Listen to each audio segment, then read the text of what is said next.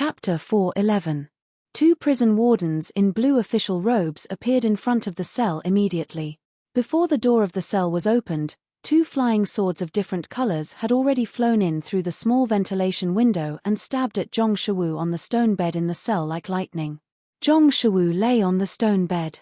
His energy sea had been pierced and bound by special seal chains, and even his body was pierced by steel wires. He could not even commit suicide. But at this time, the surface of his body seemed to be burning. Red waves of energy surged out like red roses blooming. Facing the two small swords that flew in through the window, Zhong Shiwu smiled and did not move. But to the shock of the two prison officials, the two flying swords inexplicably stopped in the air and were unable to advance. Only now did the two prison officials remember that there was a sword manual in the world called the Thought Sword. Just like the Heart Thought Sword that Yi Xin of Mind Chamber Sect had used in the Minute Mountain sword trials.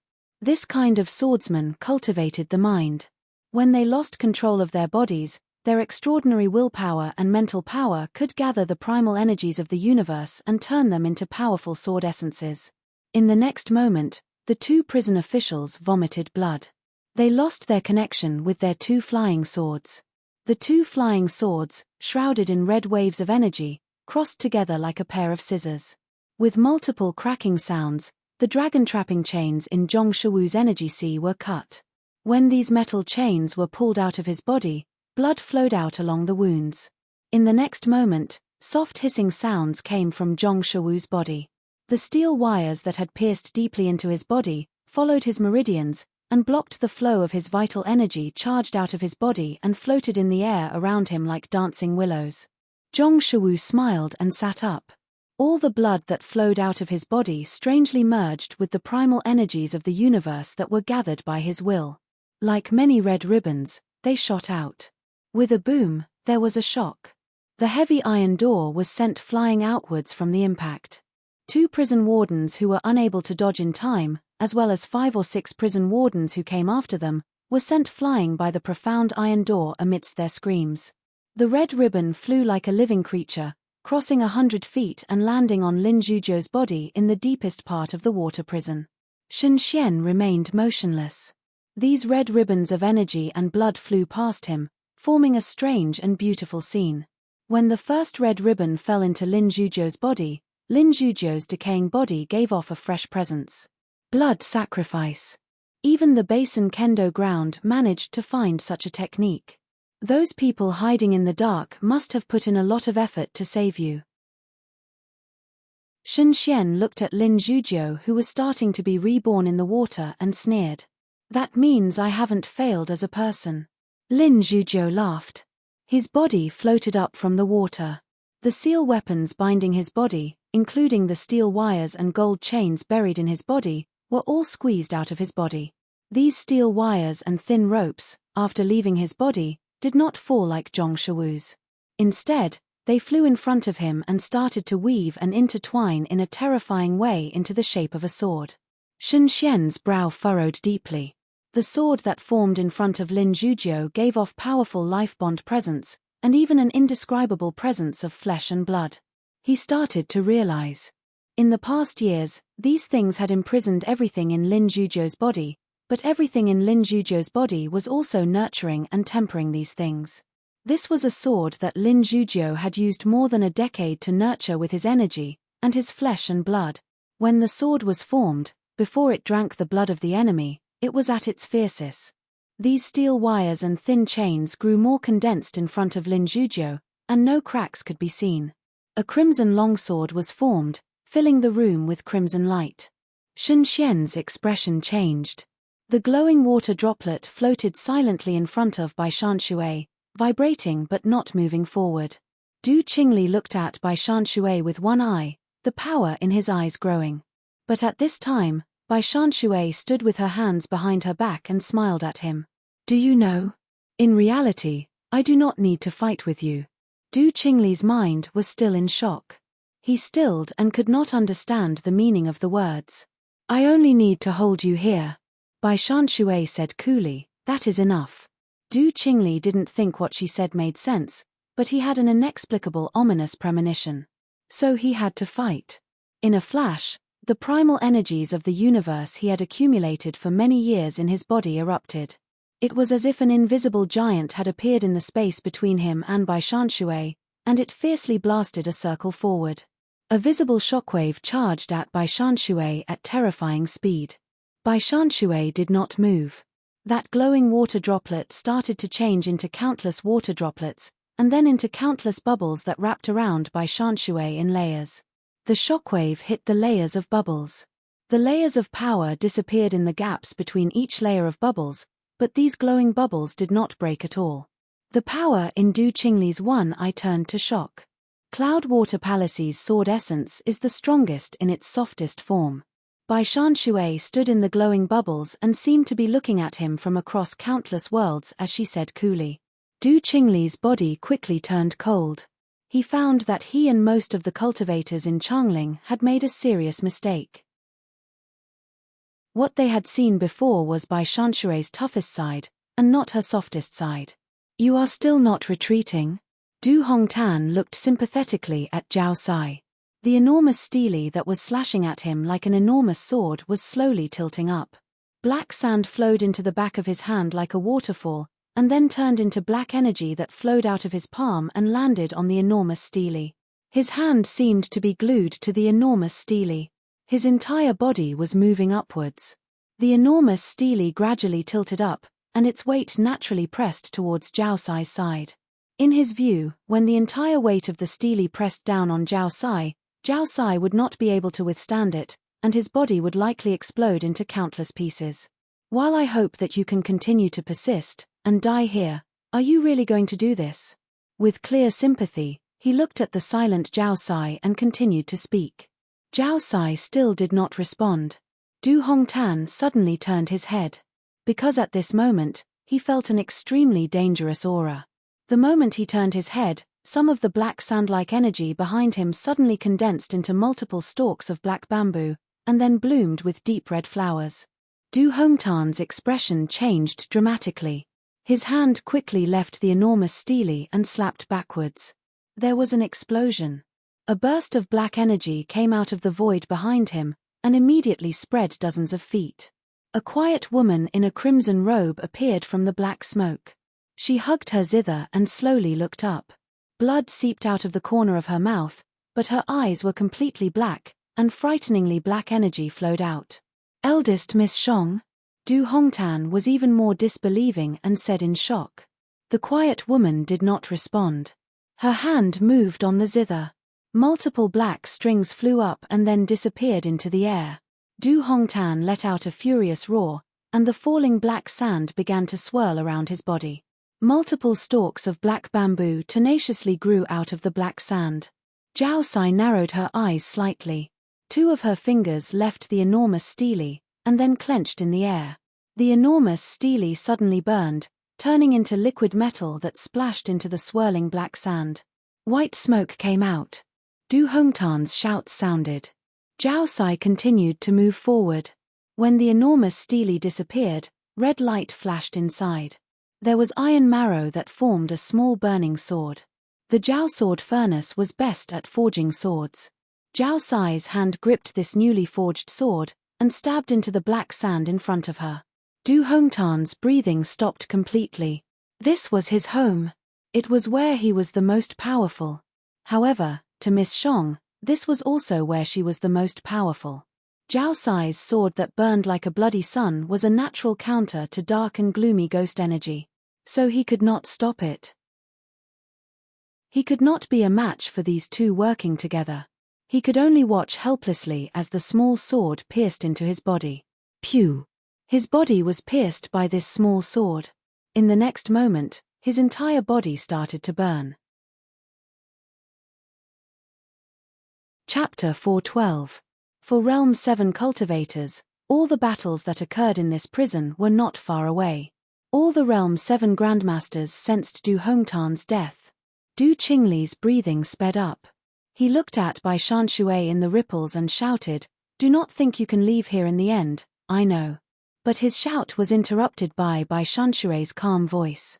"When the Starfire seal is destroyed, some replacement mechanisms and seal weapons will take its place, and many restrictions will be activated again. However, we still have half a cup of tea's time. Don't forget that there is someone who knows this prison better than all of you. Du Qingli stopped speaking. He felt inexplicably panicked. The deep red sword was filled with terrifying fiendish energy that tore at the dark energy in the prison. Have you thought about the price you will pay? Lin Zhujiu stood on the boiling water. Deep red light gathered on his face like a deep red mask, eerie and beautiful. Shen Xian did not speak. An enormous sword shadow appeared in the dark water below Lin Zhujiu. A terrifying sword essence broke through the water as Shen Xian reached out, and poured upwards like it was cutting the sky. Lin Zhujiu attacked. A deep red and eerie sword light flashed, and all the water below him disappeared. Shen Xian's body flew backwards along the corridor behind him. In a flash, he was blown back to an unknown place. An arm was left in the air in front of Lin Zhujiu.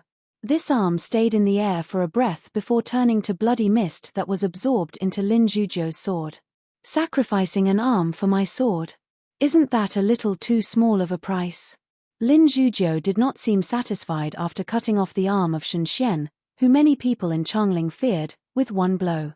He shook his head, and swung his sword at the wall leading to the cell next to him. The extremely thick black iron wall was cut open like paper. He passed through. In the center of the water prison, there was a cultivator who appeared very young compared to him. This cultivator was Li Yunrui, who Shen Xian could not do anything to. Lin Zhujiu swung his sword and easily cut off everything that had stabbed into Li Yunrui's body. He helped him up and then walked to the third cell. After cutting open the wall again, the deep red sword in his hand scattered like it was returning to its sheath, splitting into many streams and returning to his body. Then he helped Zhong Shiwu up. He nodded to Zhong Shiwu, who was too excited and moved to speak, and said, "Let's go." When Shen Xian's sword energy turned into wind and erupted from the depths of the great floating water prison, it meant that the time had come. Bai Shanshui smiled faintly and said seriously to Du Qingli, "Even a disciple is like this. The destruction of the 3 dynasties in the past is not unjust." As she said this, her body seemed to be as light as a feather as she was blown out of the tunnel by the wind. Du Qingli didn't make a move. Bai Shanshui's soft bubbles were still there. His sword intent could not break through them. The other most important reason was that Bai Shanshui's words made him feel even more terrified. He also understood how terrifying that person had been back then. That person's plans were interconnected and never failed. Bai Shanshui's body flew out of the prison. The layers of glowing bubbles reflected rainbows under the sunlight, beautiful to the extreme. A strange emotion appeared in the eyes of the leading Dongling army general, but he did not hesitate in his order. In a flash, sharp energies broke through the air. Sword lights and cold metal lights hit the glowing bubbles around Bai Shanshui. However, a series of gasps of disbelief could be heard. These swords, seal weapons, and arrows were still unable to penetrate the glowing water bubble. Instead, they pushed the glowing water bubble into the air. The glowing rainbow-colored bubbles turned into transparent water droplets in their sight. Rain began to fall. In the dense rain, Bai Shanshui's voice was lost. Only a joyful and indulgent song reached their ears. "My generation likes to learn the sword, 10 years in the cold pool." Many cultivators in the Dongling army who were controlling their flying swords lost their target. They looked dazedly at the splashes on the damaged armor of the general in front of them. They looked at the waves created by their flying swords flying through the air and quickly sank into silence. While they were enemies, they could not help but admire Bai Shanshui's heroism. In their impression, there had been many heroic and hot-blooded cultivators in Changling in the past. Yet as those people disappeared, these heroic and hot-blooded cultivators seemed to have disappeared, or rather, were not on their side. Mo Shoucheng's figure moved with the wind. His aged figure was like a stone thrown from a catapult on a turret. He was thrown from one turret to another, passing through the city in a straight line. At this time, he looked up. He was still some distance away from the great floating water prison. At least, he could not pose any threat to Bai Shanshui and the others. Yet he had sensed Bai Shanshui's departure. He was a step too late. Last time, He had been late because he did not know where Bai Shanshui would attack. But now, the Empress in the palace had predicted something like this would happen in the great floating water prison. How could he be late? His brow furrowed deeply. He could not understand.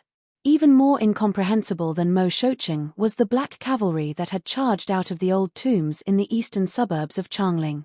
This black cavalry, both the horses and the soldiers on them, wore black armor. The surface of the armor was covered in profound seal scripts like stars. Even the masks had invisible vents. This person and horse were extremely heavy, but their hooves did not touch the ground as they ran. They also rode the wind. This meant that every soldier on the horse was a cultivator, and of high cultivation. They were like an army that had just charged out of the ghost hell. This army was indisputably the strongest army of the Qin dynasty. However, this seemingly unstoppable army came to a halt with a wave of the hand of the general at the very front. This general, who had been keeping his head down, looked up. The profound armor on his body was also black, but the mask on his face was made of platinum, which made him look exceptionally cold and eerie. The two swords on his back exuded an extremely cold killing intent at this moment. On the mountain path ahead, within the inexplicable clouds, a cry of disbelief rang out. "General Bai Guodongshan?" This general spoke in an emotionless voice. A cultivator with long hair standing on a sword light flew out of the mist. He looked in disbelief at this general and the strongest army of the Qin dynasty that could kill him many times. He said, "What is going on?" A huge army moved in the wilderness as if they were a single entity. This army had the aura of a tiger and wolf. Half of them were the tiger and wolf army that Liang Lian had previously led, and the other half were the southern tiger and wolf army led by General Xie Juyan. General Liang Lian had been assassinated. This was a hard-to-wash-away humiliation for all of the Qin dynasty's armies, especially the tiger and wolf army. So this army was in a hurry. They wanted to reach the great floating water prison as soon as possible to complete the ambush. Yet when Guodongshan, who should have been heading towards the great floating water prison, stopped the god-killing army, everyone in the northern tiger-wolf army showed anger and despair in their eyes. They saw a familiar storm, and then felt a bone-piercing cold. At the end of summer, autumn was about to arrive. What welcomed them was a snowstorm that had once swept through the tiger and wolf army. An iron-like figure let out a shrill howl. This general was Xie Juyan. He wore soft black leather armor, and a long black cloak behind him. When he forced his way through the storm, his black leather armor and black cloak were completely covered in ice. This general's feet shook, and the ice cracked and fell to the ground. But when he looked around, Zhongsun Qianxue was long gone. Chapter 413. The God-killing army was the strongest army of the Qin dynasty. The leader, General Bai Qi, might not be the general with the highest individual cultivation and combat power, but when he was together with the army behind him, he was the strongest general of the Qin dynasty. Sensing the surprise of this realm's 7 grandmaster in front of him, his killing intent rippled.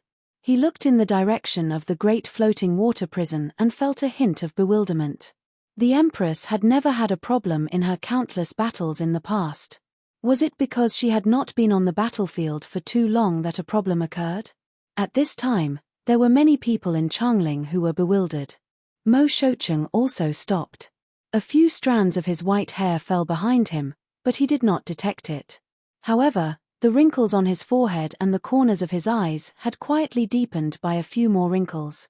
He understood the Empress better than this general who only knew to kill. He knew the Empress would not have a problem. Since the Empress would not have a problem, then the problem would only be with the 9-death silkworm. Ever since the 9-death silkworm officially appeared and announced his existence to Changling and the entire world, he had been winning in his battles with the Empress.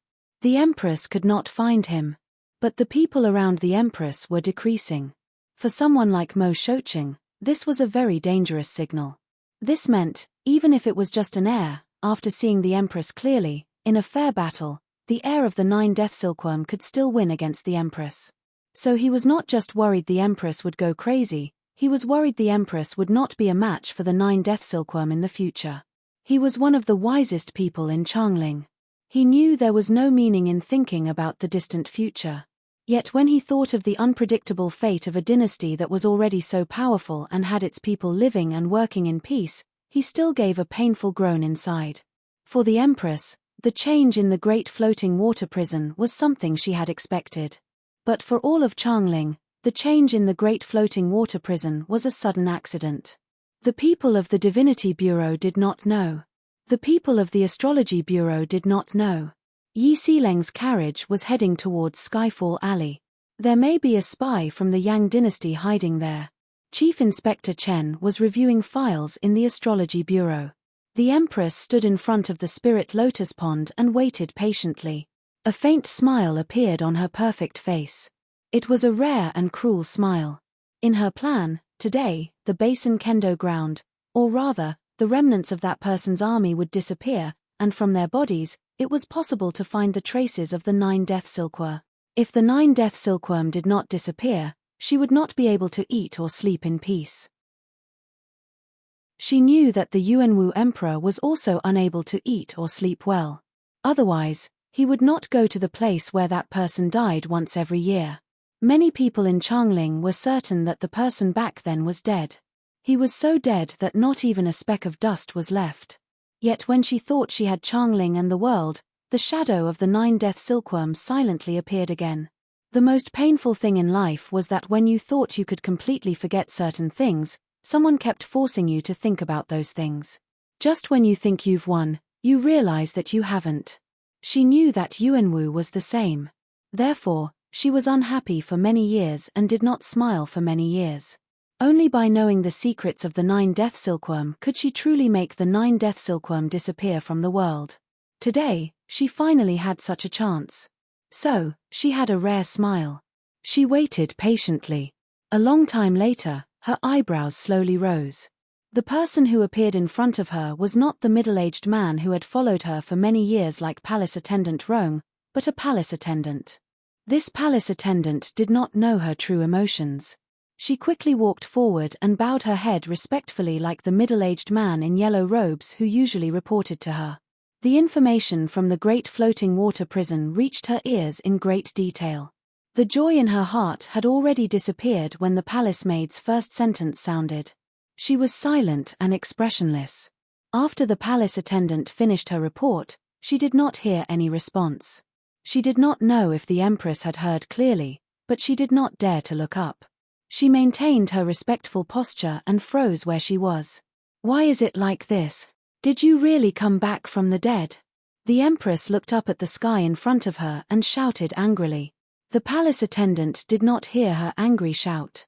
Because before this voice sounded, there were already invisible ripples in this space. A storm of vital energy had already knocked her unconscious and sent her flying outwards. "How dare you betray me? How could you betray me?" She took a deep breath and spat out these words coldly. She was the most skilled at using such methods, so she immediately understood who had the ability to do such a thing. Huang Jinwei was in the Black Yin River. The primal energies of the universe that his vital energy had summoned from the Yin River gave off a faint yellow light like a candle flame that could be extinguished at any moment. He could not find any traces of the 9-death silkworm entering or leaving. What frightened him was that he sensed an indescribable vibration. He was very far from the great floating water prison and could not sense the battle there. He was also certain that this vibration came from someone who cultivated the same method as him. The Yuanwu Emperor. At this time, only he sensed the vibration of the Yuanwu Emperor's presence. The Yuanwu Emperor had used the pressure of the Deer Mountain Conference to reach Realm 8. The vibration at this time could not be another breakthrough. So Huang Jinwei's emotions were turbulent.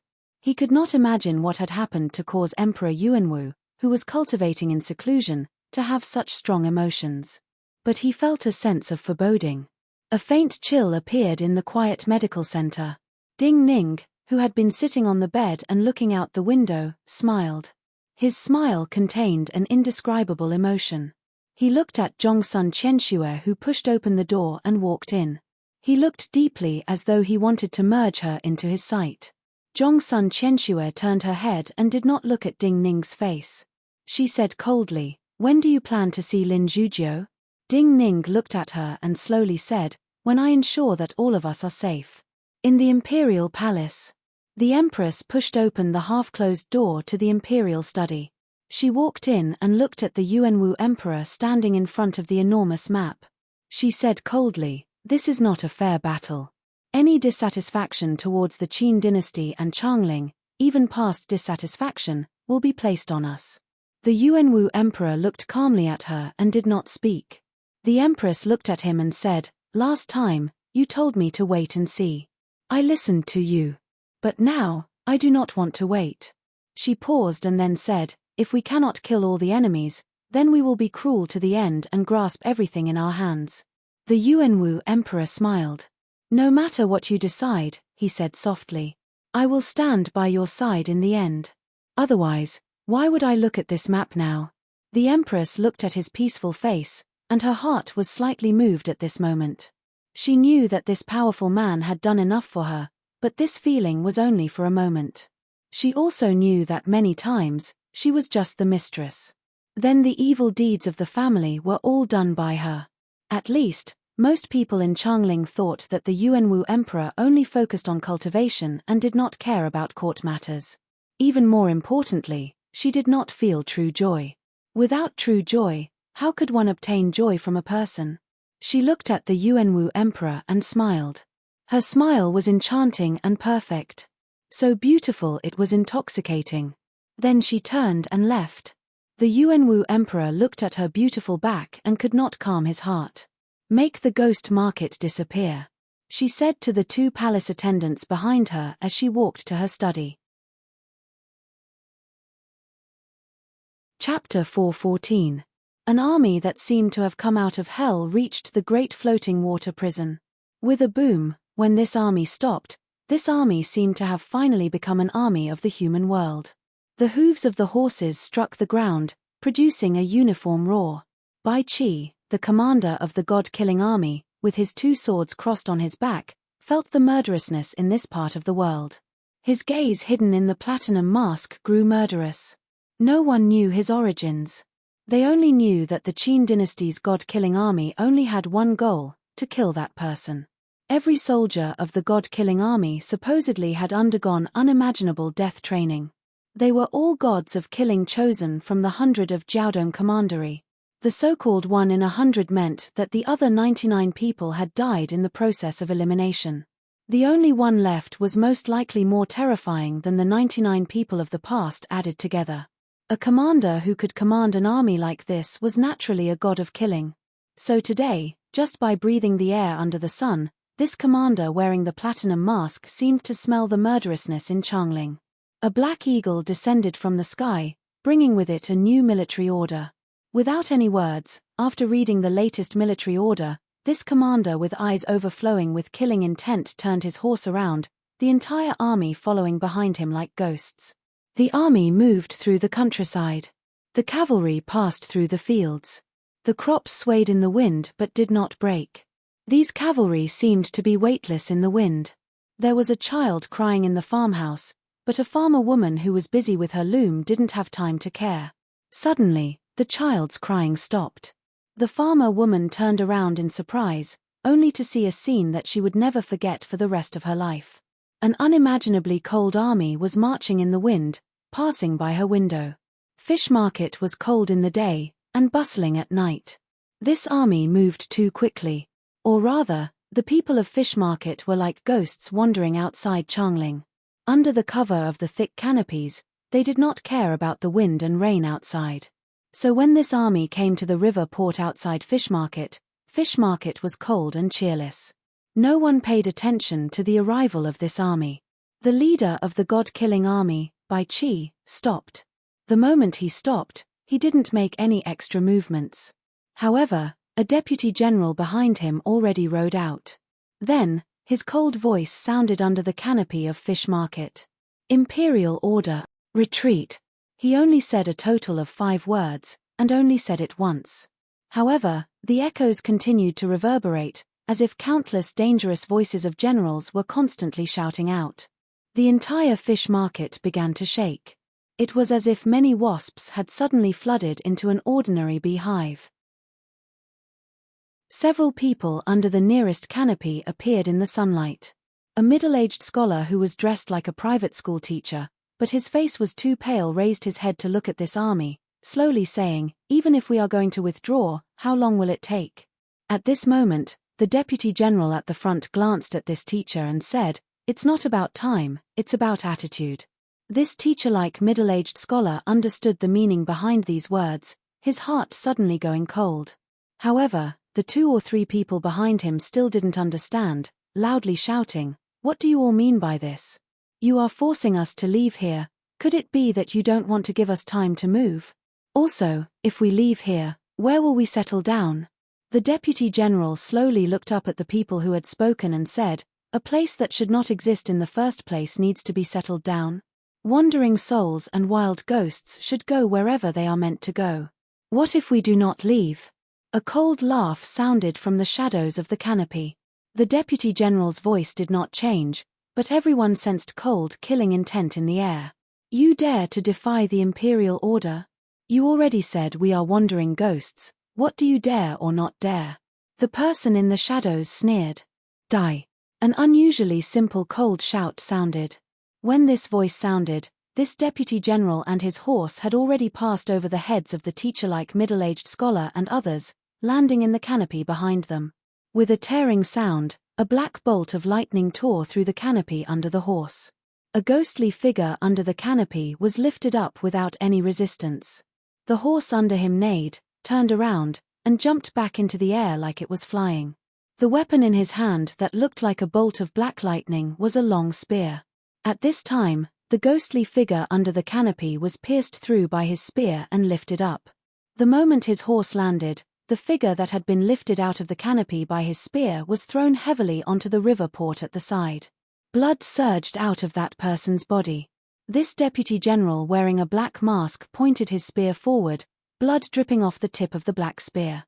This scene was enough to shock people in most places, and even the general of a small city. But this was Fish Market, a place for many wandering ghosts, and even fugitives and criminals who needed to rely on this place to hide just now. This deputy general's spear only pierced through one canopy, but in this moment, 5 or 6 more canopies were broken. 5 flying swords flew towards this deputy general at the same time. Killing the chicken to warn the monkey, this was a move that everyone would use. For the people of Fish Market, this deputy general directly assassinating a person who had disobeyed was killing the chicken to warn the monkey. For them, as long as they could return the favor and kill this deputy general, it would also be killing the chicken to warn the monkey. 5 flying swords appearing in an instant was something unimaginable in other places. This was also the true reason that outside powers could not insert themselves into Ghost Market. But they did not know what kind of army this was. They did not know that even if they could kill this deputy general, this army's killing intent and determination would not change. Moreover, in front of such an army, they could not kill any of the deputy generals. Seeing the 5 flying swords coming at him through the canopy, this deputy general did not even change his posture as he held his spear. The 2 horses behind him moved. Another deputy general came to his side. This deputy general also had 2 swords on his back, but compared to Bai Chi, these 2 swords were very short. But when this deputy general pulled out these 2 swords, the sound of the swords rubbing against the scabbards rang out. Several gasps of shock sounded. This deputy general's 2 swords were like 2 long whips that seemed to be usually folded in the scabbards. When he pulled out, the swords swam out like vipers. The shape of the swords was like the body of a viper. Not only were they slightly round, they were covered in scale-like barbs. This deputy general pulled out his swords. With just one swing from both hands, there were countless snake shadows in the air. Ding ding ding ding, the sound of metal hitting metal rang out. The 5 flying swords were all locked in place by the barbs of these 2 strange swords. These 5 flying swords struggled fiercely. The enormous power was not something that this deputy general could contend against, and he was about to be pulled off his horse. But this deputy general's 2 swords only needed to trap these 5 flying swords for a moment. The other deputy general who came out of the crowd had already attacked. The metal plates on his arm pulsed like water, forming a black longbow in his hand. 4 arrow lights broke through the air. His 4 arrows were all very unique talisman arrows. The arrowhead and tail feathers were made of cold black steel, but the arrowhead tips were made of deep red gems. These 4 arrow lights were faster than the flying swords of most cultivators in Changling. There were only 4 arrow lights, and with a few popping sounds, the dark canopy was filled with a rain of blood.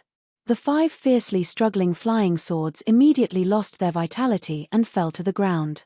4 arrows had killed 5 cultivators who could already control flying sword. There was no sound from Fish Market. Only many canopies shook like ripples, spreading backwards. Everyone finally understood the true strength of this legendary god-killing army. Everyone began to understand that the strength of this army simply couldn't be measured by the strength of an ordinary army. The spear-wielding deputy general at the front did not care about the people in front of him who had left Fish Market. He moved his horse forward again. The war horse was still moving in the wind like a guest from the underworld. The black spear in his hand flicked casually. With each flick, a canopy would fly up towards the river port on the side. No one dared to stop him. This army drove straight into Fish Market. On a turret closest to Fish Market, Huang Jinwei saw his teacher, Mo Shoucheng. When he saw this old man again, Huang Jinwei did not dare to believe his eyes. He sensed that this old man had aged extremely quickly. What aged was not his appearance, but his spirit. Looking at Fish Market in his sight, Huang Jinwei's lips trembled. "Teacher, the madness has started." Mo Shoucheng turned his head and gave him a bitter smile. He said softly, "At this time, you cannot stop anything. You only have the right to choose which side to stand on." Chapter 4:15. Under the night sky, a silver ribbon-like stream flowed on the boundless grassland. This stream was the natural border between the Qin dynasty and Wuji. On one end was the grassland kingdom of Wuji, and on the other was the border city of the Qin dynasty. A wooden bucket slowly floated down from the upper stream. A well-built man with a shaved head and a long beard casually grabbed the wooden bucket that floated over. Although the wooden bucket was old, it was very clean. He casually picked up some water and gave it to a grey-white horse behind him to drink. Footsteps were heard in the grass.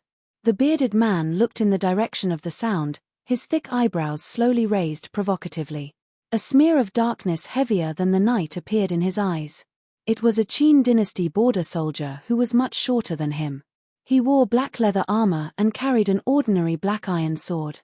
"That's my toilet bowl." This great Qin border soldier walked to the stream. Seeing his provocative gaze, his expression immediately turned cold.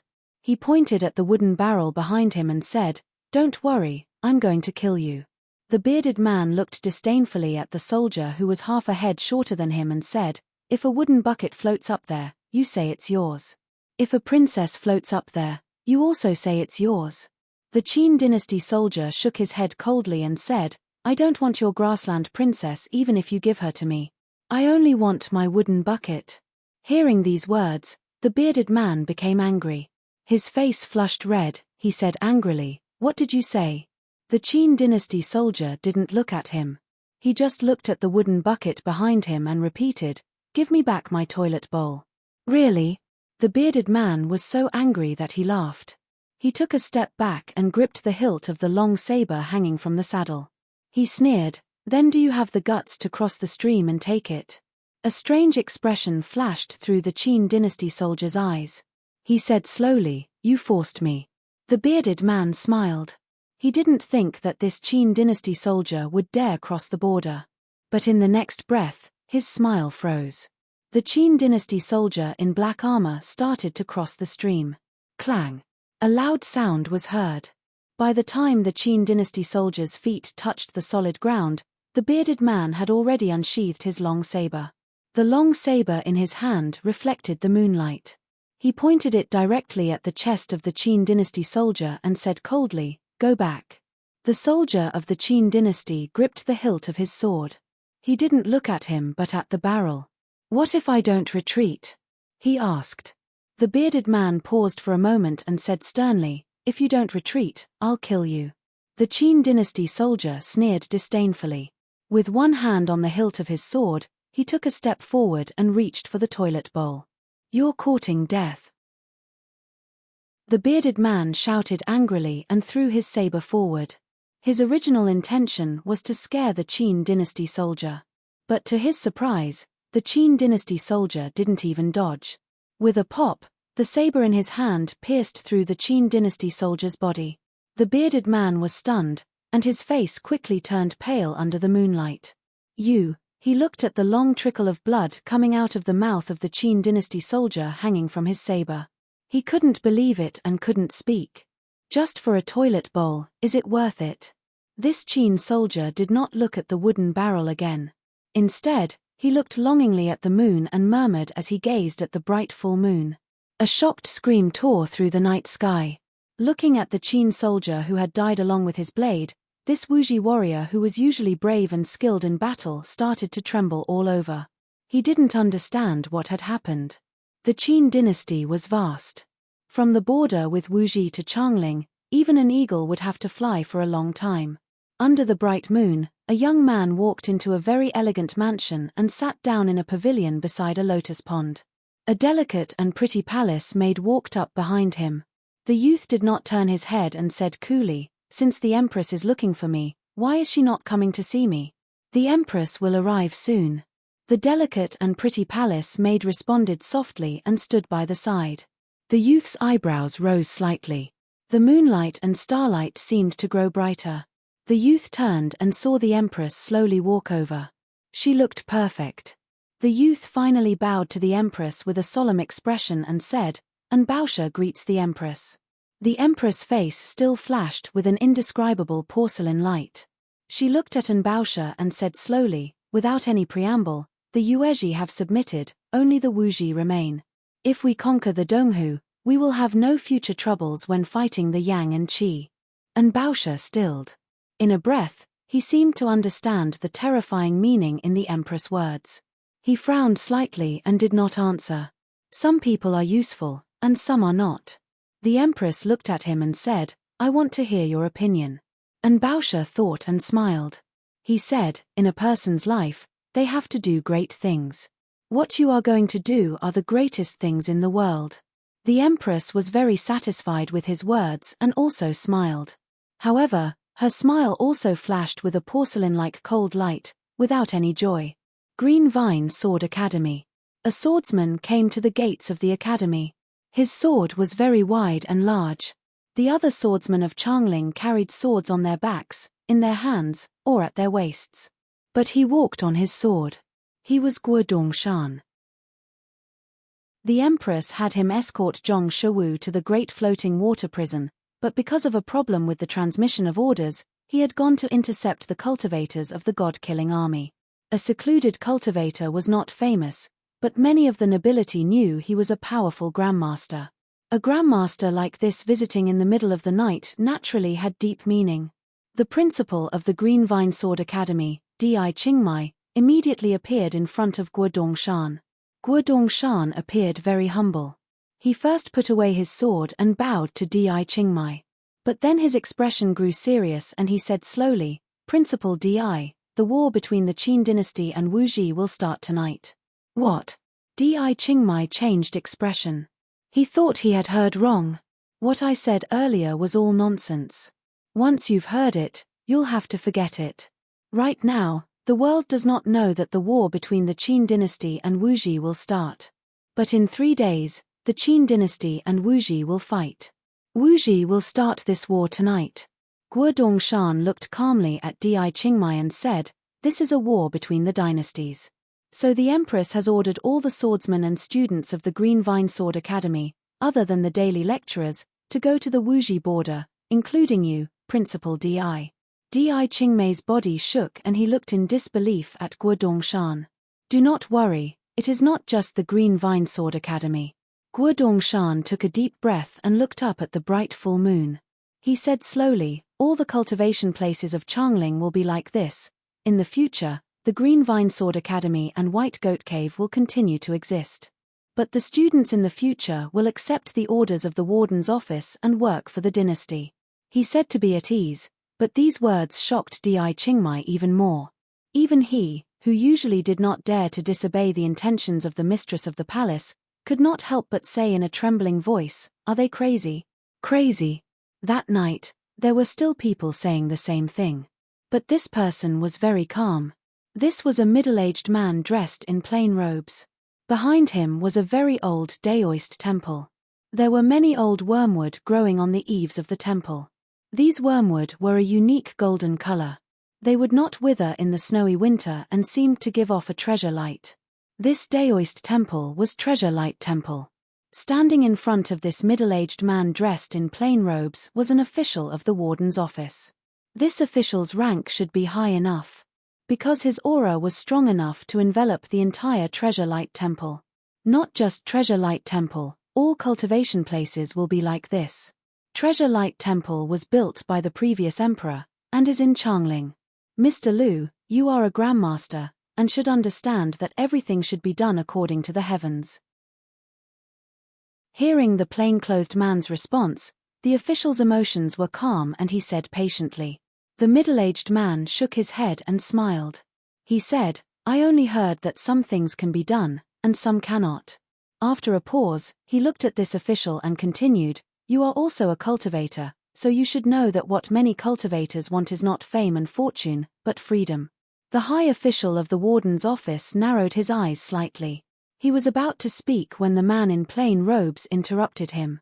"Do not think of using righteousness to pressure me. You have to understand that most cultivation places are like the Jiao sword furnace. If they are willing to be forced, then what is the difference between an external enemy and an internal enemy?"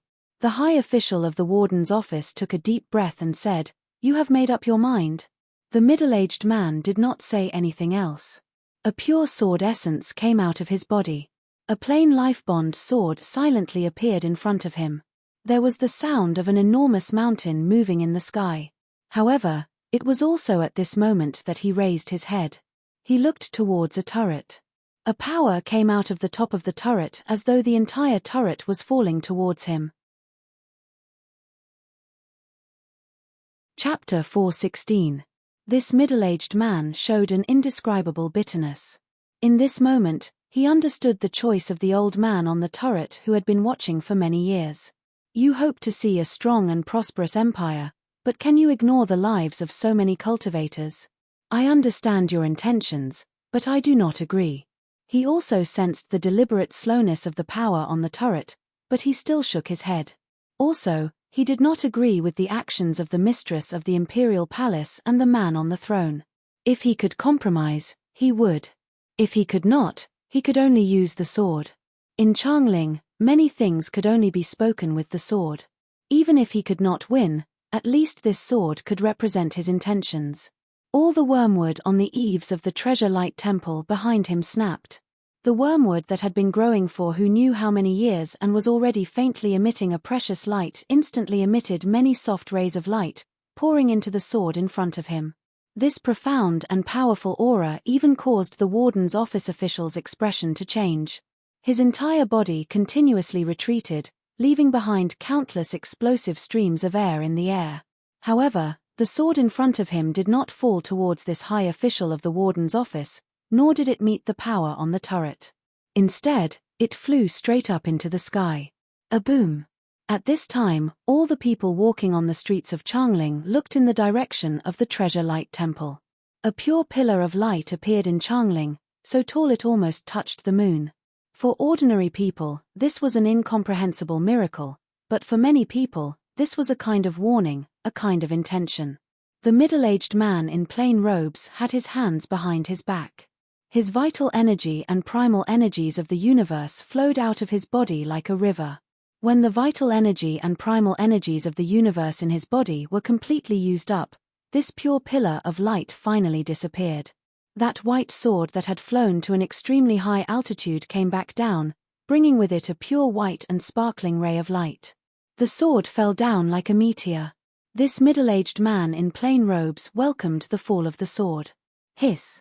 This sword pierced through his heart meridian, pierced through his body, and stabbed into the stone ground behind him with blood flowing out. The empress was standing by the pond with blooming lotus flowers. The beam of light and the sword radiance were very obvious. Naturally, she could see it very clearly. For some reason, she was inexplicably angry. Because she thought of Yang Xinlan. He thought of the same unyielding sword intent. Blood gushed out of the plain-clothed middle-aged man's body and continued to spray onto the sword hilt, flowing into the cracks in the ground like a waterfall. His decision was very decisive, and his sword was fast enough, so he died very quickly. There was no pain, and his face was peaceful. At this moment, the closed door behind him opened with a creak. A round-faced girl appeared at this time. In the shadows behind her, there were many young boys and girls whose shoulders were twitching. This round-faced girl walked behind the plain-clothed middle-aged man. She gripped the bloody sword hilt and pulled it out from the ground. Looking at this round-faced young lady's expression that showed no joy or sorrow, seeing her draw her sword, the warden's office high official felt his heart tighten. He couldn't help but ask the person behind him, "Who is this girl? Hu Jingjing?" An official behind him couldn't help but have difficulty breathing. He said, "Lu Suo's direct disciple, an orphan girl." The warden's office high official inexplicably could not bear it. But looking at the round-faced young lady holding her sword, and the figures in the temple who were starting to panic, he knew this matter had to be controlled. So he took a deep breath and said harshly, "What do you want?" The round-faced young lady looked up. There were no tears in her eyes. She said in a heart-shaking calm tone, "Participate in the war. Didn't you say to my master that you want us to go to the border?" The warden's office high official stilled. Some of the cultivators behind him and the figures in the temple behind the round-faced young lady also stilled. But strangely, everyone understood this young lady's thoughts at this time. First, she was not strong enough, and second, she needed to survive. The warden's office high official was speechless, and closed his eyes in pain. "Is she crazy?" At this moment, he couldn't help but say these 3 words in his heart. He did not doubt the Empress' determination, and did not doubt that the Empress could not do such a thing. But after tonight, how many lives would her crazy choice change, and how many terrifying people would be created in the future? Not far behind this warden's office high official, a carriage was parked. There was a palace attendant in the carriage. This palace attendant had taken over part of Palace Attendant Rong's power. She had only been in power for a short time, so her presence was not as cold as Palace Attendant Rong's. Her features were also prettier than Palace Attendant Rong's. The youth sitting opposite her was An Baosha. I admire this female student of Treasure Light Temple very much. When he saw the round-faced young lady draw her sword, and heard her reply, An Baosha turned to look at the palace attendant and said, "While her talent is average, and not as good as most of the students participating in the Minute Mountain Sword Trials, and her cultivation is low, I feel that she will be stronger than most of the young talents in Changling." The pretty palace attendant nodded seriously and said, "Mr. An is right." An Baosha smiled faintly and said, "But no matter how good she is, it is useless. Among the young people of Changling, in the end, the strongest is still me." His words were arrogant, but his expression and tone gave people the feeling that this was a matter of course. The pretty palace attendant said seriously again, "Mr. An is right." Ding Ning stood in front of the window with his clothes draped over his shoulders. He coughed softly. He had started to use the 9-death silkworm and the heaven-replenishing divine art to heal his wounds, but he knew he could not appear too fast. Looking at the pillar of light that had disappeared from Treasure Light Temple, he said in a cold voice, "Zheng Xiu has started to go crazy. Do you feel proud or displeased?" Zhongsun Qianshue's cool voice sounded from the darkness.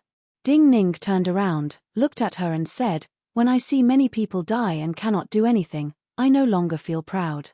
With the 9-death silkworm here, she and Yuanwu will not be happy." Ding Ning was silent for a moment and then said, "But if she and Yuanwu do not die, I will not be happy." Huang Jinwei was not on the turret. But he sensed the power coming from the turret. He naturally saw the pillar of light from Treasure Light Temple. For a long time, he could not stand and move. His breathing could not be normal for a long time.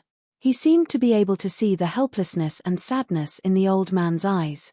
He seemed to be able to see the middle-aged man's determination as he faced his sword. He knew that more people were going to die. He knew that there would be a storm of blood like the 3 years before Yuanwu's ascension, and even fiercer. He bit his lips in pain until they bled. 9 Death Silkworm. Such a voice kept echoing in his body.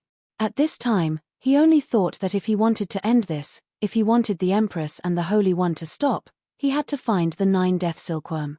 There was a small boat floating on the Wei River. Bai Shanshui, Zhao Sai, Lin Zhujiu, and Zhong Shuwu were all in this boat. So the boat was very deep in the water and looked like it would sink at any moment. Ever since the pillar of light lit up in Changling, Bai Shanshui stood at the bow of the boat with her hands behind her back. She narrowed her eyes and asked, "Military Advisor Lin, what can we do?" Lin Zhujiu shook his head in the cabin and said, "We cannot do anything. In reality, I am not a military advisor, I am just a steward." Zhong Shuwu did not react. He was seriously wounded, but at this time, he was looking at the stove behind Bai Shanshui. There was a pot of beef soup boiling on the stove. Lin Zhujiu loved beef soup. He had not had beef soup like this for a long time. Zhao Sai stilled and looked at Lin Zhujiu. "What do you mean?" Chapter 417. Lin Zhujiu looked at the pot of beef soup that was already thick. After not eating his favorite food for a long time, he didn't know what kind of temptation this pot of beef soup had for him. However, he knew that this pot of beef soup had yet to reach its most delicious state. Therefore, he still waited patiently. The Qin destroyed the 3 dynasties, and the Basin Kendo ground was recognized as the strongest sect in the world. Everyone in the world thought that I was the strategist of the people of the Basin Kendo ground back then, and that many of the schemes were carried out because of me. Lin Zhujiu smiled and said, "But in reality, most of the schemes came from him." Zhao Sai frowned deeply. She looked at Lin Zhujiu and spoke honestly about her feelings. "You should know that in the past, of the Qin people my sword furnace wanted to kill the most, you were in the top 3. Everyone in the world knows that many of the schemes of the Qin army came from you, but now you say these schemes have nothing to do with you. Because this is a scheme in and of itself." Lin Zhujiu looked up at her and said emotionally, "Back then, everyone knew that Wang Jingmeng was the strongest in the Basin Kendo ground with the sword. They all knew that no one was a match for him in a one-on-one fight. If they knew that he was not just the strongest in Changling, but also the strategist of the Basin Kendo ground, all the enemies would only have one thought: kill him at all costs." Zhao Sai and Bai Shanshui exchanged a look. They understood the meaning in Lin Zhujiu's words, but they still did not dare to believe it. There were too many stories about Lin Zhujiu, and they had experienced many of them. "You mean, this was a scheme to share his danger?" Bai Shanshui could not help but ask Lin Zhujiu. In the view of many people back then, a strategist who could foresee things was much more terrifying than a pure invincible swordsman in war. Lin Zhujiu laughed. "Also, for everyone, I am much easier to kill than him. So there will always be more people trying to assassinate me than him. Also, they do not know what kind of trap to assassinate him. But to assassinate me, they only need to find the right opportunity and set up 2 or 3 cultivators stronger than me. In a way, I am a bait to attract many assassins to their deaths." Zhao Sai heard his words and thought of those grandmasters who had died trying to assassinate Lin Zhujiu. He felt more and more ironic and sorrowful. The Basin Kendo ground is really scary. Bai Shanshui laughed self-mockingly and said, "Then what does being a steward mean?" "It means property." Lin Zhujiu said without hesitation, "My memory is very good. My mind is an account book. I know who is from the Basin Kendo ground, and I know where some of the things of the Basin Kendo ground are." Zhao Sai and Bai Shanshui completely understood now and said at the same time, "You mean, the Basin Kendo ground has many things that Zheng Xiu and Yuanwu do not control?" Lin Zhujiu could not help but laugh. "Swords and sword manuals, those are just things on the surface. Otherwise, why do you think Zheng Xiu and Yuanwu did not bear to kill me for so many years?" Zhao Sai could not understand even more. Back then, the Basin Kendo ground had so many famed swords and powerful sword manuals. In these decades, they had created countless experts in Changling. If the swords and sword manuals of a sect were not the most important things, then what was the most important? Lin Zhujiu knew she could not understand. He also knew that these people were trustworthy, and there were not many people like them left. At this time, the pot of beef soup had reached the most suitable time.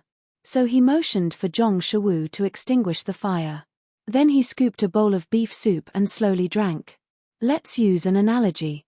Drinking something he had not tasted for a long time, he groaned in comfort and then said, Zheng Xiu thinks that the Chu dynasty is hers, but in the Basin Kendo ground, more than half is ours. Zhao Sai and Bai Shanshui shook at the same time. A wave of water rose by the side of the boat, and was turned into fine powder by the presence of the two people. Like a layer of fine white flour, it sprinkled onto the black water. You calculated and calculated, but could not count your own people. Lin Zhujiu looked at the moon reflected in the water. His smug expression disappeared. He sighed softly. He did not die at the hands of so many powerful enemies, but died at the hands of his own people. If he did not die, not just the Chu, maybe the other two dynasties would be gone. Zhao Sai and Bai Shanshui were silent for a long time. They first thought of Lin Zhujiu's words about the present Chu dynasty. Bai Shanshui took a breath and managed to calm herself. She asked tentatively, Demon consort Zhao? Lin Zhujiu nodded. Zhao Sai said coldly, how is that possible? Lin Zhujiu looked seriously at her and said, everyone has their own way of doing things. Zhao Sai wanted to argue, but when she thought of Zheng Xiu, her expression turned ugly and she could not speak.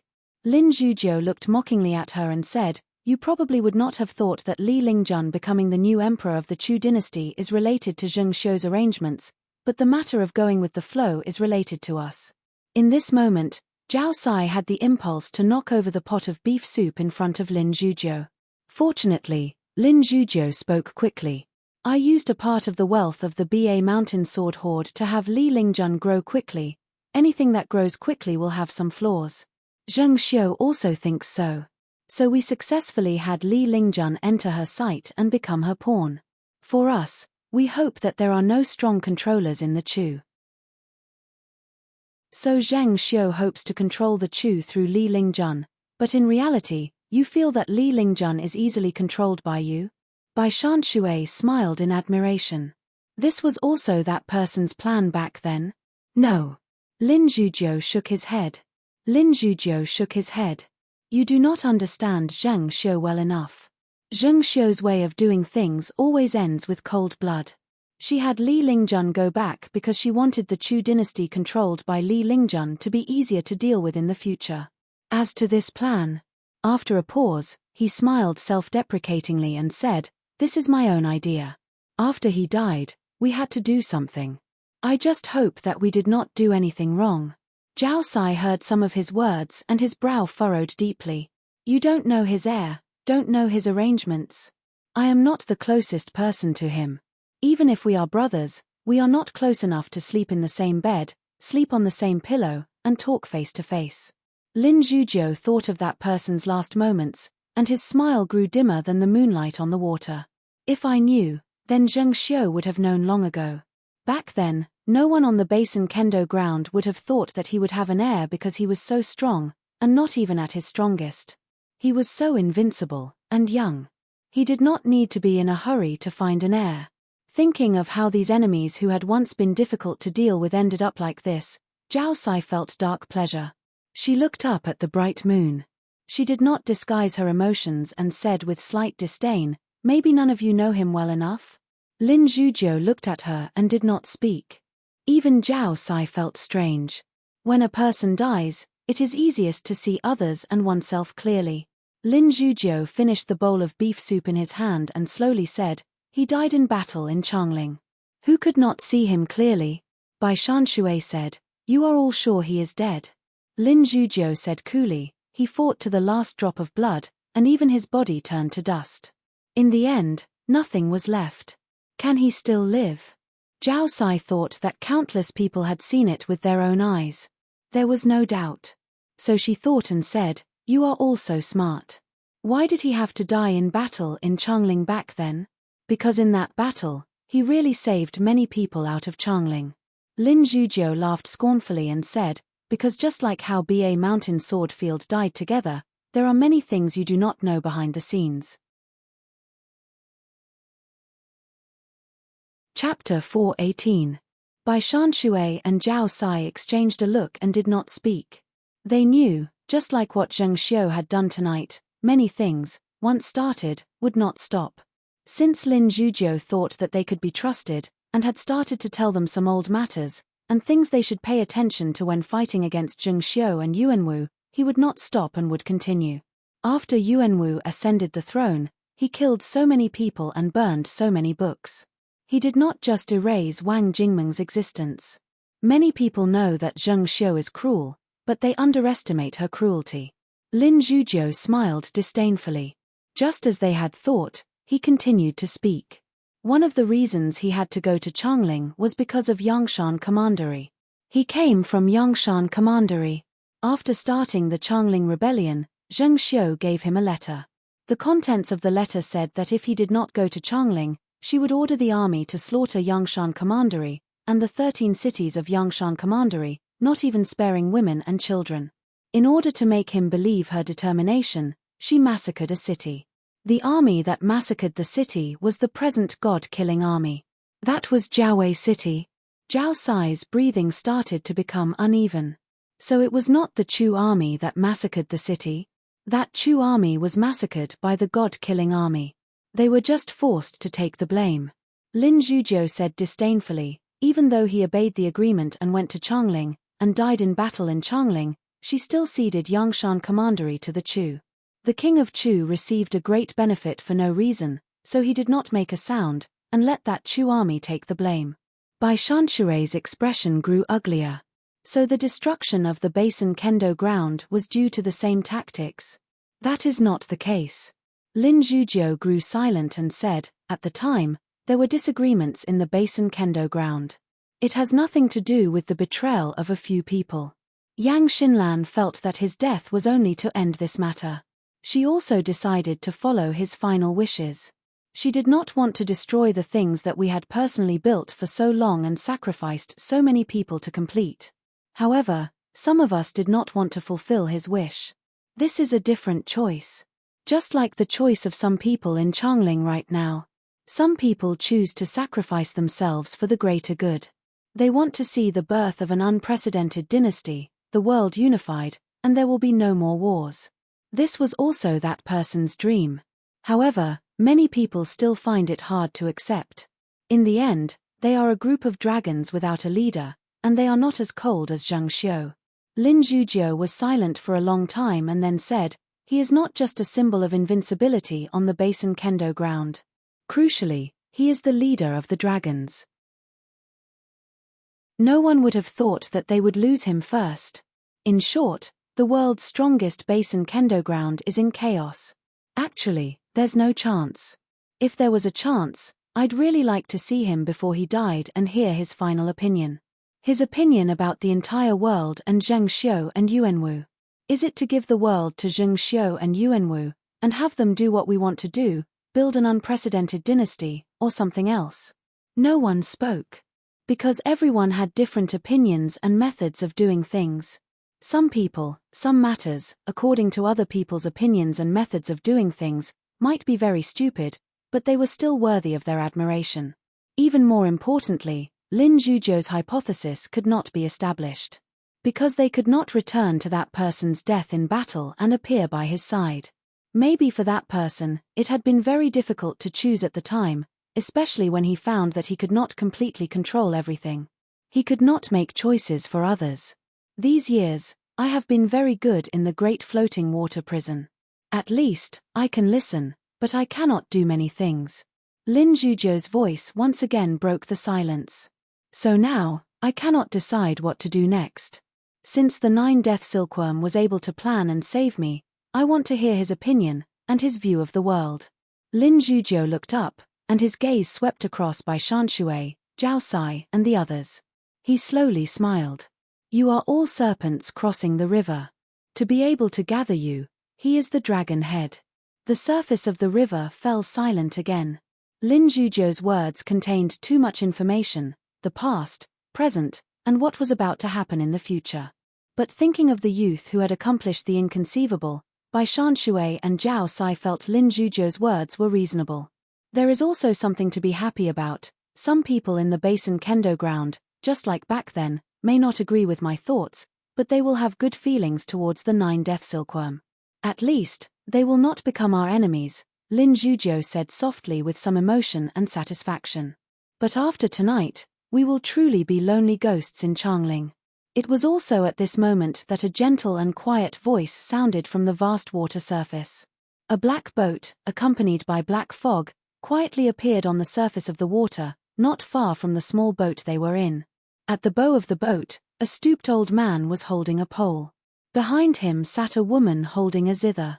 In the cabin behind the woman sat a young man. Young people recover quickly. Lin Zhujiu looked at the young man and could not help but laugh. Bai Shanshui looked at him, a hint of red appearing on her cheeks. But she was a great bandit with great boldness, a great rebel.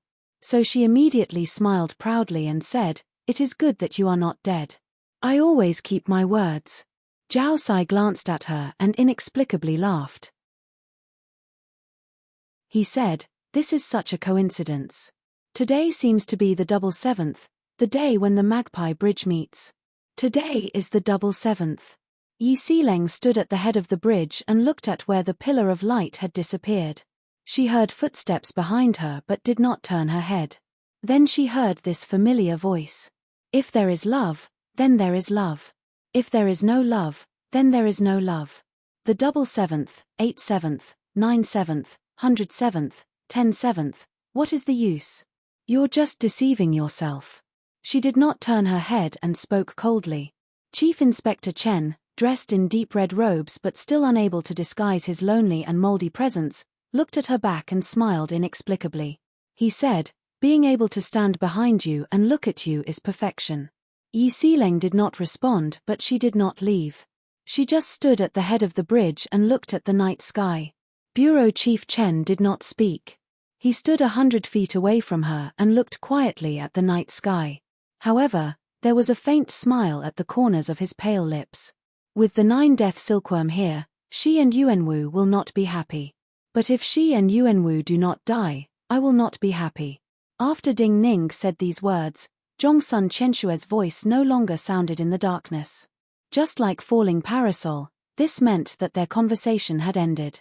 But Ding Ning did not return to his bed, and walked towards Zhongsun Chenshue's room in the darkness. "What do you want to do?" Zhongsun Chenshue's cold voice sounded with a hint of indescribable coldness. Ding Ning said, "Help me heal." A wave of killing intent appeared in front of his hand that pushed open the door. "Not because today is the double seventh." Ding Ning shook his head and said softly and seriously, "Just because I survived." Zhongsun Chenshue stood behind the door. Her expression was still cold, but her eyelashes kept on twitching. She suddenly felt viciousness in her heart and could not help but say, "What do you think of Zheng Xiu and the Yuanwu meet today? Strange bedfellows." Ding Ning smiled faintly and said, "There are many strange bedfellows today. Why care about these adulterous couples?" Not caring might be the attitude that Zhongsun Chenshue needed. If he didn't care, it meant that he cared about something else. Ding Ning pushed open the door and walked in. Chapter 419. After Treasure Light Temple was the Hut Stone Sword Workshop. The Hut Stone Sword Workshop was very hot. Inside, a bare-chested man was forging a sword. When the beam of light shot into the sky from Treasure Light Temple, this man turned to look, but did not stop forging. He had a golden hammer in his hands. This hammer was much smaller than the hammers used to forge black iron, but it was astoundingly heavy. Each time it hit the burning sword, the ground of the entire workshop would shake violently, and the natural black iron patterns on the burning sword would ripple like waves. After the beam of light disappeared from Treasure Light Temple for 3 breaths, some rapid hoofbeats sounded in the streets outside the Hut Stone Sword Workshop. A dozen officials from the warden's office entered the workshop and appeared in front of this man. The leading warden's office official wanted to speak. But this man did not give him a chance to speak. The rhythm of the golden hammer hitting the burning sword suddenly sped up. A layer of ripples appeared on the ground. These dozen warden's office officials could not stand steadily, they were all powerful cultivators. Being unable to stand meant that their vital energy was shaken. Shock and disbelief appeared in the eyes of these dozen or so officials of the warden's office. They knew that the second place after Treasure Light Temple had its own intentions. Yet they had not expected the master of this small temple to be so powerful, and to use such a method to welcome them. Actually, I have always wanted to experience your sword essence. The man forging the sword did not look at these warden's office officials. He looked up at the night sky and said, "There was a turret there. A powerful force was being nurtured on the turret." After saying this, the golden hammer in his hand landed on the burning sword nucleus, and he did not raise it again. Because with just this one strike, the golden hammer in his hand had been completely shattered, turning into countless golden fragments. These golden shards did not scatter in all directions. Instead, they were all absorbed by the ripples on the sword as the sword embryo vibrated beneath it. The ripples on the sword melted the metal fragments. Then the ripples on the sword did not transmit the vibrations into the ground, but spread through the air. The sword embryo disappeared. Countless real golden ripples appeared in the air, facing the sword intent that had already condensed on the turret. One of the walls in this room of the sword workshop was destroyed like paper. Golden ripples rushed out and collided with a huge wall of invisible sword chi. There was a loud boom. It was as if two huge mountains had collided in the sky. The turret trembled slightly. The old man at the top of the turret looked at where his feet were. Fine cracks appeared on the hard boulder under his feet. The light in his eyes dimmed, and some lines of blood appeared in the wrinkles at the corners of his eyes. As expected of someone who has guarded Changling for many years. Even after destroying the sword he refined for so many years, he is still not a match. The bare-chested man said respectfully and spat out a mouthful of blood. Without any hesitation, he turned around and left. He walked away from the turret, and the wall in front of him was torn apart by the airflow brought about by his body as if it didn't exist. However, after passing through a street, he stopped. Under a locust tree in front of him, a youth was waiting for him. "And Bausha?" The bare-chested man frowned and understood who this youth was. The youth, who gave people the feeling that he was floating in the clouds even when standing on the ground, bowed to the bare-chested man and said, "Since Elder Mo Yi has tried the city guarding sword, I think you do not want to miss the Lingshu Swordgate sword. The teachers of my Swordgate sect admire Elder's sword essence greatly. If I miss it, I will feel regret." The bare-chested man suddenly roared with laughter. He pointed a finger at Bausha and laughed so hard that his body trembled. One of the two recognized geniuses of Changling, the strongest monster in the history of Lingshu Swordgate. "I had not expected you to be willing to be a dog. Wasting Lingshu Swordgate's efforts." Amidst the laughter, Bausha's expression did not change, but his gaze grew prouder. "Everyone has different opinions. I only care how to make my sword essence stronger. If not for the Empress, how could I have so many chances to unleash my sword essence, and fight so many grandmasters without regard for life and death?" Hearing Bausha's words, the bare-chested man stopped laughing. He knew that this monster was really a monster, but a different kind of cultivation fanatic from Su Xiumu. "You and Zheng Xiu are suitable. You are both cold enough. To you, everyone is just a tool to improve your sword essence." Thinking of some things, the bare-chested man's gaze grew strange. He slowly said, "But since you respect me as your elder, I can remind you that after Yuanwu ascended the throne, Zheng Xiu's cultivation has been stagnant. Her present may be your future." And Bausha thought seriously for a moment. Then he said to the bare-chested man, "Then I will at least reach her level." The bare-chested man coughed softly and said, "Fighting now is fair." After saying this, a terrifying sword essence came out of his body again. Countless tiny lights with life-bond presence flashed in the space around him and Bausha, like countless sparks of metal created by hitting the sword nucleus. Bausha reached out and swiped through the air like he had attacked, but no one could see where his sword essence went. A look of shock appeared in his eyes. Then, like a sword embryo that had been struck, his body shook countless times in an instant. Blood sprayed out of his nostrils and mouth. The bare-chested man stopped moving. He shook his head and then fell backwards. Bausha was silent for a moment. Then he bowed to the distant turret, and then to the bare-chested man who had stopped breathing. He thanked the old man on the turret, and apologized to the man from the hut stone sword workshop. He had not expected this man to be able to defeat his sword essence after being seriously injured. This meant that his sword essence was not strong enough. A cold general in black armor stood behind the tired Mo Shocheng. He did not speak, but his heavy breathing allowed Mo Shocheng to understand what he was thinking. Mo Shocheng sighed softly and said, "I know you feel it is unfair, but for my choice, An Baosha cannot die, and An Baosha does not care. Can I care what the people of Changling think of me?" The cold general's body trembled slightly. He bowed to Mo Shocheng and said, "Mr. is righteous. How can you make such a decision? Like draining the pond to catch fish, this is shaking the foundation of the country. The destiny belongs to Changling. The reason that Changling has so many talents is because these cultivation places are not restrained. Also, the cultivators of these cultivation places enlist in the army for military service, and it is natural. You are destroying your own foundation. This is crazy." Deep in the imperial palace, on the usually quiet passageway, dozens of officials were standing. The empress stood on the jade steps and looked coldly at these officials who did not care for their lives as she listened to their fierce words. "In your view, this is shaking the foundation of the country, but in my view, this is just a temporary pain. If there is no change, how can the destiny belong to Changling? Do not forget that the Shong family was in charge of changing the old system. This is the combined power of all forces. How can you say it is destroying the foundation? Everything I've done will only make Great Qin even more powerful. You should know that my decision will not change. You should know that you only need to make a choice. The Qin dynasty used the sword to establish the country. Words are useless." She listened for a long time, and then argued simply. Then she turned and walked back to her study. Chapter 420. After Treasure Light Temple was the Cottage Stone Sword Workshop, and after the Cottage Stone Sword Workshop was the Qing Mountain Sword School. The old principal of the Qing Mountain Sword School was Nai Yinshan. His status was very special. He had been a commander of the Qin dynasty during the war against the Han.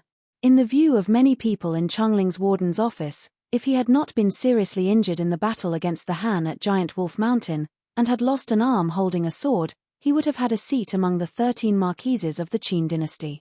It was a pity that Nai Yinshan had retired early as a commander of an army. But as the principal of the Qing Mountain Sword School, he had enjoyed many years of peace, and had taught a good disciple. His disciple was Yin Zun. He had once been an abandoned disciple of a sword school. But under his tutelage, he was ranked in the top 5 among the group of young people in Changling in terms of speed of reaching Realm 7. Yin Zun's strongest skill was his flying sword, even after reaching Realm 7. He was recognized in Changling as the Grandmaster whose flying sword was the strangest and most changeable, and the Grandmaster whose flying sword could not be discovered. While he cultivated the sword path, and not the ghostly path with deep yin energy, all the cultivators in Changling were used to calling him the Ghost Swordsman. When the light of Treasure Light Temple shot into the sky, Nai Yinshan summoned Yin Zun in front of him. The army had not reached the Qing Mountain Sword School, and the Grandmaster of the Cottage Stone Sword School had not fought with Mo Shocheng. But Nai Yinshan already knew what order the Empress had given tonight.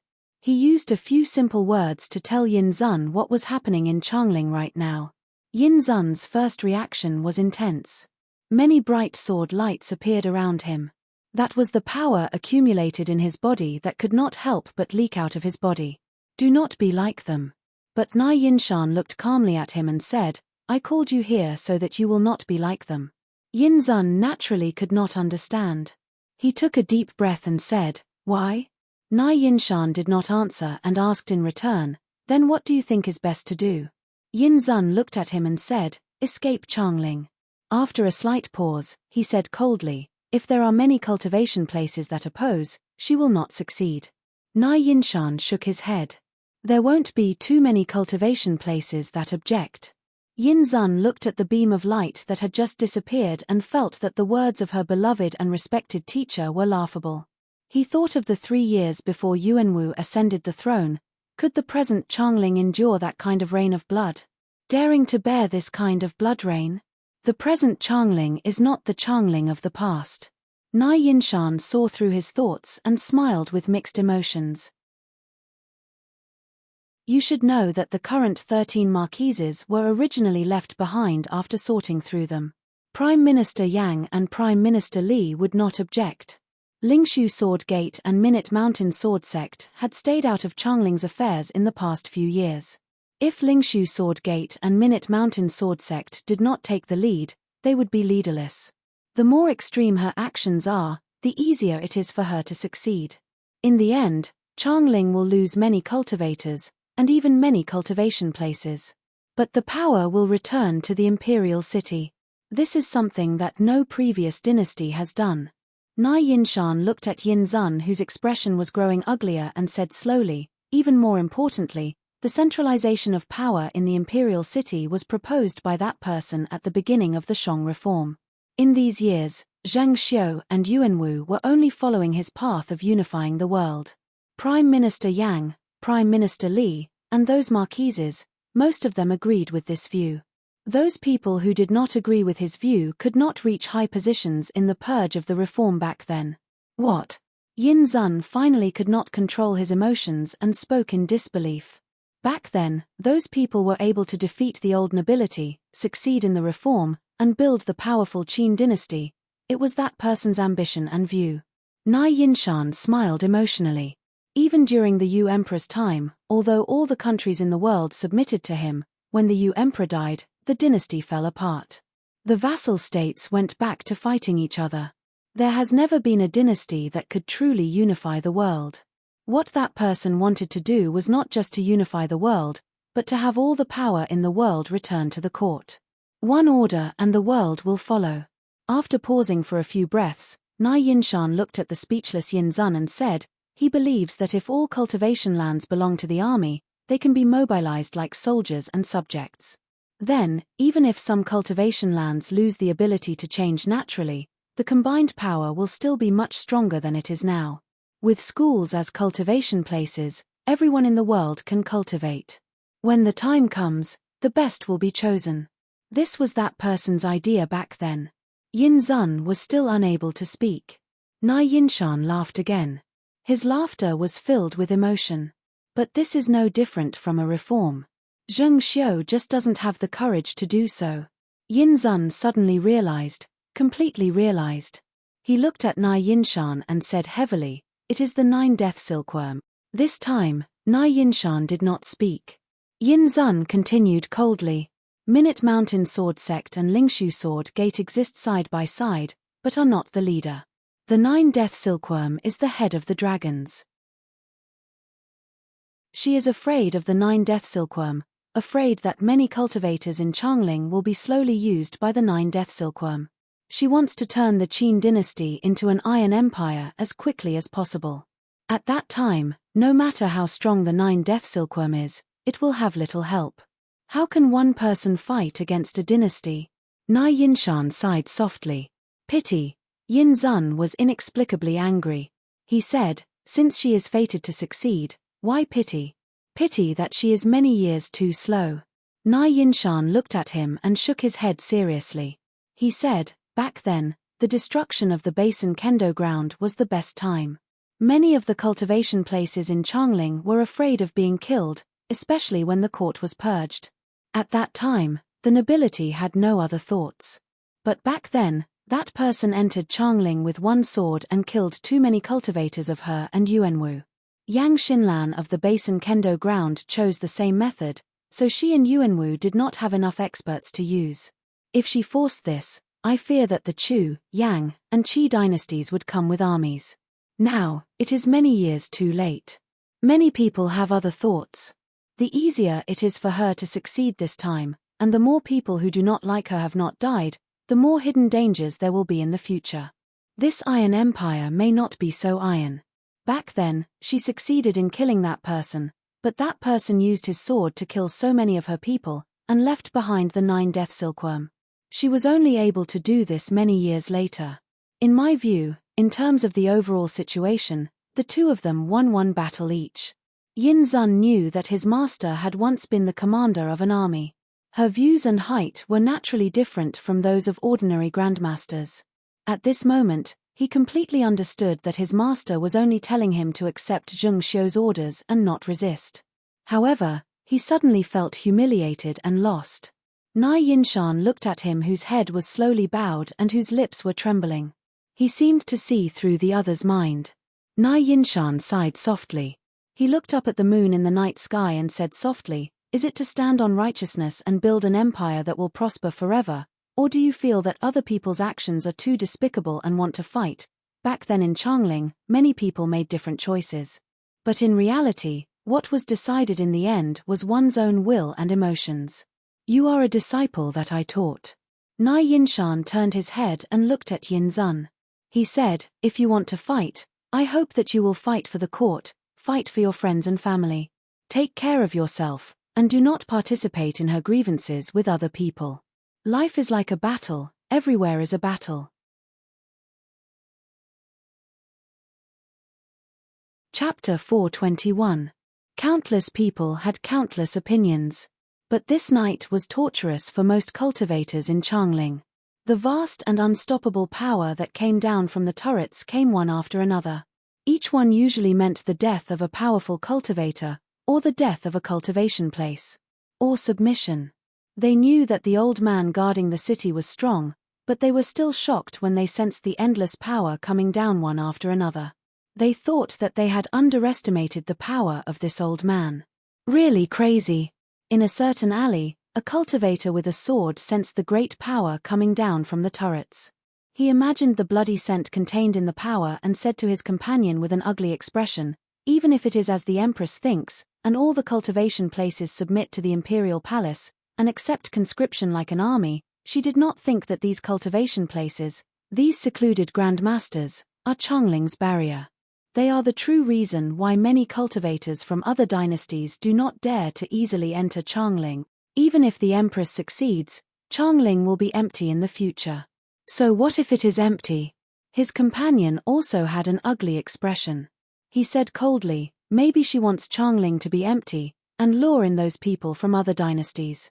This way, all of Changling will be an enormous trap. Mo Shouqing has used so many swords today. Does he not think about the Shong family of the past?" The cultivator with the sword said this angrily. However, in the next instant, his body went rigid. A man in a light yellow robe was walking on a stone path in front of him. Behind the man in the light yellow robe, there were some officials and attendants following him from a distance. Many cultivators in Changling recognized this elegant man in light yellow robes as Huang Jinwei. Mo Shouqing, whom he was criticizing, was Huang Jinwei's most respected teacher. Huang Jinwei passed through this alley.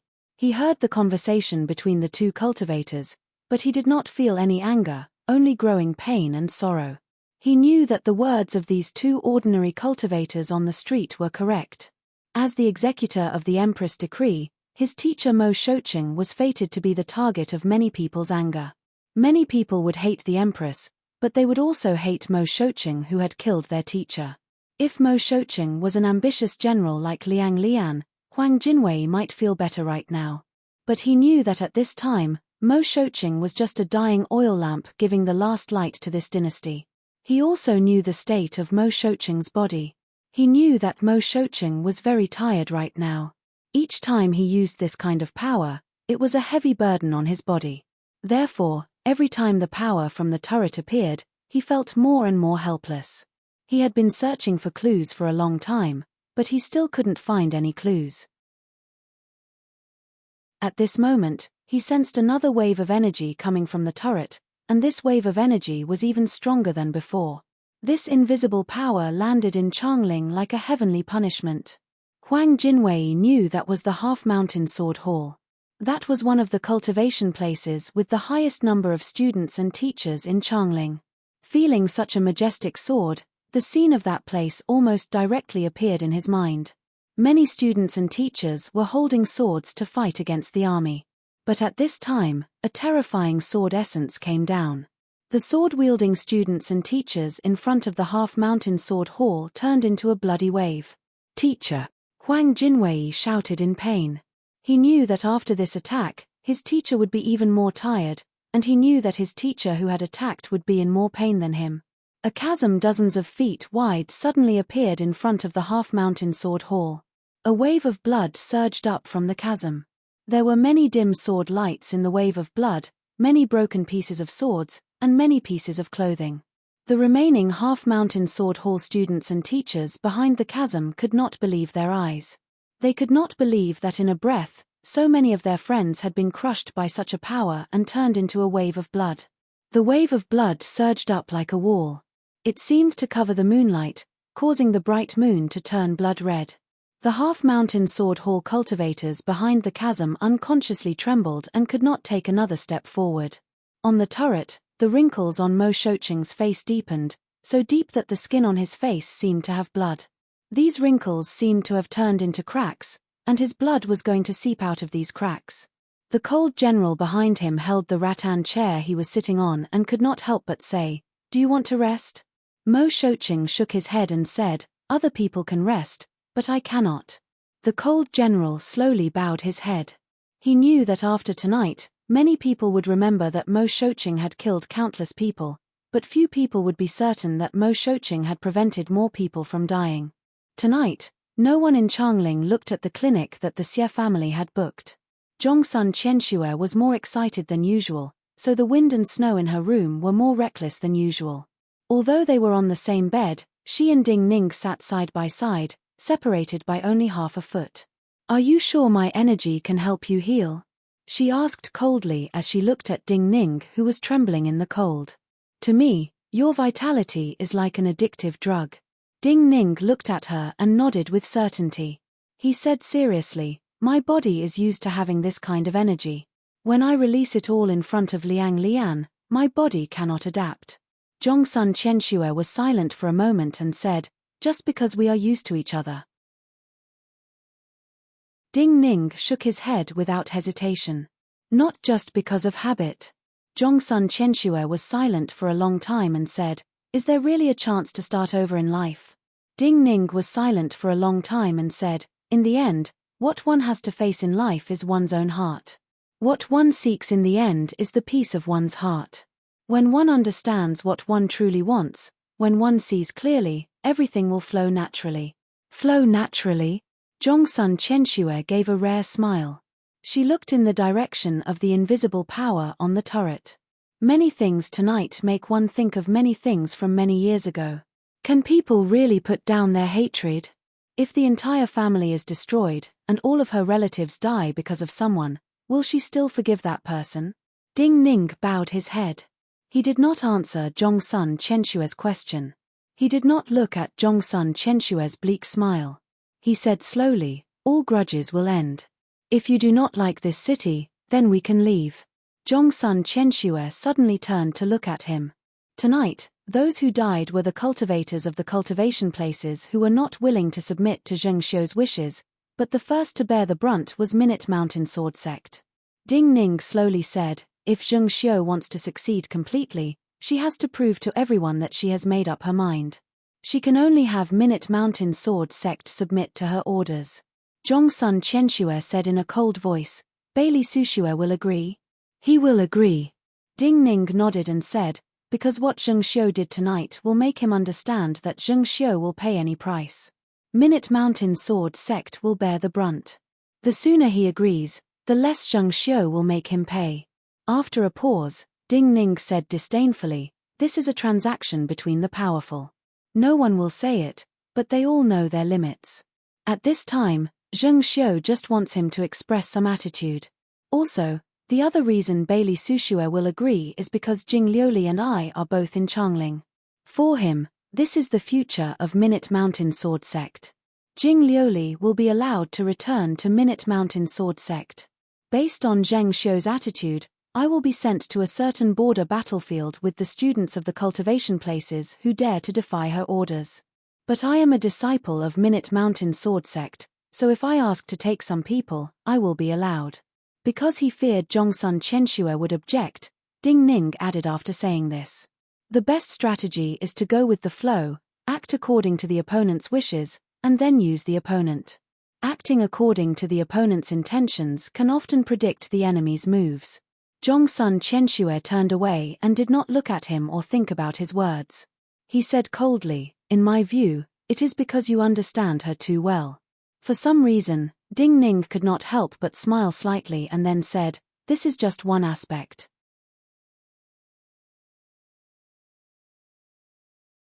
Chapter 422. Chief Inspector Chen looked at Yi Xileng's back and was speechless for the entire night. In the morning, Yi Xileng, who had been standing like a doll at the bridge, turned around. Her gaze landed on an ordinary ditch next to Chief Inspector Chen. The water flowing in the ditch on this ordinary street was the same as Chief Inspector Chen's robes, deep red and rippling with the scent of blood. "You are standing here tonight looking at me because you fear the Empress will do something even crazier and take the chance to deal with me." Yi Xileng pressed her lips together slightly. She did not smile but showed two beautiful dimples. "Look, after this night, even the water in the ditch is dyed red with blood. If I stay in Changling, I will only think about life and death. I will not have the leisure." Chief Inspector Chen had a rare smile, like the morning sun. "If you do not like this place, it is not as if you cannot leave. Go where?" Yi Xileng once again showed the presence that could not be refuted when she faced Zhao Zhan. She said coolly, "Mo Shouqing chose to become a stepping stone for the Empress' ambition, and let the Empress do something no one has ever done. I believe in that person's judgment. In the future, the Qin dynasty will swallow the Chu, Yang, and Qi dynasties. In the world, where is Changling not? Where can we go? Do not speak of the immortal mountains overseas." After a pause, Yi Xileng looked at Chief Inspector Chen, who was about to speak, and said, "Official Shu took almost all of the Qin dynasty's ironclad warships overseas, and even unified the island countries overseas." Chief Inspector Chen was not an ordinary Changling citizen. He knew that what Yi Xileng said was not impossible. So he could not refute it. "If we want to truly leave Changling, we have to resolve all our grievances in Changling. Otherwise, where in the world is not Changling?" Yi Xileng smiled and turned back to the bridge. Then he walked towards the alley on the other side of the bridge and left Chief Inspector Chen's sight in the morning light. In the morning light, Ding Ning slowly walked out of the room and into the courtyard. It wasn't an act. Even though he had received treatment from many famed doctors of Changling, even though he had the 9-death silkworm and the heaven-replenishing divine art, killing palace attendant Rong and then Liang Lian exceeded his body's limits. If it weren't for the heaven-replenishing divine art, many of the hidden injuries in his body wouldn't have healed in this lifetime. They would only get worse and worse.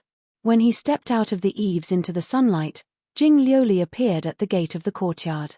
She also walked very slowly, and her expression was extremely tired. Even her legs were trembling slightly. Yi Zhengnan, who had been standing at the entrance of the clinic, looked at Jing Liuli in shock, unable to understand. He could feel that Jing Liuli's breathing was very calm. The trembling of her legs was because she couldn't control the natural reaction of her muscles. "Looks like you've seen a lot of battles tonight." Before Yi Zhengnan could react, Ding Ning looked at Jing Liuli and spoke. "I only missed 2 of Mo Shouqing's swords." Jing Liuli nodded and said. Yi Zhengnan was shocked. He finally realized that last night, Jing Liuli had chased after Mo Shouqing's sword light, seen many of his swords, and many battles between grandmasters. "I saw An Baosha's sword. He is still stronger than me." After a pause, Jing Liuli looked at Ding Ning and said seriously, "Both geniuses learn faster. The pursuer is always faster. You will quickly catch up to him."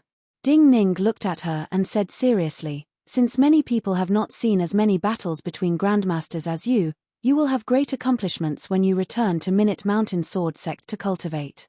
Jing Liuli stilled slightly. From Ding Ning's calm words, she heard something extraordinary.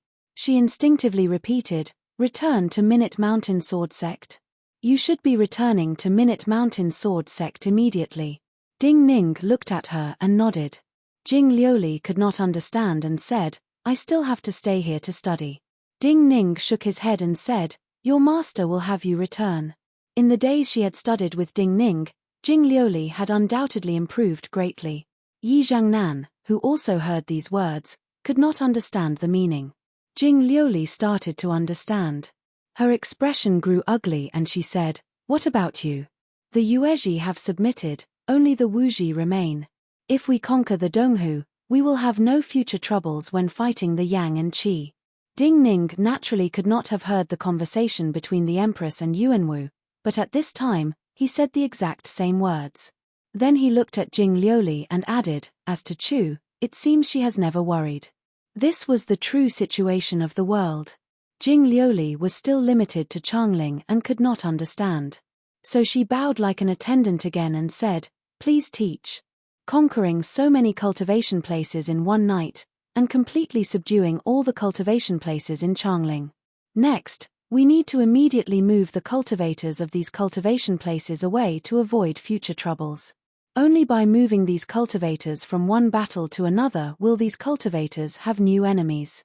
Only a war can satisfy all our needs. Ding Ning looked northwest and said with slight disdain, so if I have not guessed wrong, the Qin dynasty should be at war with the Wuji right now. The cultivators of these cultivation places in Changling will be driven to the border to conquer the Wuji. Jing Liuli frowned. She was not angry, and admired the Empress' decisiveness. You mean that Minute Mountain Sword Sect will also accept the Empress orders, accept the conscription like these cultivation places, and then you will go to the Wuji border? She asked with a frown. Ding Ning shook his head and said, not just that.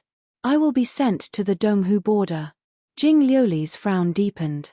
Donghu? Donghu and the Wuji are intimately connected. Also, the Wuji and Donghu people are valiant. If Wuji is attacked, Donghu should not stay put. Even if they do not send out all their troops, they should at least secretly send some troops. The Qin dynasty will not be unprepared. Ding Ning looked at her and said, Donghu and the Chu and Qi border, and are far from the Wuji border. There are too many variables in that place, and it is naturally more dangerous. Even the cultivators of Minute Mountain Sword Sect may not have much control over that place. Jing Liuli's expression grew ugly. Do not think of stopping me. Ding Ning smiled slightly and said, I told you this specifically because I don't want you to do anything. Since I have already predicted this, I will naturally be fine. Jing Liuli lowered her head and thought for a moment. Then she looked up at Ding Ning with a strange gaze. So you want to leave Changling? Ding Ning smiled and said, is it not what most cultivators seek to achieve? The more dangerous a place is, the easier it is to accumulate military merit. But you are not like the vast majority of cultivators. That is why your choice, as well as your flawless plan, made me feel that something was off. After Jing Liuli said this, she bowed deeply to Ding Ning and said, regardless of whether your prophecy comes true today, regardless of whether I am about to return to Minute Mountain Sword Sect, thank you for teaching me these days. But in the future, I do not want you to become my enemy. Whether we become enemies or not may not be decided by our wills.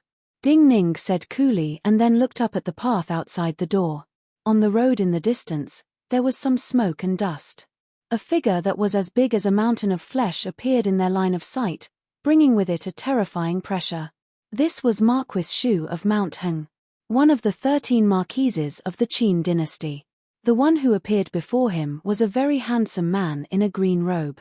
This was Tantai Guanjian. You want me to return to Minute Mountain Sword Sect? Jing Liuli asked directly when Tantai Guanjian passed through the gates. Tantai Guanjian stilled and nodded. Ding Ning is staying and going to the border. Jing Liuli looked at him and asked. Tantai Guanjian did not immediately answer or deny.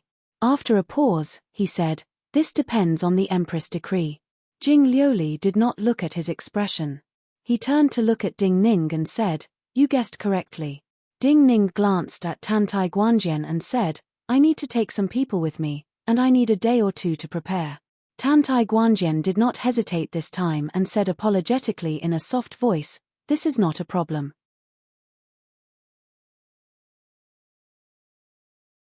Chapter 423. In the morning light, when the mountainous Marquis Shu walked into Ding Ning's clinic, many people in Changling were looking up at the turrets in Changling. After this night, they finally discovered the strength of this old man. They discovered that this old man may be the strongest cultivator in Changling, second only to the Yuanwu emperor. But when most of them looked at the turrets in the morning light, Their gazes were filled with hatred and awe. Very few people could come into contact with this old man, so very few people could understand this old man's mind. This was especially so for those who were still alive in the cultivation grounds that they had been forced to submit to. They only remembered how many people this old man had killed in one night.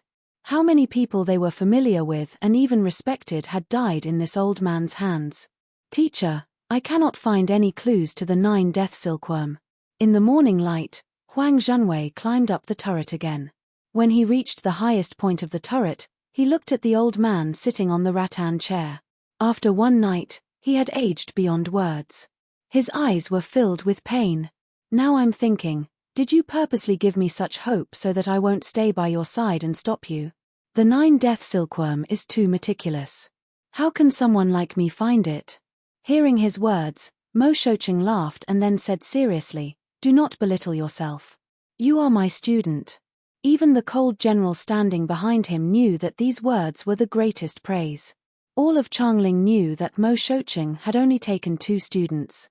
One was the Yuanwu emperor in his early years, and then Huang Jinwei. "Now, there is no meaning in doubting me or yourself." Mo Shouqing slowly looked up. As he did so, another crack seemed to appear in the sky. Another enormous power fell towards a certain part of Changling. Huang Jinwei smelled blood. Mo Shouqing's attack had landed too far away. Even though there were waves of blood like last night, Huang Jinwei could not smell the blood there. The scent of blood came from Mo Shouqing's body, from the wrinkles on his face. True blood flowed out of Mo Shouqing's wrinkles. His face looked as if it had been slashed by many swords, as if the sword intent of those grandmasters from last night had finally landed on his body. Huang Jinwei stared at the scene in the morning light. He opened his mouth wide like a fish dying of thirst and struggled to breathe. However, he could neither breathe nor speak. The light in Mo Shouqing's eyes dimmed slightly, but his expression did not change. Another powerful aura was released from his body, causing the blood flowing from the wrinkles on his face to drip out. "No." Huang Jinwei could clearly sense something, and he finally cried out. "This sword must be completed in the end." Mo Shouqing said calmly and then spat out a mouthful of blood. Blood splattered on his chest. The sword essence in the sky formed completely and fell down. As the sword essence fell, his body lay limply on the rattan chair behind him. The wrinkles on his face reached deep into his bones, and the remaining white hair on his head fell off. He was like a candle flame that burned to ashes in the end. At the place where Mo Shouqing's last sword essence had landed, some officials of the Martial Bureau were standing behind a group of soldiers waiting in formation. When the sword essence fell, a high wall in front of the army was suddenly cut. Behind the crack in the wall, a bloody mist rose. The expressions of these martial sector officials relaxed slightly. At this time, a military order was passed to these officials. Minute Mountain Sword Sect agreed. That wine shop youth calmly accepted. Just now, the officials' expressions were relaxed, but now they were both happy and shocked. One of the officials inexplicably felt sympathy for Ding Ning, who the people of Changling called the wine shop youth. He looked up towards the northwest. At the end of the Qin dynasty's territory was a wasteland that had no end in sight. Even though the heat of Changling had not dissipated, the grass and trees there were covered in frost and turning white. In the thick cold, large groups of cavalry shouted in strange voices and came like the wind. They hunted the beasts in the plains, and did not even let go of the seeds of some wild grasses.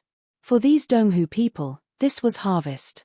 The vast grasslands had enough space for them to harvest, and give them food and clothing. But for some of the armies of the Qin dynasty, the battlefield these Donghu people passed through meant a sweep. There were not many cultivators among the Donghu people, but they had many strange weapons similar to weapons that could kill cultivators. Even more importantly, supplies and some chariots could not keep up with the Donghu people's footsteps. Also, it was difficult for reinforcements to arrive. At least in the past, the armies of the Qin dynasty had not had experience fighting the Donghu people, and had not had many experiences of victory. At this time, these officials of the Martial Bureau were considering that since the crazy mistress of the imperial palace dared to make such a decision, this meant that Ding Ning's situation would be more dangerous than most of the border armies there. So no one felt that it was wrong for Ding Ning to take some people to Donghu. Minute Mountain Sword Sect, the mountain mist parted. In the green palace used for recuperation, Xie Changsheng opened a letter. With just a cursory glance, his happy face was immediately filled with anger. Then he could not help but shout, "Ding Ning, what do you mean by this? You let Nangong Tsaishu go with you to Donghu, but not me. Do you look down on me, or do you think my sister is dead and have thoughts about Nangong Tsaishu?" His angry voice echoed in the green hall. The honest Minute Mountain Sword Sect teacher who had been staying in the green hall frowned, but in the next moment, he stilled. "Come quickly, I want to leave Minute Mountain Sword Sect." When Xie Changsheng shouted for the second time, this Minute Mountain Sword Sect teacher dressed in green robes appeared in his sight. "You really want to leave Minute Mountain Sword Sect?" Even though he was certain he had heard correctly, this Minute Mountain Sword Sect teacher was still stunned. "He does not let me go to the Donghu border, but can I not go?" Xie Changsheng sneered loudly. "Do you think I can't go?" No one in Minute Mountain Sword Sect stopped Xie Changsheng because Xie Changsheng was not a student of Minute Mountain Sword Sect. But everyone was used to forgetting that he was here. The 2 or 3 days Ding Ning wanted were just to heal and wait for some people.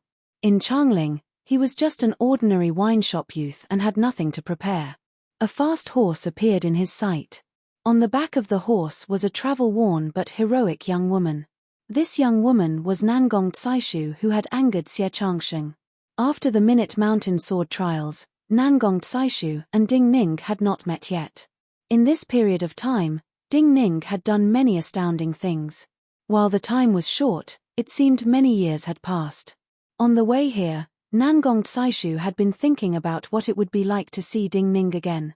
But inexplicably, when she saw Ding Ning dressed and waiting for her, she immediately thought of that day outside Minute Mountain Sword Sect, when Xue Wangshu had died. Her nose felt sore and she could not help but feel proud of Ding Ning. When she got off the horse, she suppressed her tears and forced out a smile. She said, "Ding Ning, I am really proud of you. I only did my best to do what I wanted to do." Ding Ning smiled and said, "I dragged down many people." Nangong Tsaishu said, "This is my choice. You have not been in Minute Mountain Sword Sect for long, but you have become much older." Ding Ning looked at Nangong Tsaishu and smiled.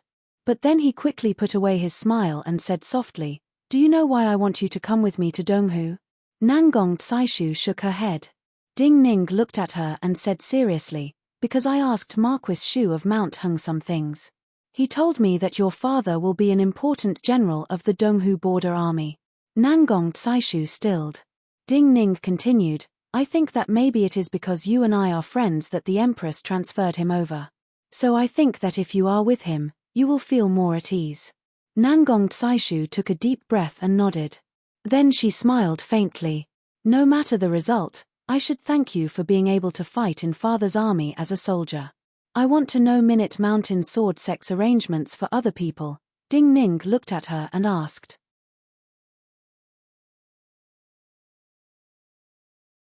Chapter 424. Minute Mountain Sword Sect has no plans for other people. Nangong Tsaishu looked at Ding Ning and shook her head. She said, "If not for your request, even I would have been left behind to cultivate in Minute Mountain Sword Sect." Ding Ning did not seem surprised. After a moment of thought, he said with satisfaction, "Minute Mountain Sword Sect has shown an attitude that the Empress is satisfied with. This is the Empress repayment." Nangong Tsaishu understood Ding Ning's meaning and said, "You worry that she will treat us like she treated Zhongyi? Separating friends and family is what she is best at," Ding Ning said with a cold smile. Nangong Tsaishu stilled slightly. She thought of Ding Ning killing palace attendant Rong. This was also a repayment to the Empress for punishing Zhongyi. To be able to have Xie Changsheng stay in Minute Mountain Sword Sect, and he seems to have had many seriously injured students stay in Minute Mountain Sword Sect. After a sneer, Ding Ning looked at Nangong Tsaishu and said, "Bailey Sushua has changed." Nangong Tsaishu felt that she could not casually comment on people of this level like Ding Ning, so she could not respond. Minute Mountain was cold at the top. Bailey Sushua looked at the snow and slowly asked a Minute Mountain Sword Sect cultivator dressed in indigo robes behind him. He has no other requests.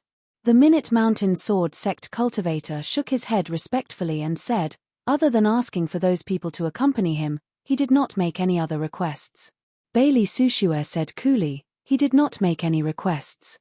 This means that he is confident. The Minute Mountain Sword Sect cultivator standing respectfully was slightly discontent. He said, we are allowing the Empress to do as she pleases. Turning hostile when there is no need to, can only be called rashness. Bailey Sushua said expressionlessly, no matter how unified, there will be a few swords that she and Yuanwu will be wary of. Why fight to the death? For many people in Changling, the place colder than Minute Mountain snow was the depths of the Imperial Palace. Deep in the Imperial Palace, on the stone path in front of the Empress' study, a man in grey robes knelt. He was very tall. Even though he was kneeling on the ground, he still looked very tall. However, the place where his right arm used to be was empty, and a section of his sleeve was swaying slightly in the wind. He looked desolate and humble. No one could connect him to the master of the great floating water prison, Sun Xian. He did not know how long he had been kneeling. A cold voice finally came from the front of the study. I only asked you to come and see me. Why are you kneeling? Sun Xian looked at the ground in front of his knees. Without raising his head, he said, the great floating water prison was broken. Losing Lin Zhujiu is my fault. I have come to receive punishment. If you have a clear conscience and have done your best, there is no need for you to kneel. The Empress' voice continued to ring out from the study. Hearing this cold and authoritative voice, Sun Xian did not argue and just bowed his head in silence. I thought you liked the great floating water prison. The Empress continued, you can meet more cultivators there, and you can learn a lot of cultivation methods from them. That's why your cultivation has been progressing very quickly over the years. Do not forget, among those of your age, there are many cultivators who are more talented than you but are far behind you. But now, I know you do not like it, not as you show. If my judgment is wrong, it is naturally my fault, and not your fault. You should know, unless I do not speak, if I speak, I will do what I say. I can give you a promise. The voice from the study was not so cold and started to calm. If you like, you can go with the army to Donghu. If you can take the heaven-replenishing divine art from that youth, you will be the 14th Marquis of the Qin dynasty, and I can let you choose your land. Sun Xian's body did not tremble at all, but the muscles on his face started to twitch slightly. He took a deep breath, and then slowly stood up. He said, I will go to Donghu. The Empress' voice sounded from the study. She said, I hope you truly like it this time. Sun Xian looked up and said, I truly like it. Changling was always a place filled with sorrow and joy. Some people liked it, and some were sad.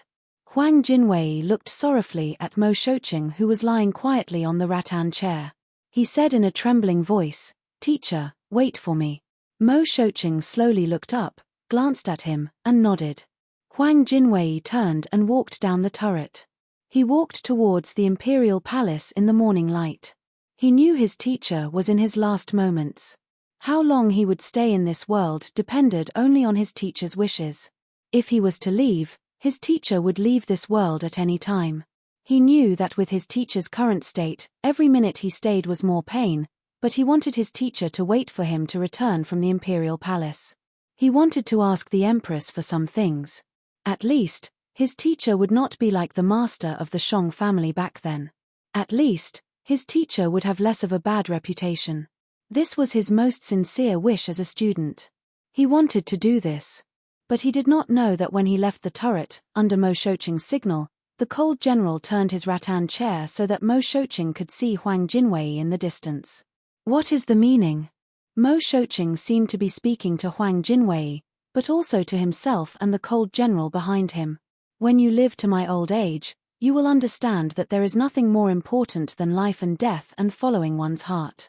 When one is dead, everything is empty. If one can have peace of mind, why would one care about the matters after death? After saying this, he covered himself with the blanket and closed his eyes as though he was taking a nap. Huang Jinwei walked quickly. He was like a patch of morning light moving through Changling. At a certain place, he paused for a moment. From this place, he could see a deserted street not far away. That street was Falling Parasol. He did not think of anything else about the wine shop youth. He only thought of the youth standing in front of the dead Shui Wangshu before the Minute Mountain Sword trials started. In the scene in his mind, his and Ding Ning's figures gradually overlapped. He thought of how his mood right now was Ding Ning's mood at the time. He paused for a moment and then continued to walk. Then he quickly stopped again.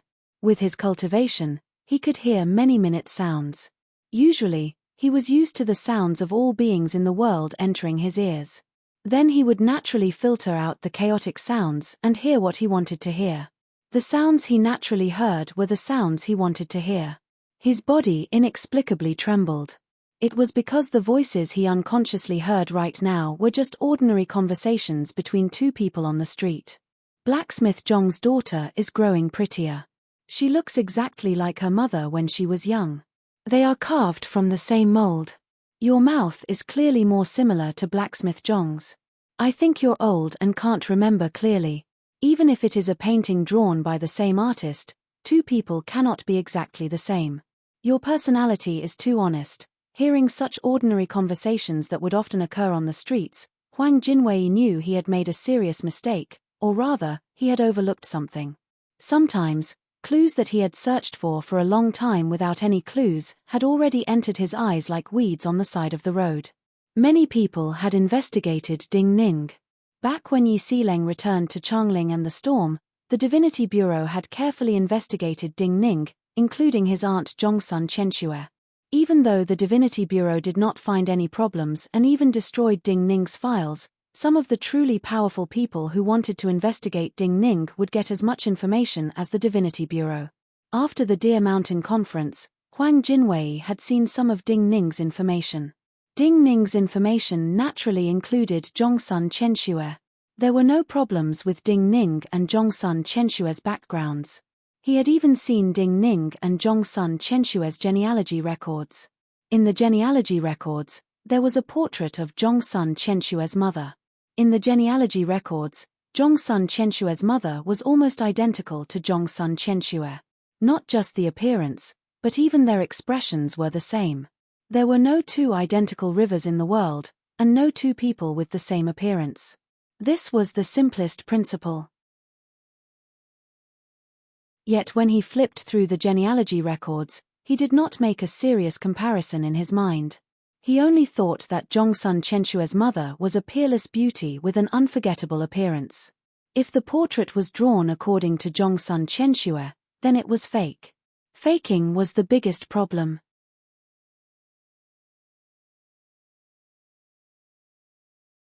Chapter 425. After a simple and overlooked question, there were countless questions. But if one thought understood, then all would be understood. When one did not think about the process, and just confirmed one point, these countless questions could be explained.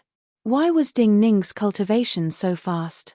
Why was Ding Ning able to travel with forefather Zhu and survive? Why was Ding Ning able to understand countless sword manuals at a glance? Why was Ding Ning so serious? Why was Ding Ning able to fight above his cultivation level? In this moment, there seemed to be countless people chanting in Huang Jinwei's mind, all of them reciting Ding Ning's name and the words 9 Death Silkworm. His body sank into the increasingly bright morning light. He found it increasingly absurd and laughable, and almost cried. Was life so laughable?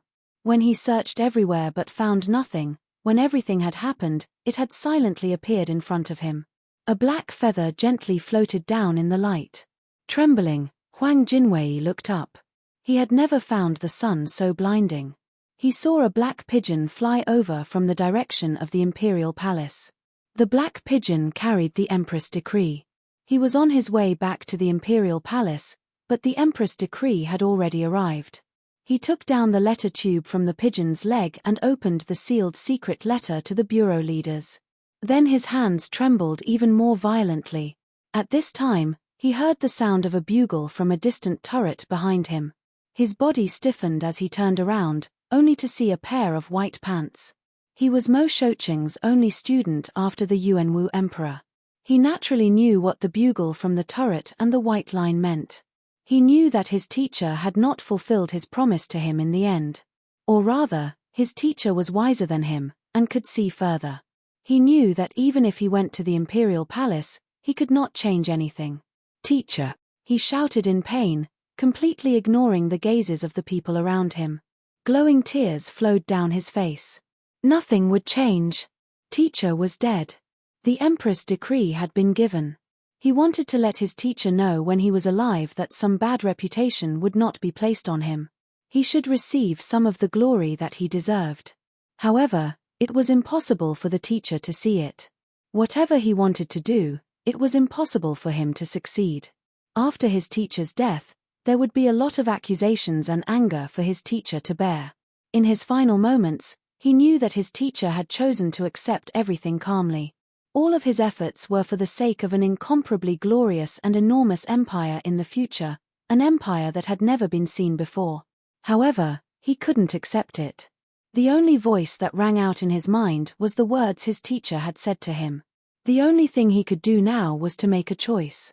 Huang Jinwei stood in the middle of the street. Some of his subordinates didn't want others to see him lose his composure, so they cleared the street. But as he stood on this empty street, the scene before his eyes kept changing. He seemed to be standing in front of the huge pile of corpses from back then.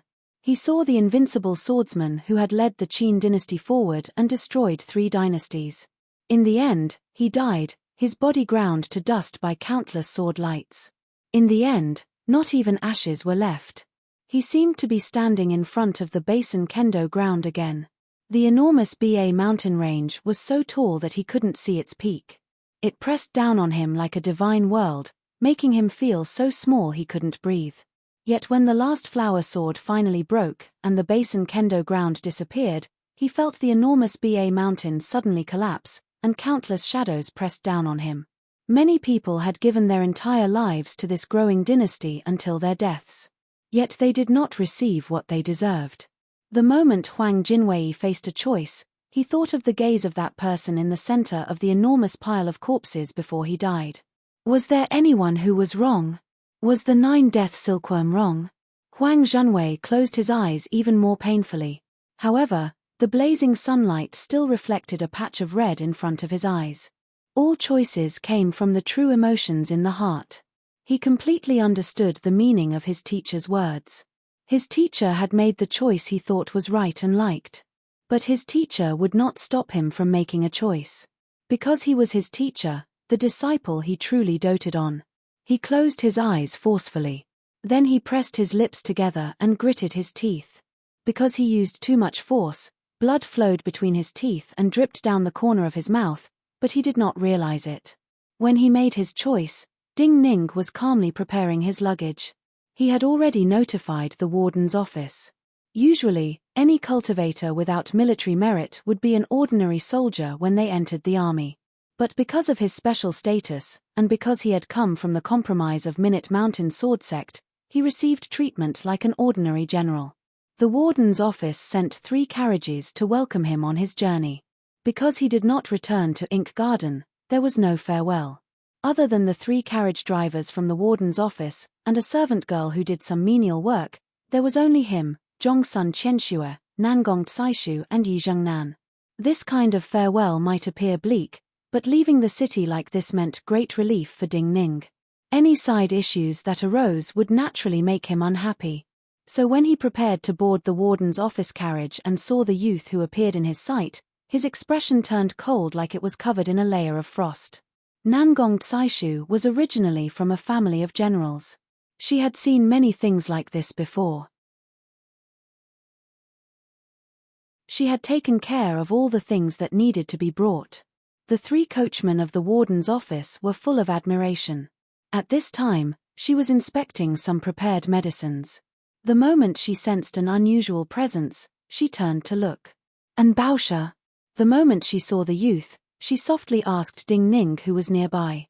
This young man wasn't very tall.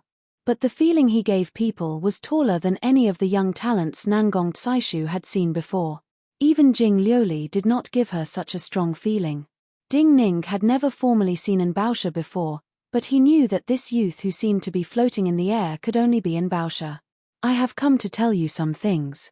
Without any opening words or etiquette, Baosha walked dozens of feet from Ding Ning and stopped. He looked at Ding Ning with a smile and said, Jing Liuli has been defeated by me. Ding Ning looked at him and did not speak. Now, you are my only opponent. I hope that you will not slack off after winning against Palace Attendant Rong. Baosha looked at Ding Ning with a smile and said, and I will probably go to the Donghu border. You feel that I will slack off? Ding Ning looked at Baosha and asked in response. Baosha smiled and said, it is good that you will not. Nangong Caishu and Yi Zhengnan frowned at the same time and were displeased. Their displeasure was not because of Baosha's pride and arrogance, but because of Ding Ning's response. They felt that Ding Ning's response was too weak and did not have the sharpness of Ding Ning in the past. But at this time, Ding Ning said, what does my slacking off have to do with you? Baosha stilled slightly. Your opponent is Jing Liuli. Ding Ning stopped looking at Baosha and started to board the carriage. He said, Jing Liuli will naturally defeat you and does not need me. Baosha frowned deeply. But he did not say anything else and said softly, since this is the case, then we will meet at the Donghu border. Nangong Caishu laughed. She started to board the carriage and then said seriously to Baosha, do not keep mentioning the Donghu border. You should know that this is still a secret of the warden's office. Baosha did not care about this kind of provocation. He smiled slightly and turned to leave. The three carriages started to move and leave Changling.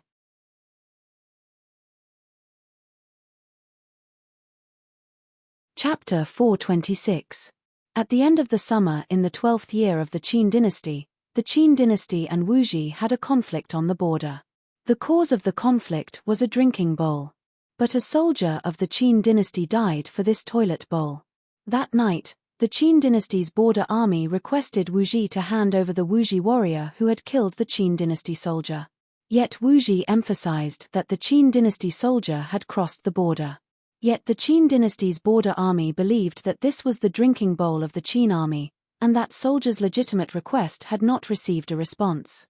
So after their request was rejected, the Qin dynasty's border army took decisive measures. A border army decisively attacked the Wuji warriors' base. This conflict grew in intensity in the following days.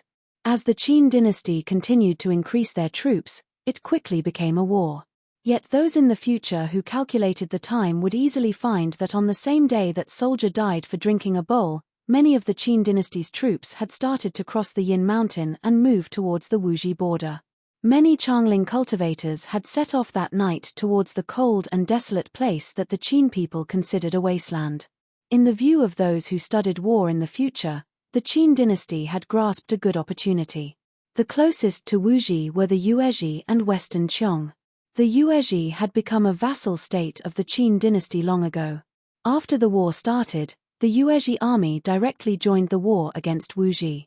Western Qiong had just experienced an internal conflict. Multiple princes had worked together to kill the old Wang, but their mother had led the old Wang's former subordinates to attack them one by one. Now, the powerful mother had become the true leader of Western Qiong, but she did not have the power to send troops to help Wuji. At the end of the summer in the 12th year of the Qin dynasty's Yuanwu year, Ding Ning was one of the many Changling cultivators heading for the Yin mountain. Cultivators who had never participated in war, regardless of their cultivation, were new recruits, and were escorted by the conscription officers of the warden's office. The military order of the Qin dynasty was extremely strict. If there was a delay, even the conscription officer would be stripped of his military merit and be demoted to hard labor. If there was a serious delay, even the conscription officer would be executed. Therefore, the troops transporting the new recruits were not only escorting them, but they were also escorting them like prisoners. They had a mission that they had to deliver. Because it was wartime, the conscription officers from Changling were generals that had to be sent to the border. Ding Ning's army was part of the Imperial Guard stationed 130 miles outside Changling. There were 2,000 people in this army, but they carried large amounts of iron and bronze wares, which were tools used by the border army for normal daily use and for reclaiming land. Like many previous dynasties, the Qin dynasty had strict control over the metal tools that could be used to make powerful weapons. Most of the workshops were gathered in Changling. When it was wartime, everything would flow out with the army. While it used up a lot of manpower and resources, this created a benefit: the orders would be received, and the Qin dynasty's army reacted quickly. The highest commander of this army was called Guofeng. He was from Guangzhou, and was old acquaintances with Nangong Tsaishu's father. He was also very respectful of Ding Ning. When Ding Ning and the others were picked up outside Changling and the troops started to depart, he immediately invited Ding Ning and Nangong Tsaishu onto his chariot. Many people in Changling have heard many things about you. This general was not tall, even slightly stooped. He was slightly bald, but he still gave off the steely presence of a soldier who had experienced countless battles. He bowed respectfully to Ding Ning, and his tone was extremely humble. Especially when I heard how you refused Li Lingjun, and helped that gangster called Wang Taishu become the leader of Changling's underworld. So I know that your strength is not just in your cultivation, or your ability to fight across realms, but also in your foresight and scheming. Ding Ning was not a humble person, and did not know how to say polite words. So when he heard the general's words, he bowed seriously and said, "I am too wounded, and fear I cannot contribute much in battle. If there is anything I can help General Guo along the way, you can ask." Guofeng was very satisfied with his attitude, and admired Ding Ning even more. So he smiled and said, "You should be my strategist, of course, just helping along the way." After a pause, he immediately put away his smile and said slowly, "The journey is too long, and you are too famous. I fear the journey will not be peaceful." Ding Ning glanced at this ordinary-looking general and said, "General is a smart person. What do you think about the Qin dynasty's campaign against Wuji this time?" Guofeng did not speak modestly and asked Ding Ning. "The key is the attitude of the Chu dynasty across the Yin mountain from Wuji. Neither Western Qiong nor Donghu can change Wuji's fate." Ding Ning smiled disdainfully and said, "Such a great commotion, even your Imperial Guard army has been sent out. Many cultivators have been sent out of Changling. How can they be satisfied if they do not take down Wuji?" Guofeng nodded and said, "I agree with your view." Ding Ning looked at him and said, "Donghu will naturally send troops. Donghu is not just tied to Wuji. Most of Donghu's metal and bone weapons come from Wuji. If Wuji belongs to the Qin dynasty, if they do not have border trade, in a decade, Donghu will not even have enough weapons. But regardless of whether Donghu sends troops or Chu passes through the Yin mountain, the journey will be long. So Wuji will not quickly have a final battle with the Qin dynasty, and will delay. The reason the Qin dynasty set up a border city behind the Yin mountain is because Donghu used to be called the barbarians of the desert. They are most skilled in cavalry attacks. If they want to chase, the Qin army will have a hard time catching up. After the Yin mountain, I fear it will snow in a month. No matter what, they will delay until after the snow." Guofeng's eyes flashed violently.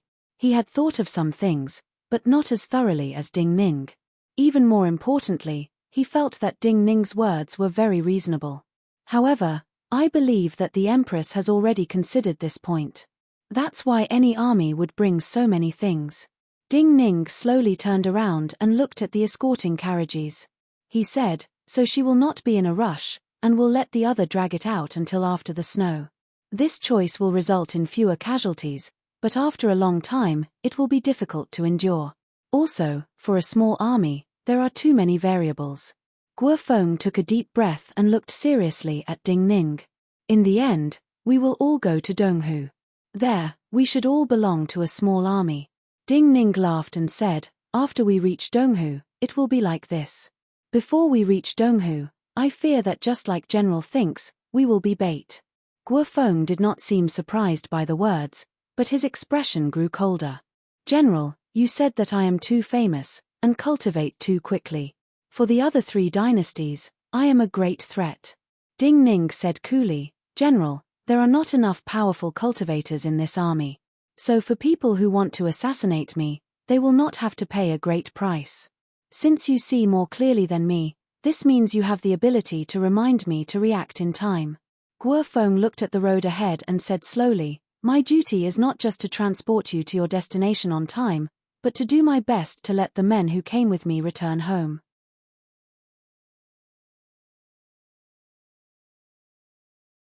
Chapter 427. The transmission of information always needed time. Even in Changling, no one dared to intercept the black pigeons or black hawks flying out of the imperial palace. But there were many steps involved in the writing, transmission, and handling of secret messages, and they all took more time. Just like how the Empress predicted the change in the Great Floating Water Prison, but still lost to the 9-death silkworm because of the time difference. One of the most important reasons for her madness was because she tasted the betrayal of the people around her. Some major events in Changling would take many days to reach the other dynasties. When the powerful forces coming down from the turrets took the lives of many cultivators in Changling, and then sent groups of cultivators to the Wuji border, in the distant capital of the Yang dynasty, they just learned of what had happened in Changling many days ago. In a lecture hall of Celestial Seal Sect, Zhongyi sat on the last straw mat. He was used to sitting in the worst position because he did not understand most of the seal path truths that the Celestial Seal Sect teachers were talking about. If he could not keep up in one place, he could not keep up everywhere. He was used to the disdainful gazes of his classmates. This disdain was not just because of his terrible progress, but because he came from the Qin. When the Qin dynasty started to destroy the Han, Zhao, and Wei, the other dynasties in the world had great enmity towards the Qin. Especially after the Deer Mountain Conference, the Qin dynasty was recognized as the enemy of the other 3 dynasties. For the young people of the Yang dynasty, even if this person could not stay in the Qin and came to the Yang, a Qin person was a Qin person, and could become an enemy in the future. But today, Zhongyi found that his classmates looked at him differently than usual. Even the teacher of this seal path lesson looked at him differently than usual. Zhongyi could not keep up with the lesson. Coupled with the uneasiness of not knowing what was going on, Zhongyi became even more confused. At the end of the lesson, this teacher asked Zhongyi a question that was very simple for the other students, but Zhongyi still could not answer. Many people could not understand how Zhongyi had been able to enter. This instructor was also one of the people who didn't understand. He looked at the ashamed and speechless Zhongyi, shook his head and asked another question. You cannot even answer such a simple question. Then do you know what your junior sect brother Ding Ning did in Changling? Zhongyi was stunned for a moment, but he no longer lowered his head in shame. Instead, he subconsciously raised his head to look at the instructor and asked anxiously, my junior brother Ding Ning, his cultivation has reached Realm 5. He is the fastest cultivator to reach Realm 5 in the history of the cultivation world.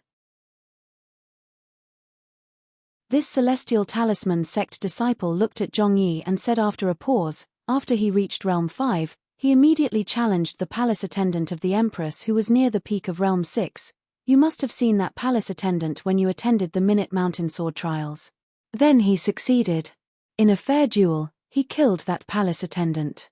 The other students in the classroom clearly knew of this matter, but their gazes when they looked at Zhongyi contained more emotions. But when he heard the words, Zhongyi's entire body shook, and even his lips started to tremble. Teacher, this. He was so surprised that he couldn't say a complete sentence for a moment. The heavens gather in Changling. The top cultivation geniuses recognized by the world in recent years have all come from Changling. But why are the young geniuses of White Goat Cave so different? One is unreachable, the other. This instructor said a few words, but was unable to control his anger. He waved his sleeves and directly left the lecture hall. This instructor managed to suppress his last vicious words, but what difference did it make whether he said it or not? No one comforted Zhongyi. Most of the people looked at Zhongyi with disgust in their eyes. At this time, Zhongyi did not seem to feel any shame, but joy and relief. No matter how outstanding he was, that was someone else's matter. So what if he was a junior sect brother? Maybe this person was born too weak, and would not become a talent. A beautiful young woman stood up, looked with disgust at Zhongyi, and prepared to leave the classroom. This young woman was not the best of the students in the classroom, nor was she the one with the highest cultivation or the strongest comprehension. But her status was the noblest. She was Murong Xiaoyi, her aunt, and the present empress of the Yang dynasty. Among the imperial relatives in the empress's clan, she was favored the most by the Yang empress. From a certain point of view, her status was no different from the Yang princess.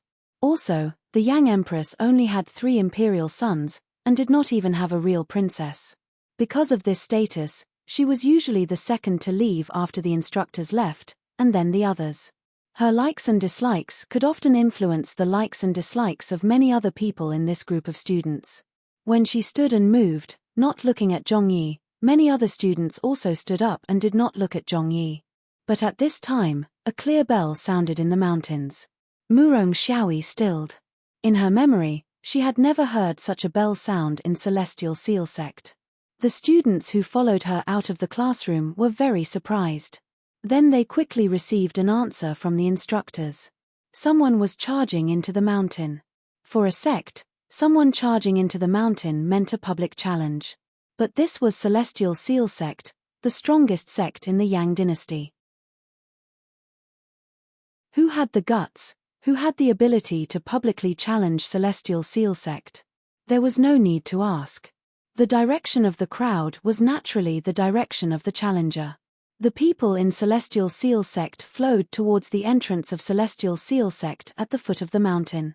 Just like usual, Zhongyi followed at the back of this group of students. He was very surprised, shocked that his little sect brother dared to do such a thing, and overjoyed that his little sect brother did such a thing. He was proud of his little sect brother, but not many people felt his sadness. This was the Yang. No one had seen how Xue Wangshu died before the Minute Mountain Sword trial started, so no one could understand his emotions. As a result, when he unconsciously followed to see the spectacle, he was still in a joyful and sad mood, unable to extricate himself.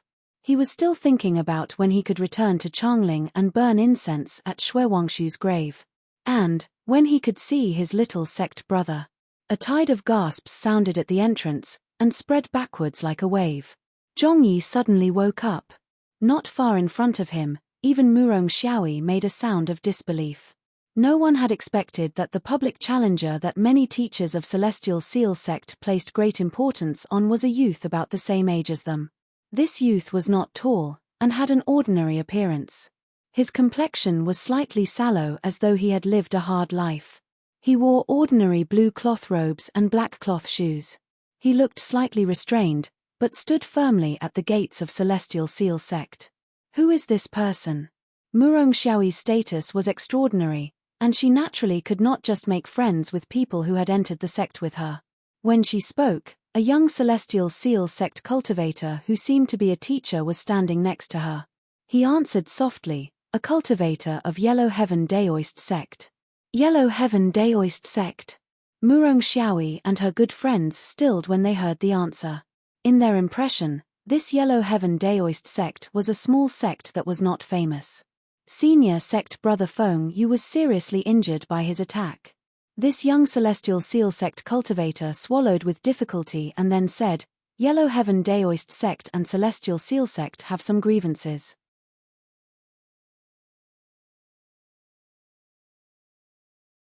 Chapter 428. At the end of this summer, when large groups of Changling cultivators were heading out of the pass, Celestial Seal sect of the Yang Shangju welcomed its first challenger since its founding. This challenger was a youth who looked cautious and inexperienced. He was a disciple of Yellow Heaven Daoist sect. Facing the crowd of Celestial Seal sect disciples, he still had that cautious but uneasy expression. Most of the students of Celestial Seal sect, and even some of the older teachers, did not know of the connection between Yellow Heaven Daoist sect and Celestial Seal sect before this youth came, much less the grievances. Many old people had even forgotten about this story until this young man appeared.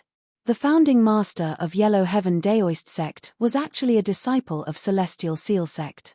That disciple was called Yamcha. He had been one of the best disciples of Celestial Seal sect back then, so good that he felt that the position of sect master of Celestial Seal sect could only be his. Yet he found that he was wrong. In the same generation of Celestial Seal sect cultivators, there was a disciple called Xu Jingmo who was much stronger than him. Later, This disciple called Shu Jingmo became the sect master of Celestial Seal sect. Yamcha spent a long time and found that he could not win against Shu Jingmo. Later, he left Celestial Seal sect and founded Yellow Heaven Daoist sect. Shu Jingmo was the previous sect master of Celestial Seal sect. It had been more than 100 years. Most people in Celestial Seal sect who knew of this story did not know why Yamcha had left Celestial Seal sect back then and founded Yellow Heaven Daoist sect. But in the end, Yellow Heaven Daoist sect was not successful. They had never produced any outstanding disciples. Even when Yamcha was present, they were unknown. But now, as this youth spoke, everyone in Celestial Seal sect understood why Yamcha had left Celestial Seal sect to found Yellow Heaven Daoist sect.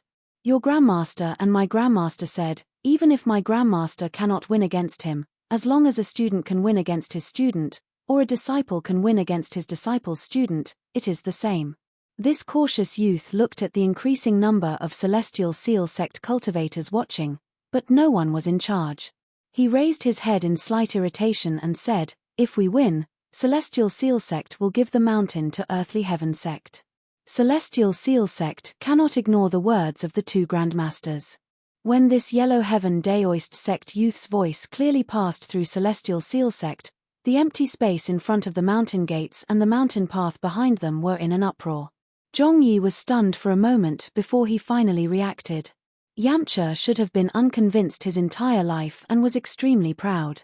He had failed in the competition to become the master of Celestial Seal sect, but he was even more proud to create his own sect. In the future, he would place his sect above Celestial Seal sect.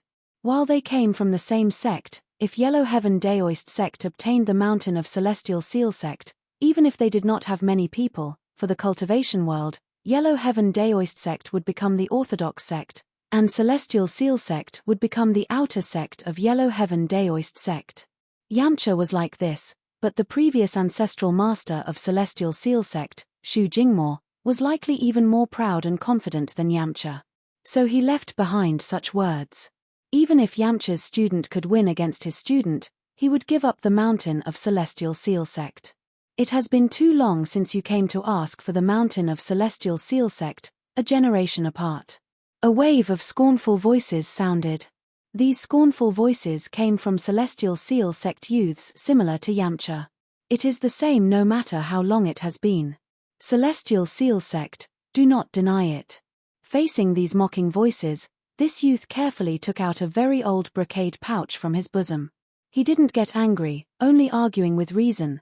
The ancestors of our two sects left behind a written pledge.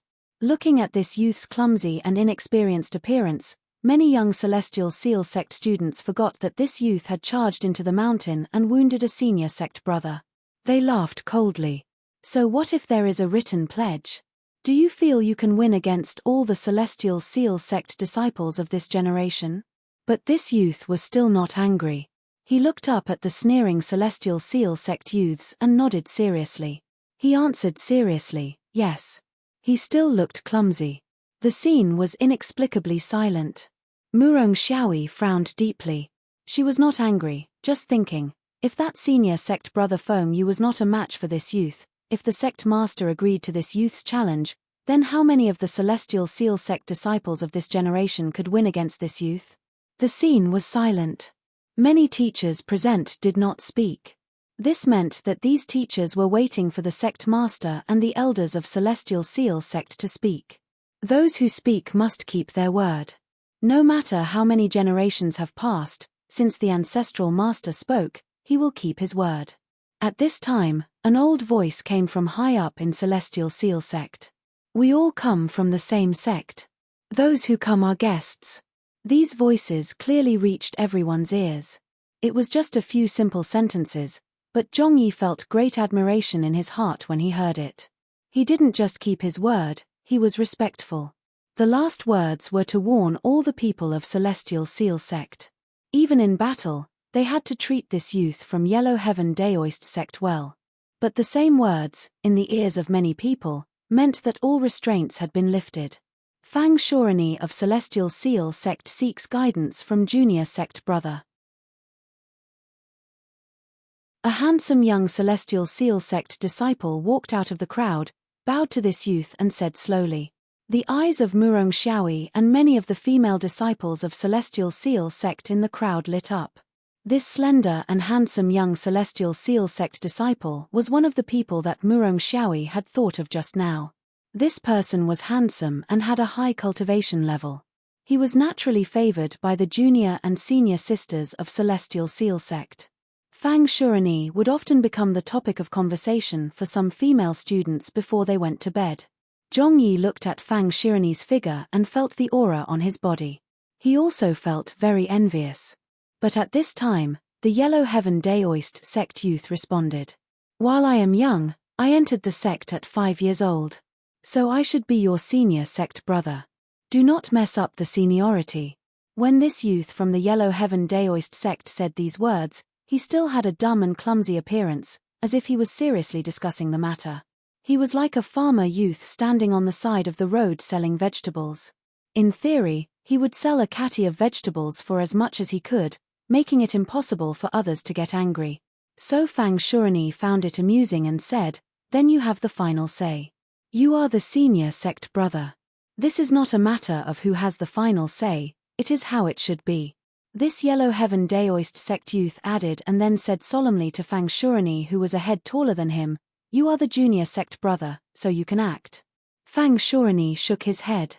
This did not mean that he was against it.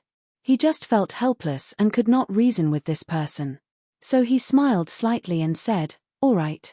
His expression was at ease, and his emotions were relaxed. This meant that this cultivator had great confidence.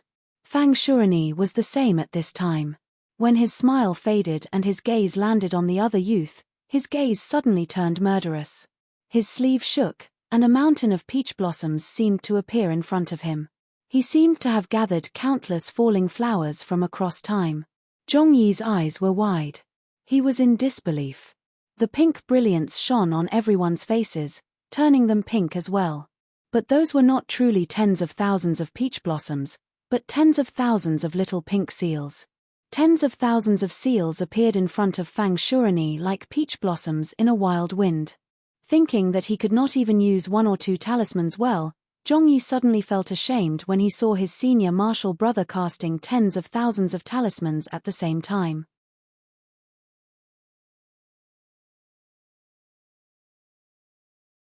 Chapter 429. The strength of Celestial Seal Sect's seal path was that they could use special seal paper and seal sand to create seals with physical energy. Different talismans had different effects. When used against an enemy, it was as if one could slowly unleash the accumulated power of one's strength. What kind of seal essence could be comprehended, what kind of seal could be created, and what kind of seal could be used in an instant? This was cultivation. At this time, Fang Shurini released tens of thousands of seals.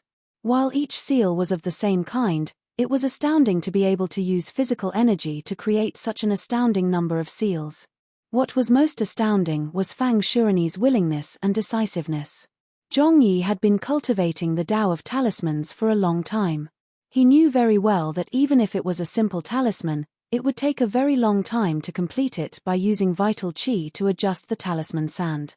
He did not know how many years Fang Shurini had accumulated these tens of thousands of seals. So many years of hard work, and he used them all in a moment. This was boldness. He was also like a general who dared to shoot all the arrows in the army in an instant. This was courage. No matter what, Zhongyi felt that his senior sect brother was very strong.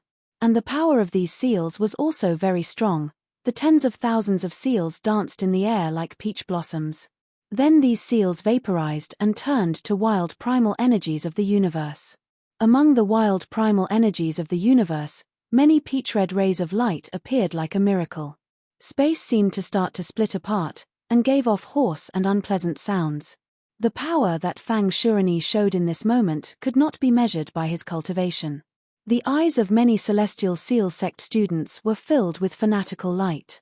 In their view, if Fang Shuini's power was used on the battlefield, he could not just cause great damage to large armies, he could even pose a great threat to some peak Realm 6 and even Realm 7 cultivators when they least expected it.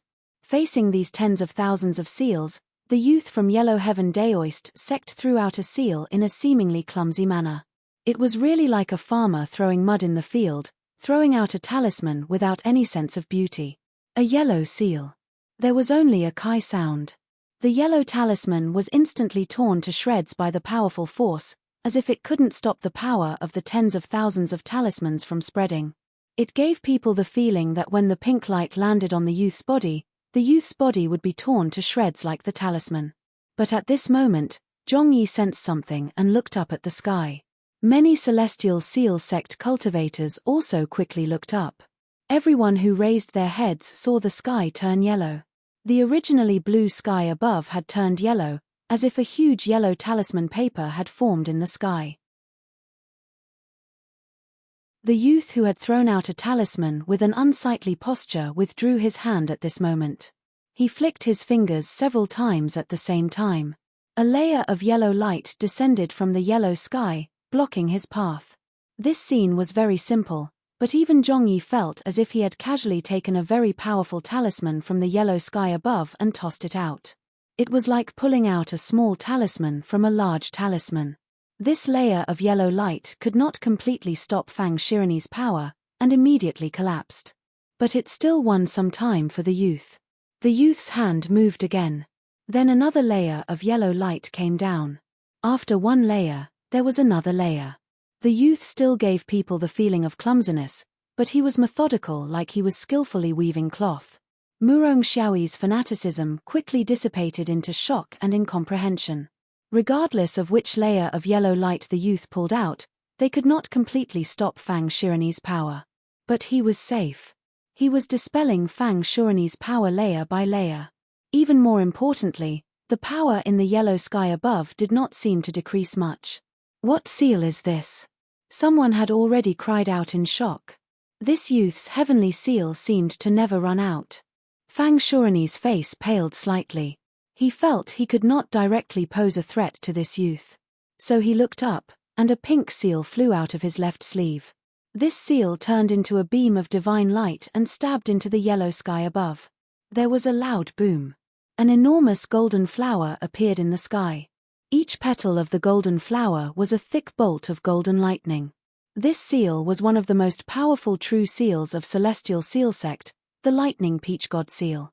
The Grandmasters of Celestial Seal Sect had comprehended it from the patterns in the core of the peach wood struck by lightning to form the powerful lightning-attracting true seal.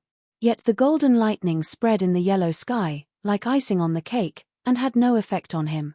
This youth from Yellow Heaven Daoist sect still did not care as he took out seals. His seemingly clumsy posture actually had a very smooth rhythm. Every layer of yellow light that fell was like a weak flying sword that he had thrown out. But even the weakest flying sword was still a flying sword. In the span of a dozen breaths, the peach-red light beam that was heading towards him could no longer threaten him, and he began his counterattack. Beam after beam of yellow light started to fall towards Fang Shirani. From the view of many Celestial Seal Sect disciples standing to the side, each of his minute movements seemed to be plucking an enormous yellow crystal sword from the sky and slashing towards Fang Shirani. Fang Shirani took a deep breath. The vital energy in his body surged out, and the golden seal that he had been holding between his left fingers disappeared. A golden line silently appeared behind the youth. This golden line was not a product of pure vital energy and primal energies of the universe, but gave off a true metal presence. It was a completely melted metal stream. The Chu dynasty had a powerful artifact called the Vermilion Bird Needle. This artifact looked like a fiery red needle on the outside, but after it shot out, it would spin violently. The astounding heat it produced would not melt the outer shell, but would turn the inner core into molten liquid. In the end, in the moment of a great collision, the molten liquid would spray out from the tip of the needle at terrifying speed. This kind of power could even penetrate and destroy the sword nucleus of a flying sword. Fang Shirani's seal had a similar power. This true seal was one of the dozens of true seals of Celestial Seal Sect, the Molten Mountain Armor-Breaking Seal. This youth from Yellow Heaven Daoist sect sensed the killing intent behind him. He turned around, but his movements were still clumsy. He still pulled down a seal from the yellow sky above like he was pulling on a string. This time, it was not yellow light, but a white light. A white cold flow charged towards the golden line. With a hiss, a layer of white frost formed on the golden line, and then the frost immediately vaporized. Then, there was another white stream of air. One after another, more than 10 streams of white chi surged up. The golden thread emitted a crisp cracking sound, and turned into countless fragments, bursting apart. Fang Shurini stopped attacking and remained silent. The entire place was also silent. Many cultivators of Celestial Seal sect could use many seals at once, but no one could be as fast as this youth from Yellow Heaven Daoist sect when it came to using seals in succession. The greater the power, the more time was needed to buffer. For example, the heavier a blacksmith's hammer was, the more power and time it would take for him to strike again. But this Yellow Heaven Daoist sect youth seal essences were not astoundingly powerful, but they were very strong, and did not seem to take much time to cast.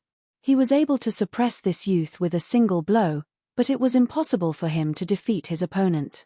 Furthermore, when his opponent counterattacked, it was impossible for him to block every single blow from his opponent.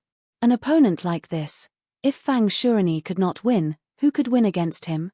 Murong Xiaoyi looked dazedly at this Yellow Heaven Daoist sect youth. Several names appeared in her mind, but in the next moment, she lost confidence in them. Zhongyi looked at the Yellow Heaven Daoist sect youth. Because he was too impressed, he forgot shame.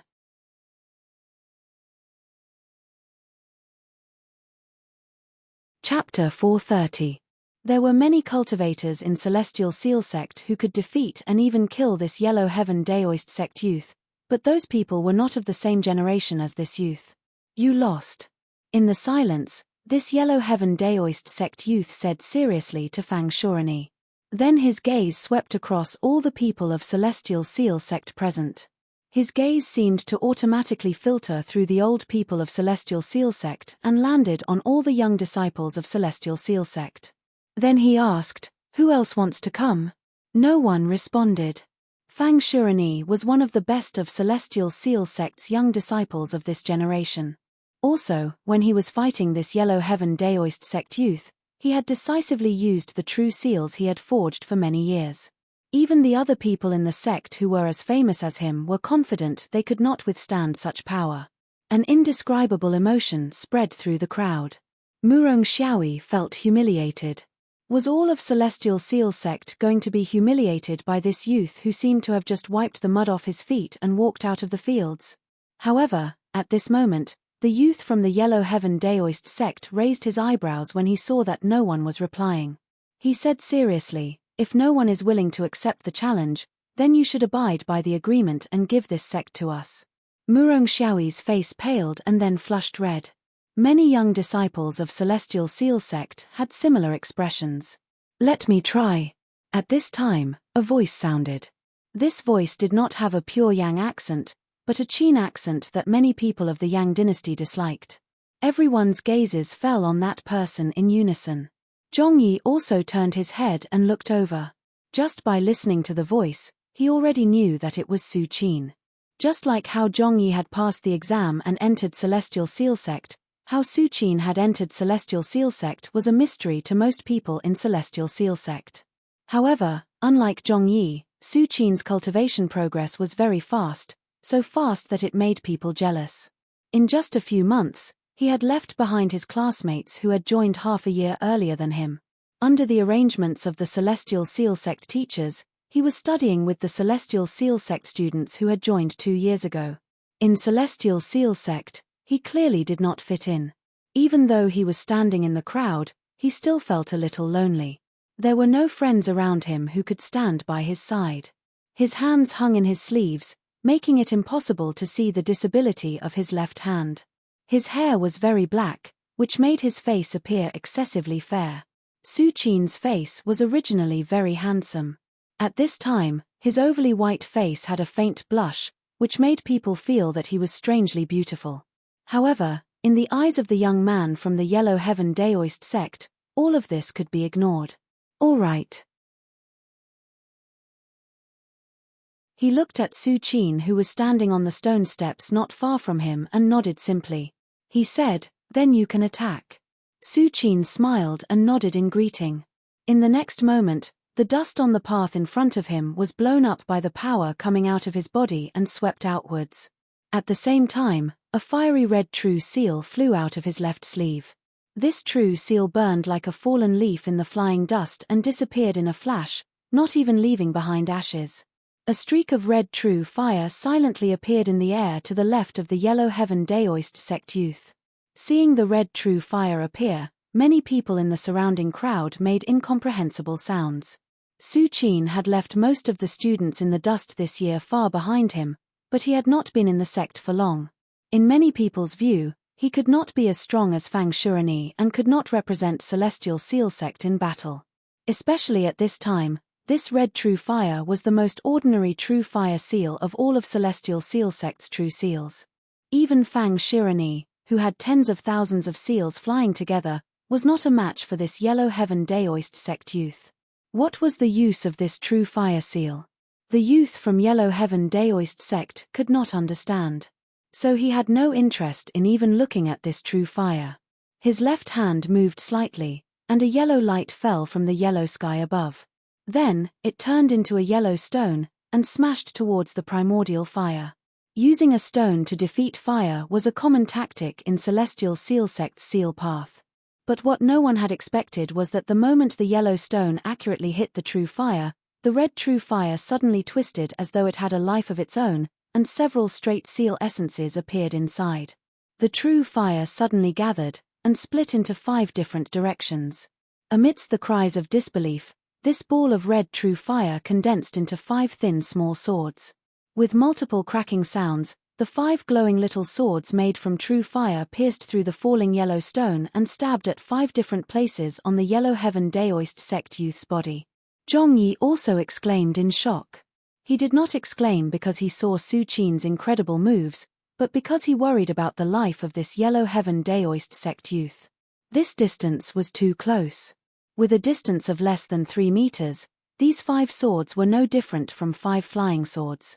The youth from Yellow Heaven Daoist sect didn't expect this at all.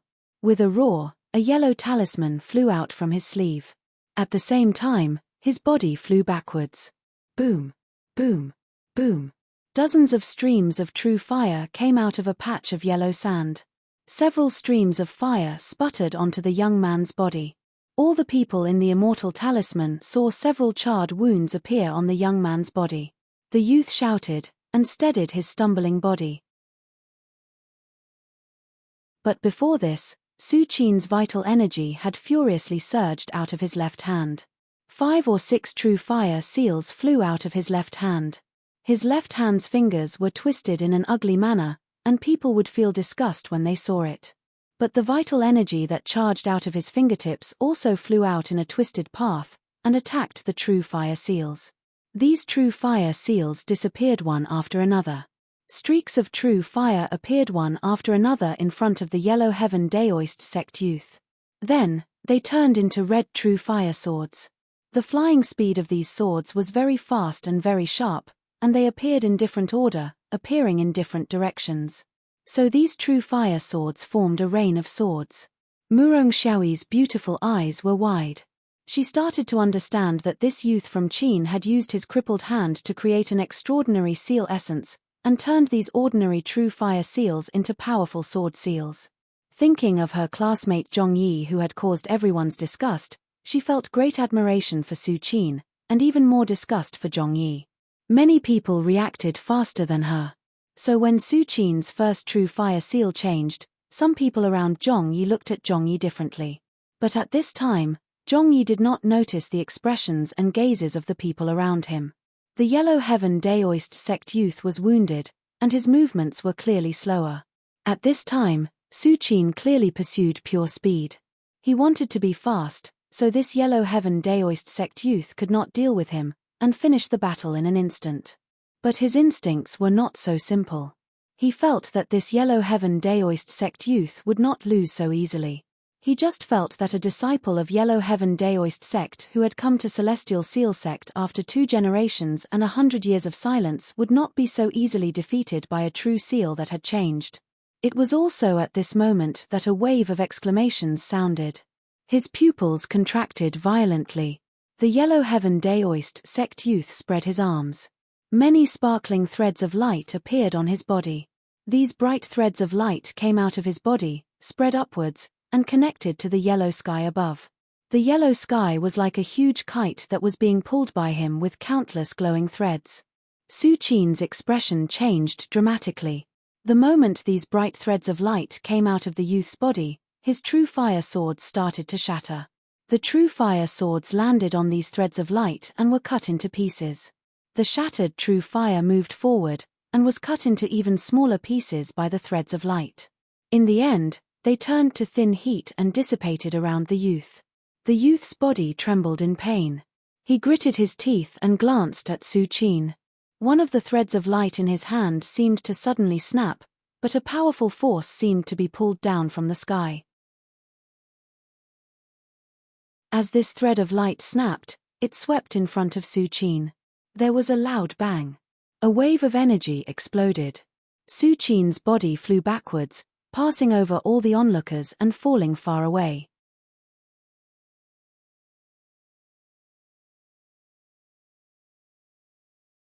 Chapter 431.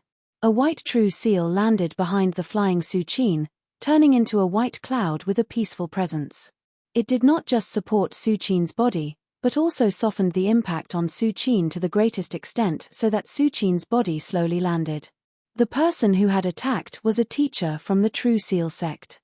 The talisman easily displayed his powerful cultivation level. However, even the teacher who had attacked had an extremely ugly expression. In this teacher's perception, the countless threads of light on this youth from Yellow Heaven Daoist sect were countless seals. Also, in his perception, the power of these seals already existed outside this youth's body, but they did not erupt or dissipate. They only moved according to this youth's thoughts. What kind of seal path was this?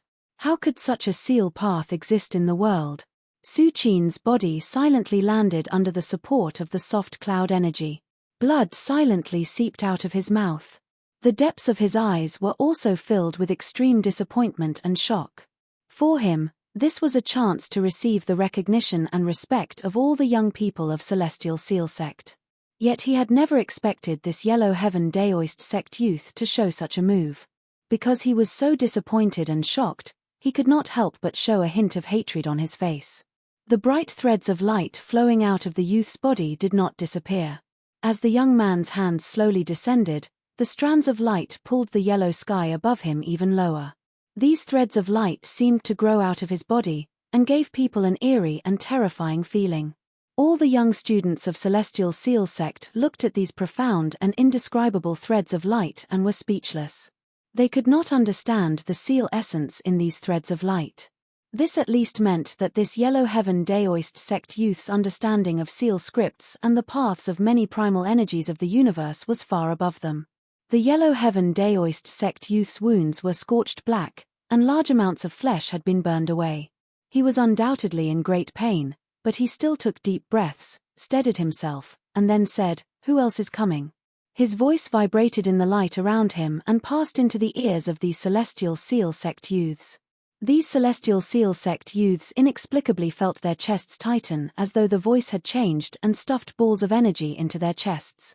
Yet when this voice reached Zhongyi's ears, a part of Zhongyi's energy sea suddenly lit up. Some kind of primordial qi resonated strangely. Then, Zhongyi felt that something in his sleeve started to glow and heat up. Zhongyi's mind exploded like thunder.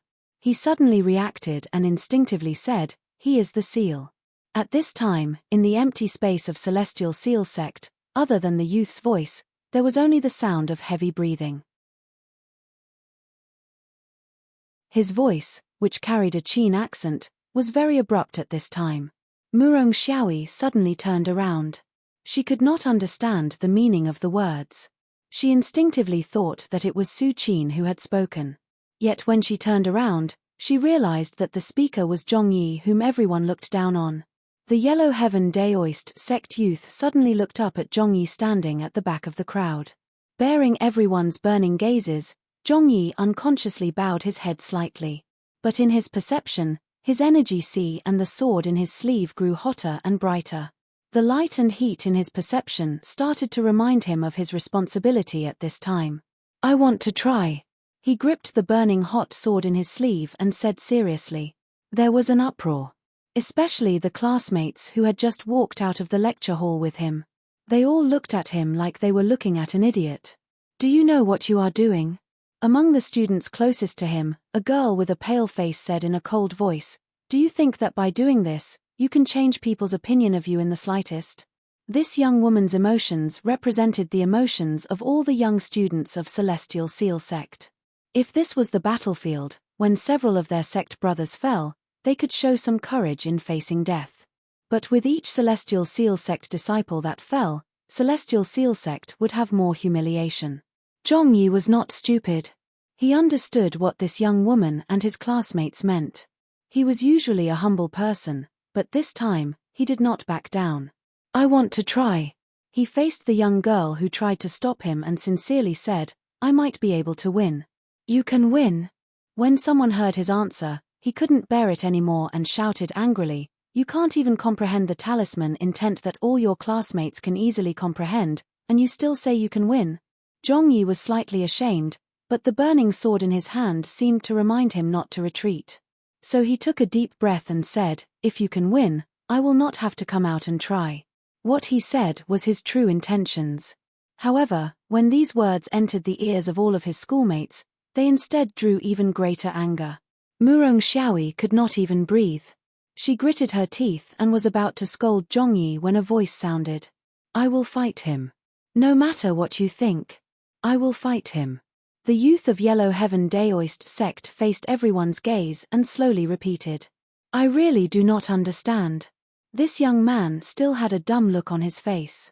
He looked at everyone in front of him and said, even I can see that he is a very humble person. He indeed has some confidence and wants to give it a try. Why can't you all see it? He has always been the worst in our group, one of Zhongyi's classmates could not help but shout.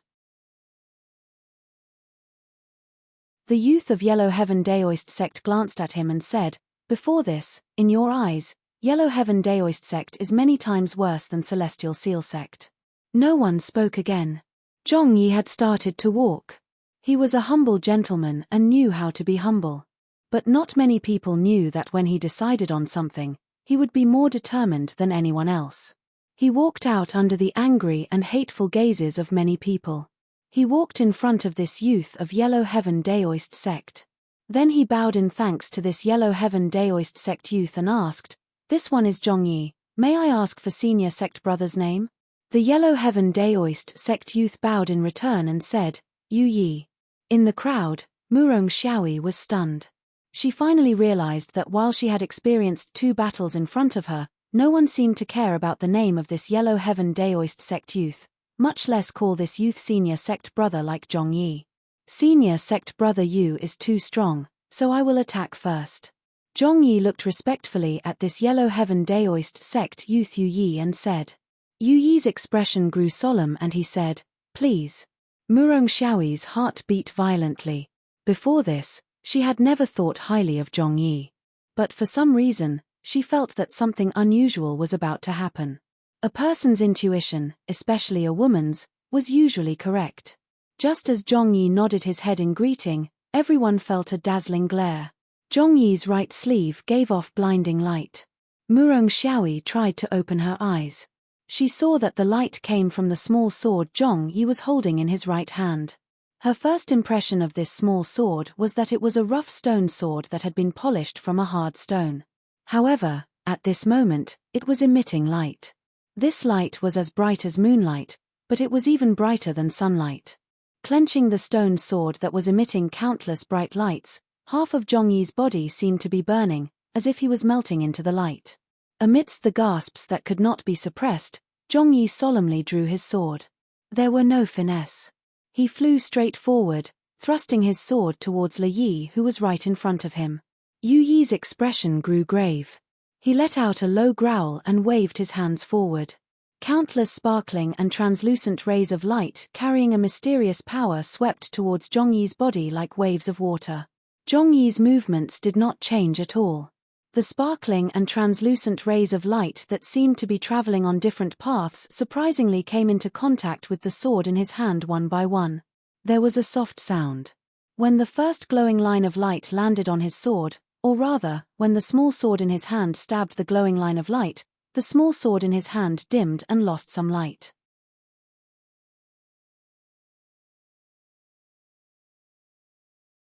Chapter 432. Because it was too bright and sparkling, when Zhongyi's small sword appeared in everyone's sight, it seemed to be carved from the most perfect jade in the world. But when the first ray of light came into contact with his small sword, as the light dimmed, a mark appeared on his small sword like it was being corroded. That mark revealed its original stone color, and the yuan qi swirling around it was like the dust of a stone that had been cut. As more and more sparkling lights collided with the small sword in Zhongyi's hand, the sparkling and bright small sword became dimmer and dimmer, as if it was turning from a beautiful jade back to a hard stone.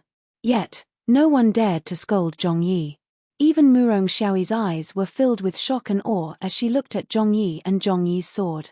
Even she could sense the power of Zhongyi's sword, this stab. She sensed the profound seal essence, but could not understand it. She could not understand why Zhongyi's sword was so simple and straightforward, yet he was able to hit every ray of light that came at him. She could not understand, but Yu Yi from Yellow Heaven Daoist sect could. Zhongyi's sword essence seemed to cover the entire world. While his mind and sword essence were straightforward, they forcibly changed the laws and direction of the primal energies of the universe in this part of the world. Also, Zhongyi's body and this sword flowed with a presence he was familiar with. So when Zhongyi's sword became slower and slower, and the sword color became dimmer, as though it was about to become an ordinary stone sword, his expression became more and more serious. The power accumulated in his body surged out without reservation, pouring into the glowing lines of light. Zhongyi's expression did not change. The stone sword in his hand grew dimmer, but in his perception, the light in his energy sea grew brighter and hotter. Following his thoughts, the light filling his energy sea surged out along his meridians and into the stone sword in his hand. The dim stone sword in his hand shone again. The extremely oppressive atmosphere was broken by bursts of exclamations. Many people stopped breathing and looked at the sword in Zhongyi's hand in disbelief. In their perception, what was flowing out of Zhongyi's body was not quintessential essence, but Tao talismans. What was even more incomprehensible to them was that these talismans did not need to be the same as ordinary talismans. They did not need to be stimulated by true essence to gather heaven and earth yuan qi before finally displaying destructive power. At this moment, the talismans that flowed out of Zhongyi's body were power itself, power that was directly injected into the sword. The stone sword that was almost stagnant in the air continued to glow and then continued forward. Le Yi took a deep breath and looked at Zhongyi and the sword in Zhongyi's hands with admiration. The reason why he admired Zhongyi was not only because he could comprehend such talisman intent and display such a powerful sword. Even more importantly, he could not imagine that Zhongyi could display such a powerful sword and maintain such a posture under the ridicule of his classmates. He knew that at this time, he and Zhongyi had become a competition of pure cultivation and resolve.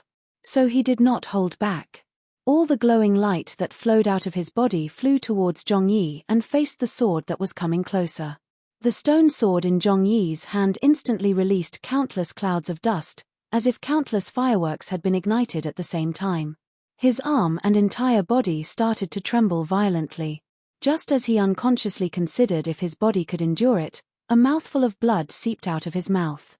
The light of the stone sword in his hand immediately disappeared. All the magnificence returned to simplicity. The sword in his hand turned into a very small and ordinary stone sword. There were many glowing lines of light in front of the stone sword. In everyone's imagination, if the sword were to advance any further, not only would the sword be cut in half, but Zhongyi would also suffer an unimaginable injury. But Zhongyi did not retreat. For him, regardless of whether it was the sword essence of Minute Mountain Sword Sect or the seal essence he comprehended in Celestial Seal Sect, they were external objects he could use. But this sword and his will were himself, his life bond. He decisively stabbed at the last few glowing lines of light in front of him. Many enormous forces cut at the stone sword in his hand. Dust rose from the stone sword. But what caused everyone to stop breathing was that this seemingly ordinary stone sword did not leave any marks. But Zhongyi's body shook again and he coughed up blood. The soles of his boots exploded. His soles rubbed against the stone on the ground and created a spray of blood. But only now did a wave of pleasure form in Zhongyi's body. The sword will of his sword was truly incisive and vivid at this moment, from borrowing an external object to using his own life. In this moment, he was connected to the sword in his hand. This sword truly turned from Xue Wangshu's sword into his own sword.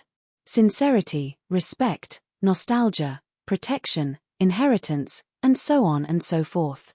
In the end, this sword was truly passed down to him and became his sword. A powerful presence of new life spread from the sword. It was only at this moment that the pair of old eyes that were looking at Zhongyi from the top of the mountain began to be filled with emotion and admiration. At the same time, a few sincere sighs sounded beside the owner of the pair of eyes. The sword essence of Minute Mountain Sword Sect, the seal methods of Celestial Seal Sect, and the sword of White Goat Cave merged into one on this simple and humble youth. There was a loud boom. The patch of yellow sky above Le Yi's head collapsed, turning into countless streams of yellow energy that flew out. Le Yi could not stand steadily and fell back to sit on the ground. The wounds he had received from the successive battles also burst forth at this time. He spat out a mouthful of bloody mist, appearing extremely bright under the rays of sunlight. Zhongyi's sword light continued to move forward. It was like a curved goat's horn as it swept past Le Yi's body. The sword light left behind clear marks in the air. Zhongyi put away his sword. He looked at Le Yi, who was sitting on the ground with an apologetic gaze. Le Yi felt sorrow, but when he looked at Zhongyi, who was also covered in blood, his eyes were full of respect. He prepared to admit defeat very convincingly. The moment he said Murong Xiaoyi and all of Zhongyi's classmates felt indescribably complicated emotions. Murong Xiaoyi looked unblinkingly at Zhongyi. She was filled with shock. Then she thought of her previous attitude towards him and started to feel ashamed. I have lost. To everyone's surprise, Zhongyi spoke at this time. He stood in front of Le Yi and said, I have lost, because many of my attacks did not come from Celestial Seal Sect. There was an uproar. Murong Xiaoyi's eyes were wide. She opened her mouth but could not speak. She did not know what to say. Just now, Zhongyi was undoubtedly the hero of Celestial Seal Sect. As long as he stood there and accepted the others' surrender, he was naturally the hero of Celestial Seal Sect, and the person all young students admired. Including her. If Celestial Seal Sect lost, they would have to give up the mountain. Yet Zhongyi was admitting defeat. She could not understand, but for some reason, she did not hate Zhongyi at this time. A strange feeling spread through her body. Le Yi stilled. What he was about to say was interrupted. Then his face became very serious. He pushed himself up and looked gravely at Zhongyi. He said, a win is a win, a loss is a loss. No matter what your attack is like, you come from Celestial Seal Sect. You are a disciple of Celestial Seal Sect. So, I still admit defeat. The chaotic noises instantly disappeared and returned to silence. Many Celestial Seal Sect disciples present, especially Zhongyi's classmates, felt great guilt. They unconsciously thought, many times, even when they first saw Zhongyi, they naturally rejected Zhongyi and never thought of him as a Celestial Seal Sect disciple like them. Zhongyi looked at Le Yi and felt great respect. At this time, he did not know what to say. At this time, an old voice came from the mountain path. None of you have lost. Hearing this voice, Zhongyi's eyes widened in disbelief. He instinctively turned around.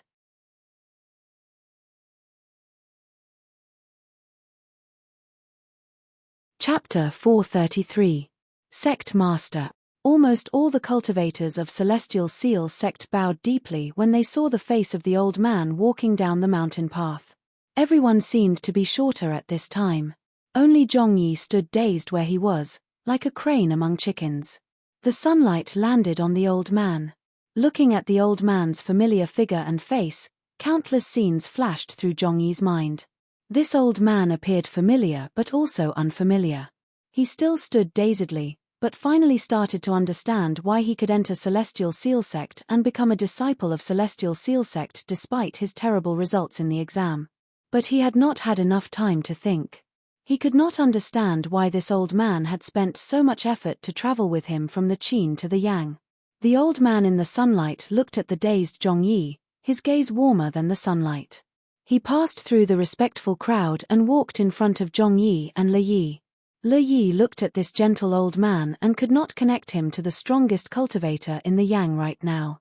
Mysterious, cunning, powerful, and other adjectives seemed to have nothing to do with this old man. None of them lost. When this old man stopped in front of him and Zhongyi for a long time, he finally recovered from his daze and asked, "What do you mean?" Murong Xiaoyi suddenly grew worried.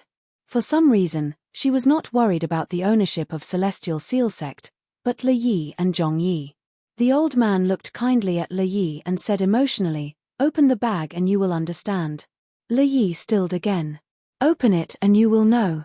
The old man looked at him and said seriously, "You will understand the true relationship between Yellow Heaven Daoist Sect and Celestial Seal Sect. You will also understand the relationship between your ancestral teacher and my master." Le Yi's breathing suddenly sped up. Almost all the Celestial Seal Sect cultivators' breathing sped up.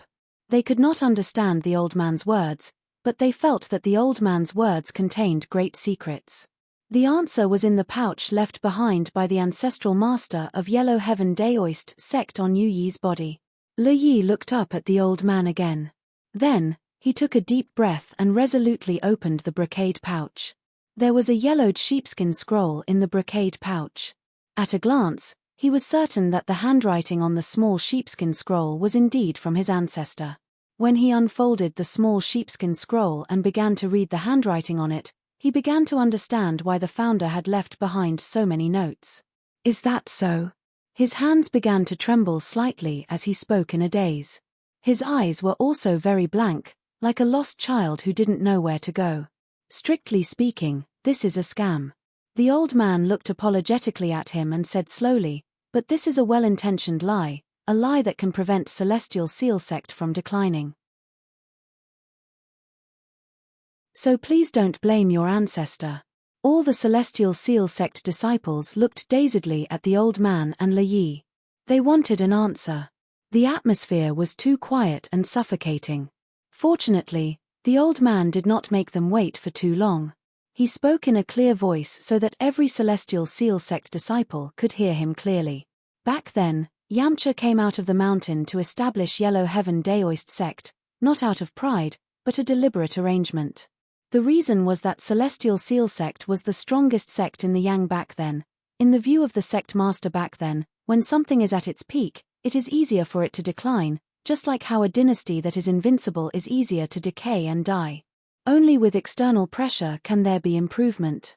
After a pause, the old man's gaze swept across the faces of Zhongyi and the other Celestial Seal Sect disciples.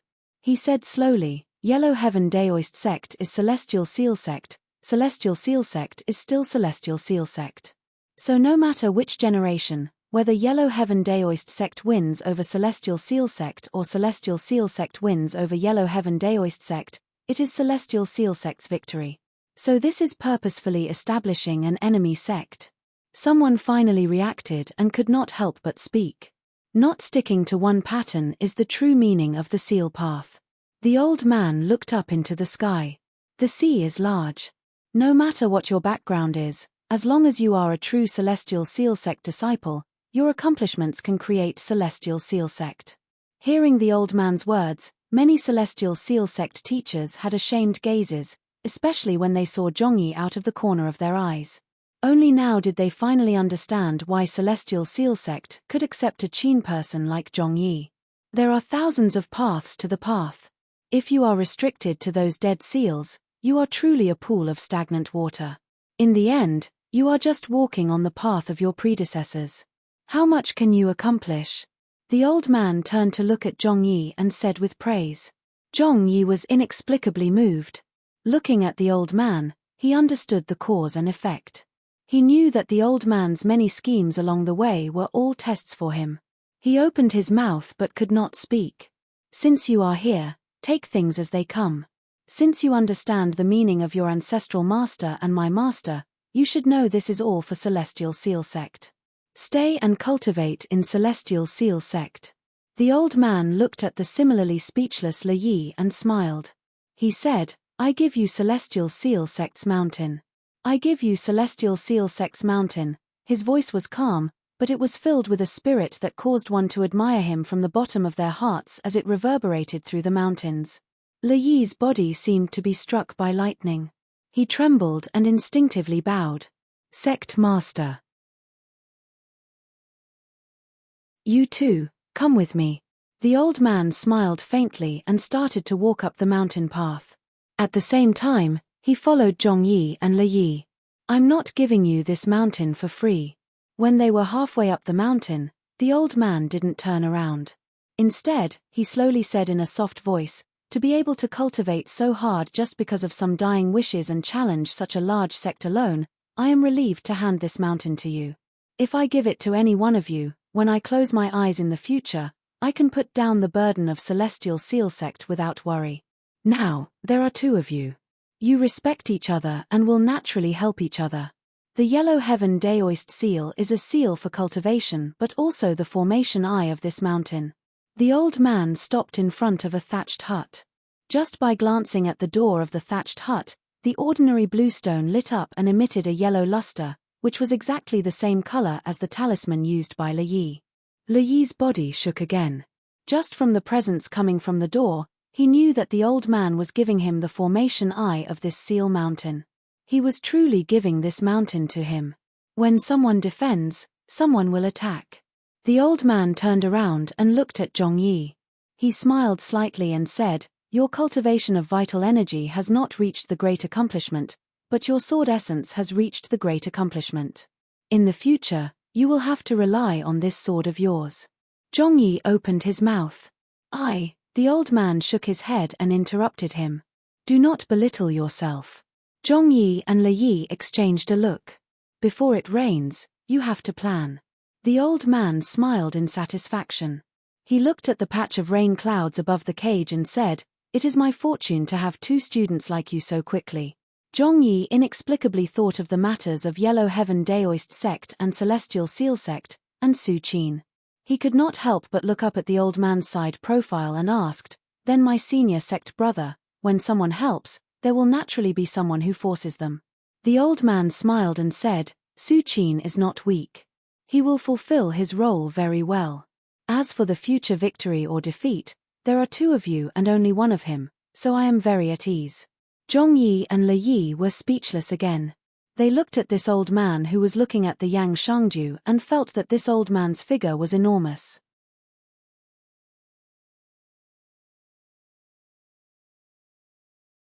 Chapter 434. As they headed northwest from Changling, the grass and trees grew withered and yellow. Many soldiers of the Imperial Guard Army looked at Ding Ning's back with puzzlement. Since the start of this migration, most of the soldiers of the Imperial Guard Army had great respect for Ding Ning. The highest general of the army, Guo Feng, was Ding Ning's advisor. In many armies of the Qin, many of the orders of the advisor would become orders that the entire army would follow. From leaving Changling until now, all the orders of this troop came from Ding Ning's mouth. But in the view of these soldiers, Ding Ning had not shown any stunning aspects, and would only do some incomprehensible actions. Just now, they had passed the valley that was the easiest to ambush. Ahead was a large plain, and there were only some scattered farming villages. Yet Ding Ning had them stop, and had stopped for a long time. But the highest general of this army, Guo Feng, did not think so. Because he knew very well how many things Ding Ning had done in these seemingly peaceful days that even he was shocked by. You are certain they will act here? He looked at the flat plain ahead, and then looked gravely at Ding Ning and asked. These are some cultivators of flowing sand sect. Hiding in a place like this is no different to hiding in other places. What they fear the most are the seal weapons in the army. Ding Ning turned to look at him and nodded. He said, even more importantly, after passing this plain, we will reach the border city. They feel that they will not have a chance to act after this. They have some conflict among themselves, so they will act here. Guofeng could not understand how Ding Ning was so sure that the cultivators who had been discovered by Ding Ning a few days ago had started to fight. But since Ding Ning's judgments had not been wrong in the past few days, he chose to believe Ding Ning. Why are we being forced to fight? Nangong Tsaishu, who was standing on the other side of Ding Ning, frowned and asked softly with a murderous expression. Some enemies are not permanent. Ding Ning turned to look at her and said slowly, some enemies only come with orders. If they can't fulfill the orders, or just happen to miss the opportunity, they will be killed. These people may not be your enemies in the future, and you may not encounter them in future battles. Some assassins might not even make a move when they realize that they have been detected. Some battles should be avoided as much as possible. This way, we can preserve as much of our strength as possible. After all, our mission is to reach where we need to go first, not to destroy as many enemies as possible along the way. After a pause, he looked at Nangong Tsaishu and said, even more importantly, people will die in every battle, especially when many cultivators face an army. Nangong Tsaishu took a deep breath. She unconsciously turned to look at the soldiers behind her. She completely understood Ding Ning's efforts in recent days. She also felt that she had learned many things from Ding Ning's few words. Even deliberately leaving clues to warn them could not scare them away, and only caused some of them to have differences. There are only two possibilities. One is that they received a death order and cannot return. The other is that they are only here to test the strength of this army, or to use up some power. There are true experts behind them who have not acted. Ding Ning slowly finished speaking and then looked seriously at Guofeng. Regardless of which possibility, I want to have complete control of this army. Guofeng laughed and said coldly, since you know this is related to the lives of my brothers, and still dare to make such a request, then I will give this army to you now. I have stayed here for so long to tell them that we are prepared. If they are still here, then there will be unavoidable battle. Ding Ning bowed his head slightly. He sensed a familiar feeling, but he did not like this feeling. Multiple orders were given. The army that had been waiting silently for a long time started to move. Because these orders were strange, it was slightly chaotic. But Ding Ning did not need to rush for time. So he waited until the army calmed down again before he indicated for them to continue forward. Multiple messengers came to his side under Guofeng's signal to ensure that his orders could be given immediately. There was still an hour until dusk. The weather was slightly cold, but the wind blowing as the army moved, and they bathed in the sunlight, it was very comfortable. This area was only a few border cities away from Yin Mountain. There were no commonly used roads in the wilderness. The chariots crushed the grass. The armor of the soldiers rubbed against the grass and gave off strange rustling sounds. Ding Ning was in the second row of chariots at the front. He frowned as he looked around. He seemed to be listening to the noise in the wind. Suddenly, he raised his hand. The flesh at the edges of his fingers was reflected red in the sunlight. Stop. Ready. The messengers and all the soldiers in this army were familiar with this hand gesture. But in order to prevent people from not being able to react, multiple messengers immediately shouted. When everyone suddenly stopped in their tracks, and the world stilled, a noise appeared clearly in the grass and reached everyone's ears. Some grasses and leaves flew out along with the sharp sword power.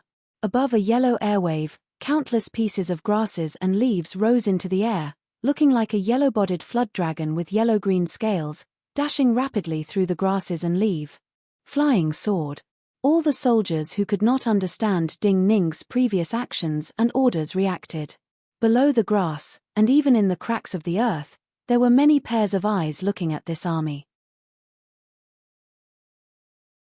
When they saw the sword light, their eyes were filled with anger. The anger of these cultivators came from their companions attacking first. But they could not deny that since they had already attacked, and when the army was distracted for a moment, and most people were attracted by the flying sword, this was the best chance to attack. In that instant, the sound of flowing water could be heard from below the grass. Looking at the flying sword, many soldiers were shocked and furious. But Ding Ning's expression did not change. Heavy crossbow. Nether fire. Moon blade. He only calmly shouted out 3 names in a very hurried tone. At the same time, the messengers next to him made 3 hand gestures. In this moment, the air behind the army was torn to pieces by the metal light and the chaotic flows of primal energies of the universe. Hundreds of flowing metal lights fell down like meteors. After the meteor, there were dozens of crescent moons that seemed extremely heavy. These crescent moons were more than a dozen feet long. The moment they fell to the ground with terrifying humming sounds, they exploded along the seal lines into more 2-foot-long metal blades. What appeared in the air at the end were hundreds of flowing green flames. When these flames fell, they caused the grass in the air and the withered grass on the ground to burn. It was a sea of fire. The area between 50 and 100 paces behind the Imperial Guard army was a sea of fire. When the first batch of heavy crossbow bolts as thick as a child's arm howled from the ballistae, the grass 50 paces behind the army boiled and gave off furious shouts. 4 cultivators charged out of the ground, sword lights dancing around them, and deflected the falling heavy crossbow bolts. But in the next moment, the bodies of these 4 cultivators were torn open by the spinning shattering moon blades. As they screamed, the dark green flames fell, piercing through their bodies as they fled in all directions. Looking at this scene, looking at the 4 cultivators whose bodies were torn apart in the flowing fire, all of these soldiers were shocked to a point where they couldn't be any more shocked. Why is it like this? A cultivator who appeared at the front of the army shouted in confusion. He saw the flying sword that was furiously flying towards Ding Ning on the chariot suddenly change direction and fall to Ding Ning's left. A clear and crisp sound rang out. A flying sword flashing with blue light flew into the air. This previously silent flying sword was forcibly pulled out of the grass, pulled out by that previously incomparably berserk flying sword.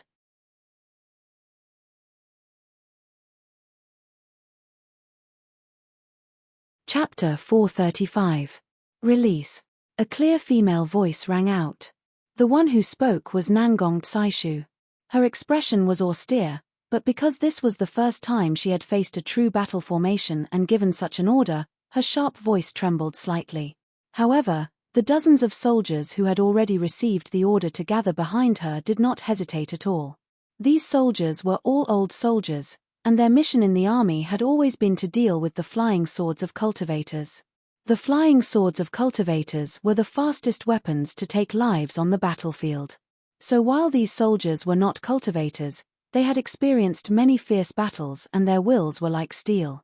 They had filtered out all noise on the battlefield, including any noise from Nangong Tsaishu's voice. The moment the military order sounded, these soldiers expressionlessly raised their crossbows and quickly pulled the triggers. Dozens of strange howls sounded in the air at the same time. This kind of sound was not unfamiliar to cultivators who had experienced battle. Dozens of copper flowers bloomed in the air.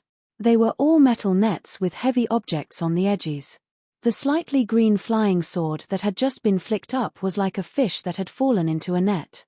It struggled with all its might, but the more it struggled, the more tangled the net became. In the end, it was bound into a ball, turning into a copper-colored metal ball that smashed into the ground. This was the sword-binding net of the Qin dynasty. The copper nets with large amounts of lead could bind flying swords, and at the same time, cut off the flow of primal energies of the universe and the flow of physical energy. But if just now was not a fleeting opportunity, if this flying sword had not been flicked up by another flying sword, how could the sword-binding net easily hit and bind this flying sword? Waves of uncontrollable cheers and roars rang out from the army. These soldiers naturally understood the price they had to pay to deal with a cultivator. But in this moment, 3 of the other side's cultivators were killed, a flying sword tied up. This was equivalent to the powerful swordsman losing an arm. All of this came from the military orders Ding Ning had given before the army continued to march. Deceptive sword. Only now did some of the cultivators who continued to appear in the grass react. The wild flying sword that had appeared first was not from their side, but Ding Ning's own flying sword. Pew! A mouthful of blood sprayed out of the throat of a yellow-robed cultivator standing in the grass. That flying sword that had just raised the slightly green flying sword was clearly in the same area, but it managed to escape the binding of those sword nets. At this time, it silently passed through the underbrush, directly piercing the throat of the cultivator who had just lost his flying sword. The white sword light appeared for a moment behind the cultivator and then disappeared to an unknown place. The threat of this flying sword, and the speed at which the army suddenly reaped the lives of cultivators, caused this part of the world to pause. There were 7 cultivators who appeared from the grass. At this time, only 3 were still in the grass. No new orders were issued.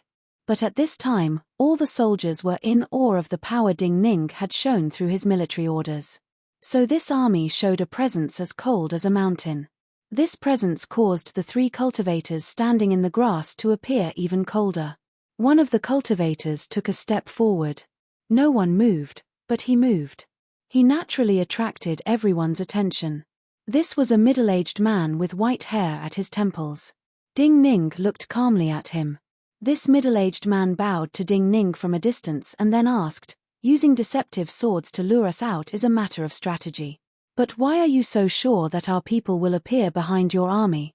Is there meaning in this?" Ding Ning looked at the middle-aged man and said with slight disdain, "Even if I answer your question, you will leave." The middle-aged man was silent for a moment and said, "No one wants to die. Maybe we have other choices."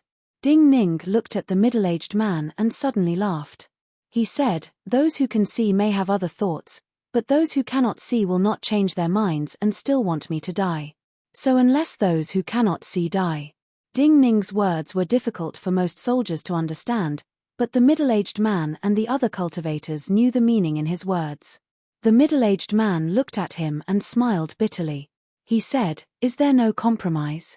Ding Ning looked at him and the other 2 cultivators and said, "Otherwise, how can I trust you?" The middle-aged man bowed his head slightly. He did not seem to respond, but the moment he bowed his head, 2 furious shouts sounded from the desolate grass. 2 silhouettes rushed out from under the soil. The grass and soil above were washed into a thick fog. Below the 2 silhouettes, there was a faint sword light flashing with a faint light. Looking at the sword light chasing the 2 figures, Ding Ning suddenly raised his arm. His palm straightened as he made a killing gesture. Seeing where Ding Ning's gesture landed, not just the messengers around him, but even Guofeng and Nangong Tsaishu's eyes were filled with shock. But a military order was a military order. The messengers looked at Ding Ning's determined gesture and waved their flags at the same time. Wind. Wind. The cold and murderous army erupted like a volcano and gave off a tsunami-like sound. All the crossbow chariots and seal weapons exploded at this moment. The heavy metal swept up like the wind, covering the sky, and then fell down like a mountain. The middle-aged man looked up, his face pale. These metal weapons that covered the sky were not falling towards the 2 cultivators, but him and the other 2 cultivators. The 2 cultivators behind him gave off howls and rushed to the middle-aged man's side. 2 sword lights were like shields, trying to protect the middle-aged man. But the middle-aged man knew he could not change the final result. The flying sword that had been chasing the 2 cultivators who had come out of the ground was quickly pulled back towards him. At the same time, he shook his head and said, "If you can leave, leave quickly." Bam! Heavy hammering sounds sounded in the world. When the heavy objects flying in the sky hit the ground at the same time, the ground rippled like waves. The 2 cultivators around him gave off sorrowful cries. They had no intentions of fleeing. Their sword-wielding arms were bloody and could not be raised. What saddened the 2 of them the most was that several flying swords had already flown out from the army in front of them, but among those flying swords, the first flying sword was not among them. The first flying sword with flowers blooming had appeared in front of the middle-aged man's retracted flying sword.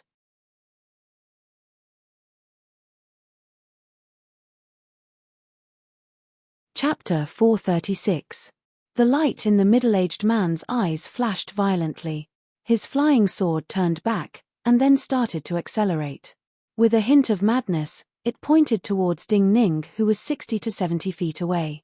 When it was several dozen zhong away from his own body, this thin earthen yellow small sword accelerated to the extreme.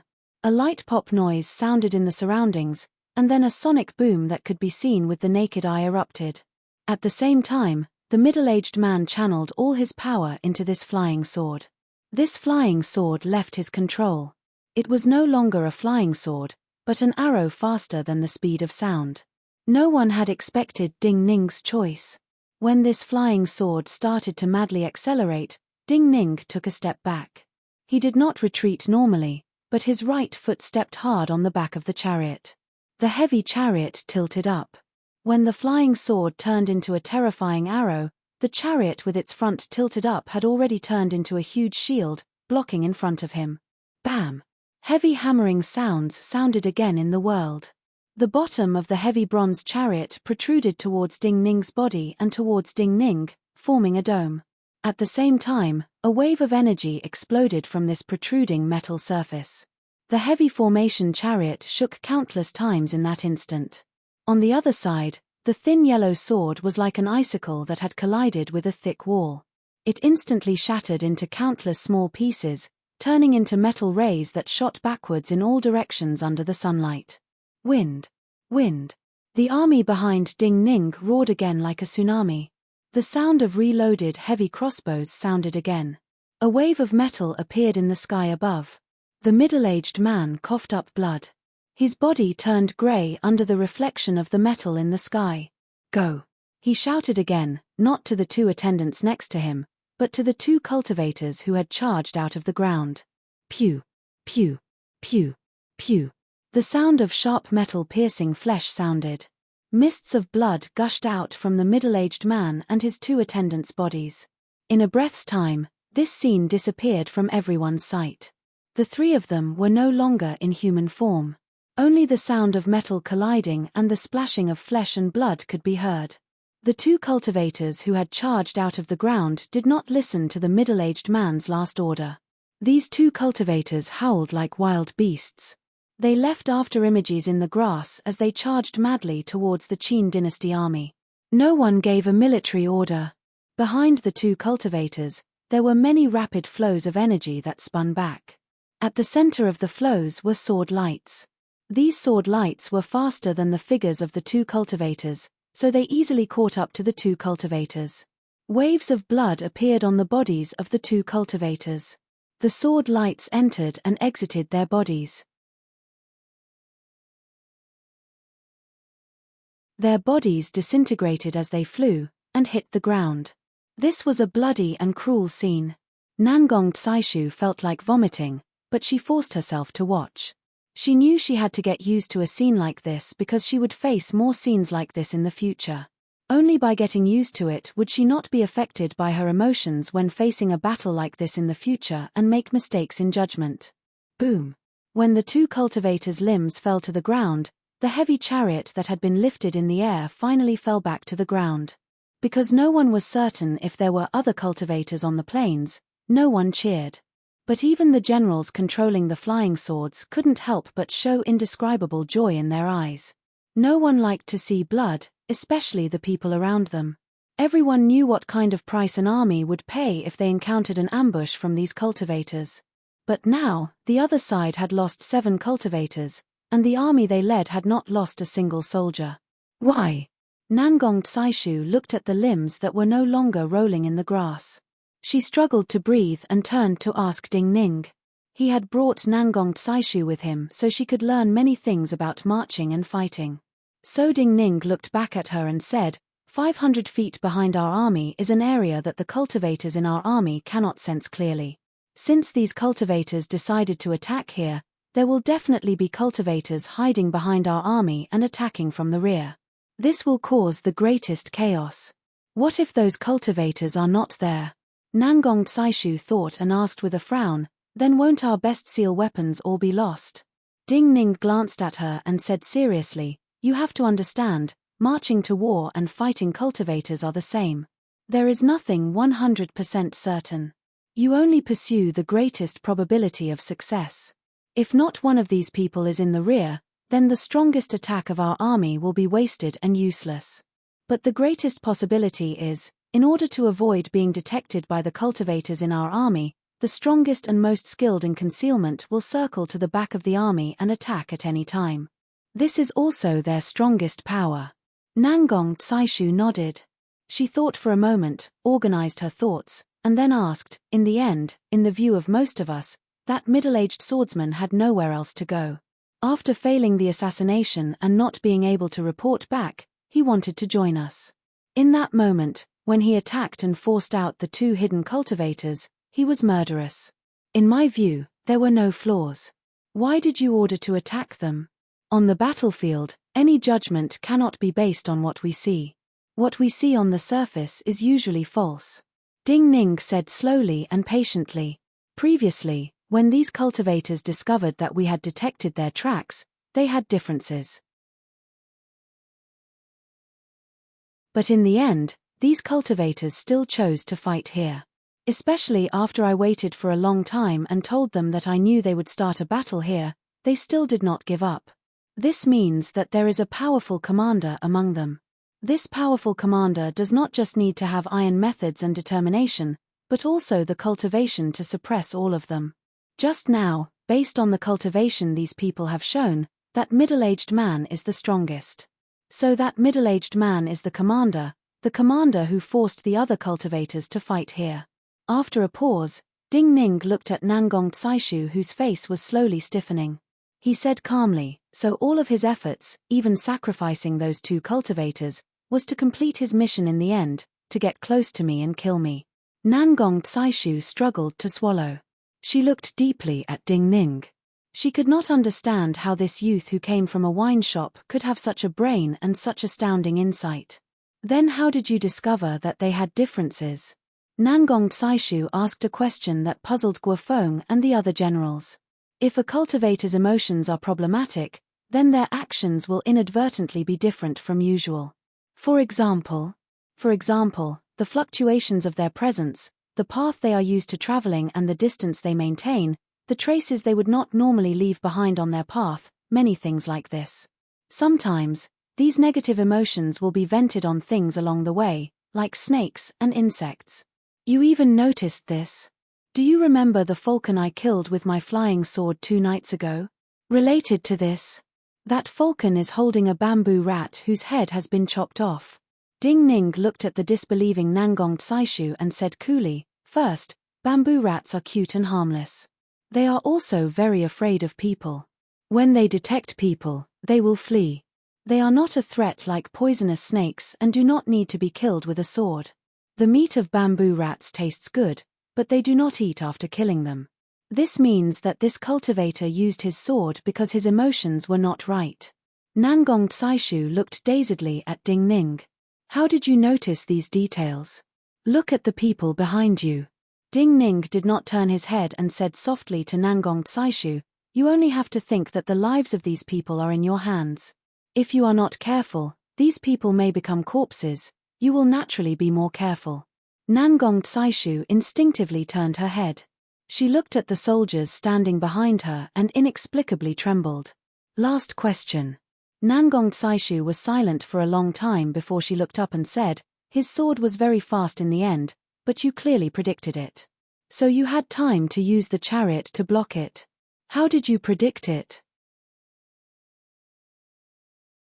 Also, since you predicted it, why did you not dodge directly, but use the method of destroying a chariot to block it? Because I gave him a chance to fight with my flying sword. Ding Ning looked at Nangong Tsaishu and his expression grew grave. He said softly, I am seriously injured and have not recovered.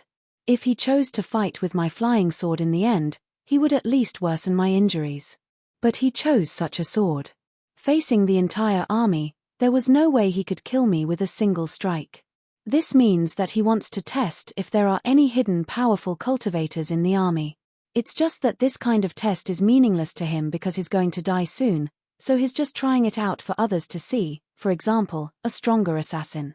Nangong Tsaishu thought this through and her expression grew ugly. As to why he destroyed a chariot. Ding Ning turned to look at her and said, this is a similar problem to just now. A very simple problem. His sword is very fast and strong. If I just dodge, when he said this, Nangong Tsaishu completely understood. There were many soldiers behind Ding Ning. She temporarily had no more problems, but before Ding Ning had the army continue to advance, he looked at her and said seriously, do not spend your energy on thinking about the origins of these people. In a battle where you cannot leave, a general only needs to think about what the army will encounter along the way.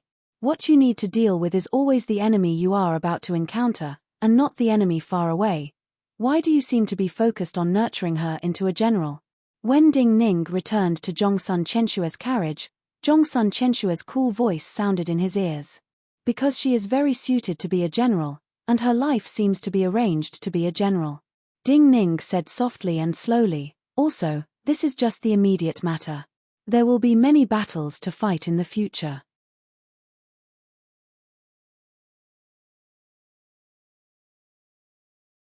Chapter 437. The Imperial Guard Army was stationed in the center of the grasslands. Behind the grasslands were 12 border cities of the Qin dynasty. Compared to the vastness of the Yin Mountain, these 12 border cities were so minuscule they were like 12 pearls scattered on the grasslands. The border city closest to the grasslands and furthest from the Yin Mountain was called Upper Prison City. This city had originally been the outermost border city of the Qin dynasty. In the past, it had been built by the criminals sent here. At sunrise, a tall man appeared on the gate tower of Upper Prison City. He was wearing bronze armor, but there were no patterns on it, because the armor was covered with all kinds of sword marks. The density of these deep and shallow sword marks, old and new, were like dandelion flowers blooming on the surface of the armor. Especially under the sunlight, some of the metal sections flashed with golden light like there were bolts of cold lightning swimming inside. Some of the sword marks were several inches deep, but they still did not penetrate. This meant that the armor was astoundingly thick. The most important thing was that these sword marks were too dense. Under the pressure of these sword marks, the metal of the armor itself seemed to have changed. Some crystallized light even appeared in the metal. This tall man had a large face, and looked rougher than the men of Guangzhou. He carried 2 long blades on his back, and not a sword. The scabbards were leather, and simply sewn. Even the fur on them had not been removed. They looked like wolf skin from the grasslands. The hilts were light yellow with some purple red. They did not look like metal, but some kind of jade. This man's eyes were like gemstones, flashing with a natural blue light, as pure as the sky above the grasslands. He gazed at the grasslands in front of him, and knew that the Imperial Guard army would not reach the border city until this afternoon. He had come here because of the youth in the Imperial Guard army, but he knew his battle would end before the youth arrived. A gust of morning wind blew. This wind came from the Yin Mountain, carrying coldness, and added some murderous intent. The wind carried the scent of cow and sheep dung from the distance. The withered and yellow grass surged like waves in the ocean. The man standing on top of the city gate slightly narrowed his eyes. A wisp of green appeared between the withered and yellow leaves. Xiao Sharin, dressed in the indigo robes of Minute Mountain Sword Sect, stepped on the dry grass and slowly walked along the path formed by galloping horses towards the city gates. In the center of Upper Laro City, there was a large open space. This open space was originally used for the execution of criminals, but at this moment, it was densely packed with kneeling people, most of them women and children. There was only a very handsome man standing there. This man seemed to be a little afraid of the cold. He was wearing a white fox fur coat, but this coat was covered in dust. Even the surging Zhenyuan couldn't wash away the yellowness of the long journey. There was a long sword at his waist. The hilt was inlaid with many luxurious gems. These gems were carved in the shape of skulls. This handsome man slowly raised his head in the wind that carried the smell of cow and sheep dung. Then, he casually glanced at the women and children kneeling in front of him. At this time, at the other end of the square, a man with an extremely ordinary face appeared. Even if he stood in the crowd, he would be easily forgotten. However, this man was also wearing a jade-green robe. The man in the white fox fur coat smiled faintly and said, "Everyone says that the butcher treats human lives as grass. I had not expected this move to be effective against you. Who can truly treat human lives as grass?" Gang Ren looked at this man and said emotionlessly, "But you, Yelu Tsanglang, Donghu's third crown prince, a person of importance to all of Wuji. You risk appearing here. Do you treat other people's lives as grass, or your own lives as grass?" Yelu Tsanglang put away his smile and showed a hint of coldness. I am the most important person in the Wuji army. I naturally have to appear in the most important place. Is there anything more important than stopping the people of Minute Mountain Sword Sect from entering the battlefield? After a pause, he looked at Gang Ren and laughed in self-mockery. Then he said, if I can prevent the people of Minute Mountain Sword Sect from appearing on the battlefield, so what if I die here? Gang Ren looked at him and said something only the two of them could understand. If you are determined to do this, we may become the prey of others, and all of us will die here. So I did not kill these people because I want to leave behind some conditions to discuss with you. You just want to escort that disciple who is extremely important to Minute Mountain Sword Sect to Donghu. I can let him safely reach Donghu. Yelu Tsanglang smiled faintly. We can even go with you to the Donghu border to take a look. But the condition is that we must leave together.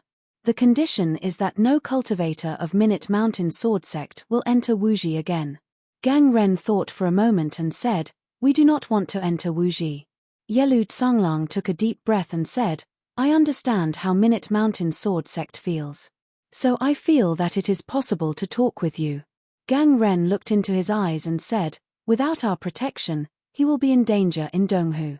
Yelu Tsanglang also looked into his eyes and said, Ling Shan and I are here. If we fight to the death today, he will be in more danger, and even Minute Mountain Sword Sect will be in danger. After a pause, Yelu Tsanglang slowly said, also, if he goes to Donghu, I can guarantee that no one in Wuji will go against him. Gang Ren slowly said, you are so assured that he will be at the Donghu border? That is a matter of Donghu and Chu. Yelu Tsanglang said with slight disdain, if even a Realm 5 cultivator who has lost the protection of Minute Mountain Sword Sect can change everything there, then Donghu and Chu cannot affect our war against the Qin dynasty. Gang Ren thought. Yelu Tsanglang glanced at him and said, you should not have much time to make a decision because I had not expected you to value this youth so much that even Xiao Sharin has come. Gang Ren knew what he meant. In a few dozen breaths, either the strongest Wuji general on the city wall would kill Xiao Sharin, or Xiao Sharin would kill him. But the survivors of either side would not have an easy time. He did not hesitate and nodded simply. He said, come with us to Donghu, and then return. Yelu Tsanglang smiled slightly. He gave a clear howl. At this time, Xiao Sharin was in front of the city gates. The armored man on the city gates gripped his blade. But when he heard the clear howl, he shook his head with regret and said to Xiao Sharin, we cannot fight. Xiao Sharin's figure disappeared among the yellow leaves. The divine general-like man on the city gate tower also disappeared from the city gate tower. Yelu Tsanglang and Gang Ren also disappeared from the city. Those kneeling women and children started to sob loudly. There was not even a hawk or vulture in the sky. Looking down from the sky, there was a circle of short black and red walls inside the city walls. The black were the bodies of the Qin soldiers in black armor, and the bodies of the black vultures that usually flew in the sky. The red was the blood that had flowed out and had not completely dried. Other than these women and children, there were no other survivors in this city.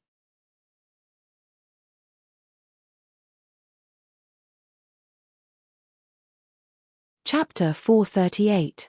These corpses must be disposed of immediately. Ding Ning said slowly as he stood on the city gates and looked at the black and red walls.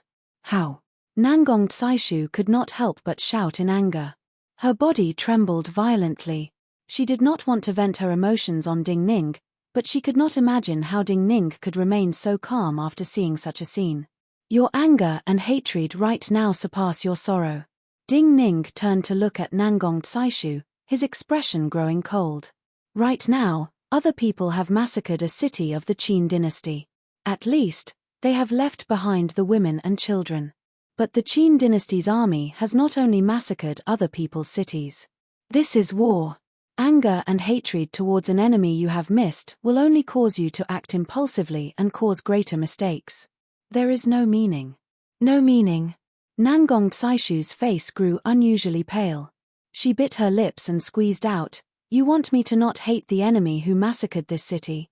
Ding Ning was silent for a moment and said, "You have to understand, the ones who can cause war are not the generals who lead the army, but the few people with the highest status in the world. If we get to the bottom of this, who caused this? Nangong Tsaishu's breathing stopped. She felt that she could not completely agree with Ding Ning's words, but she did not know how to argue. Hatred cannot solve the problem. Just now, you have heard the accounts of some of the women. The other is using such a method to force Minute Mountain Sword sect to not interfere in Wuji's war. This is understandable. The Qin dynasty's army has entered other people's land. What does this mean? A hint of bitterness appeared at the corners of Ding Ning's mouth. I only know that if we do not deal with these corpses now, I fear it will cause many serious diseases. Many of these women and children will die.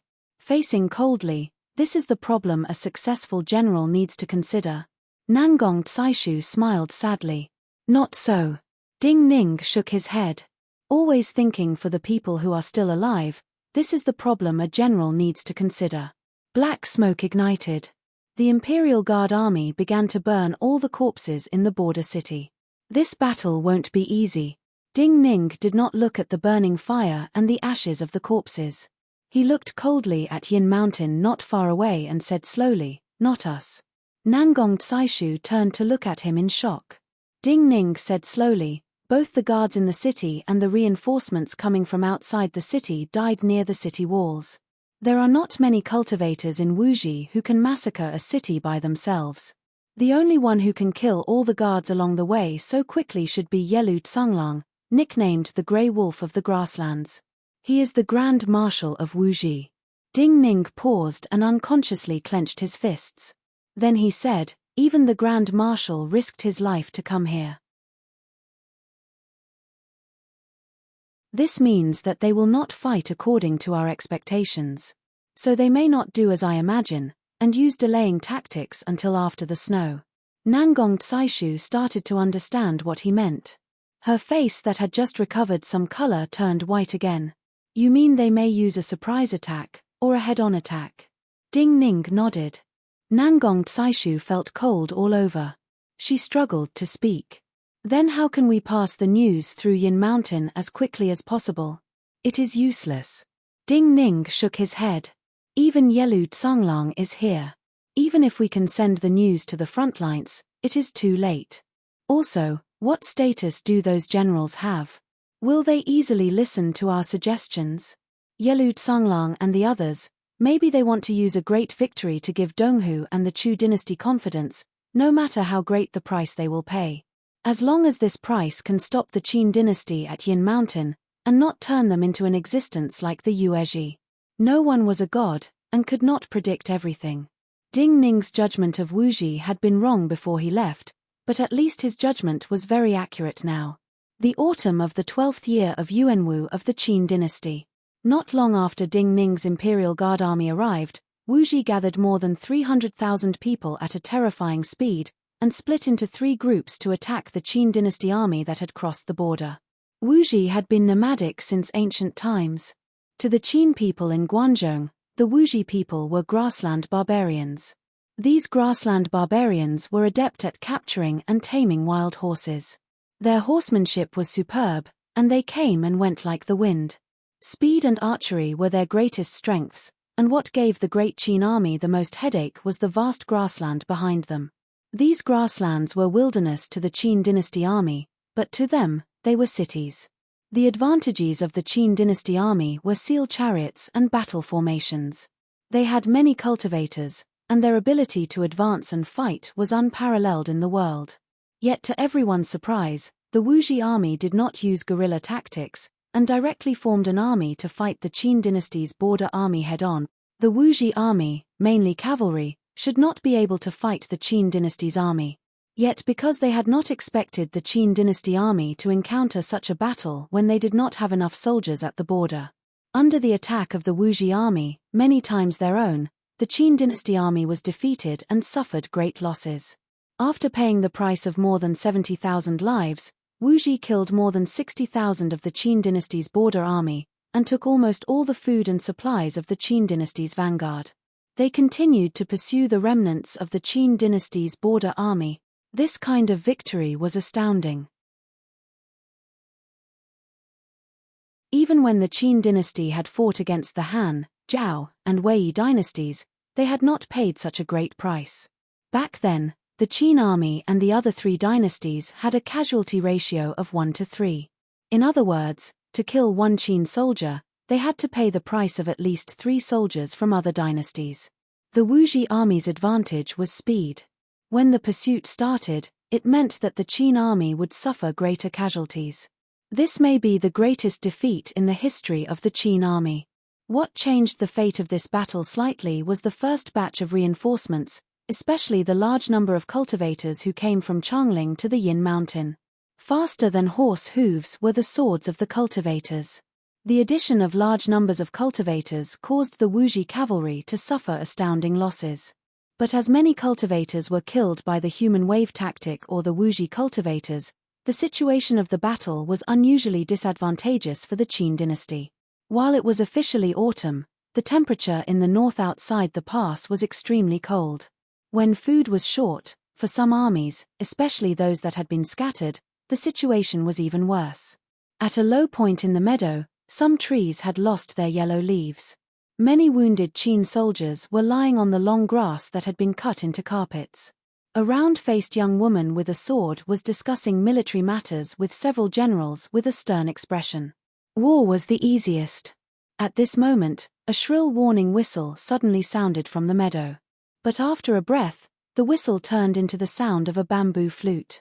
This meant that it was not the enemy that had come, but one of their own. A youth appeared in the round-faced young woman's sight. His attire was similar to ordinary Wuji soldiers.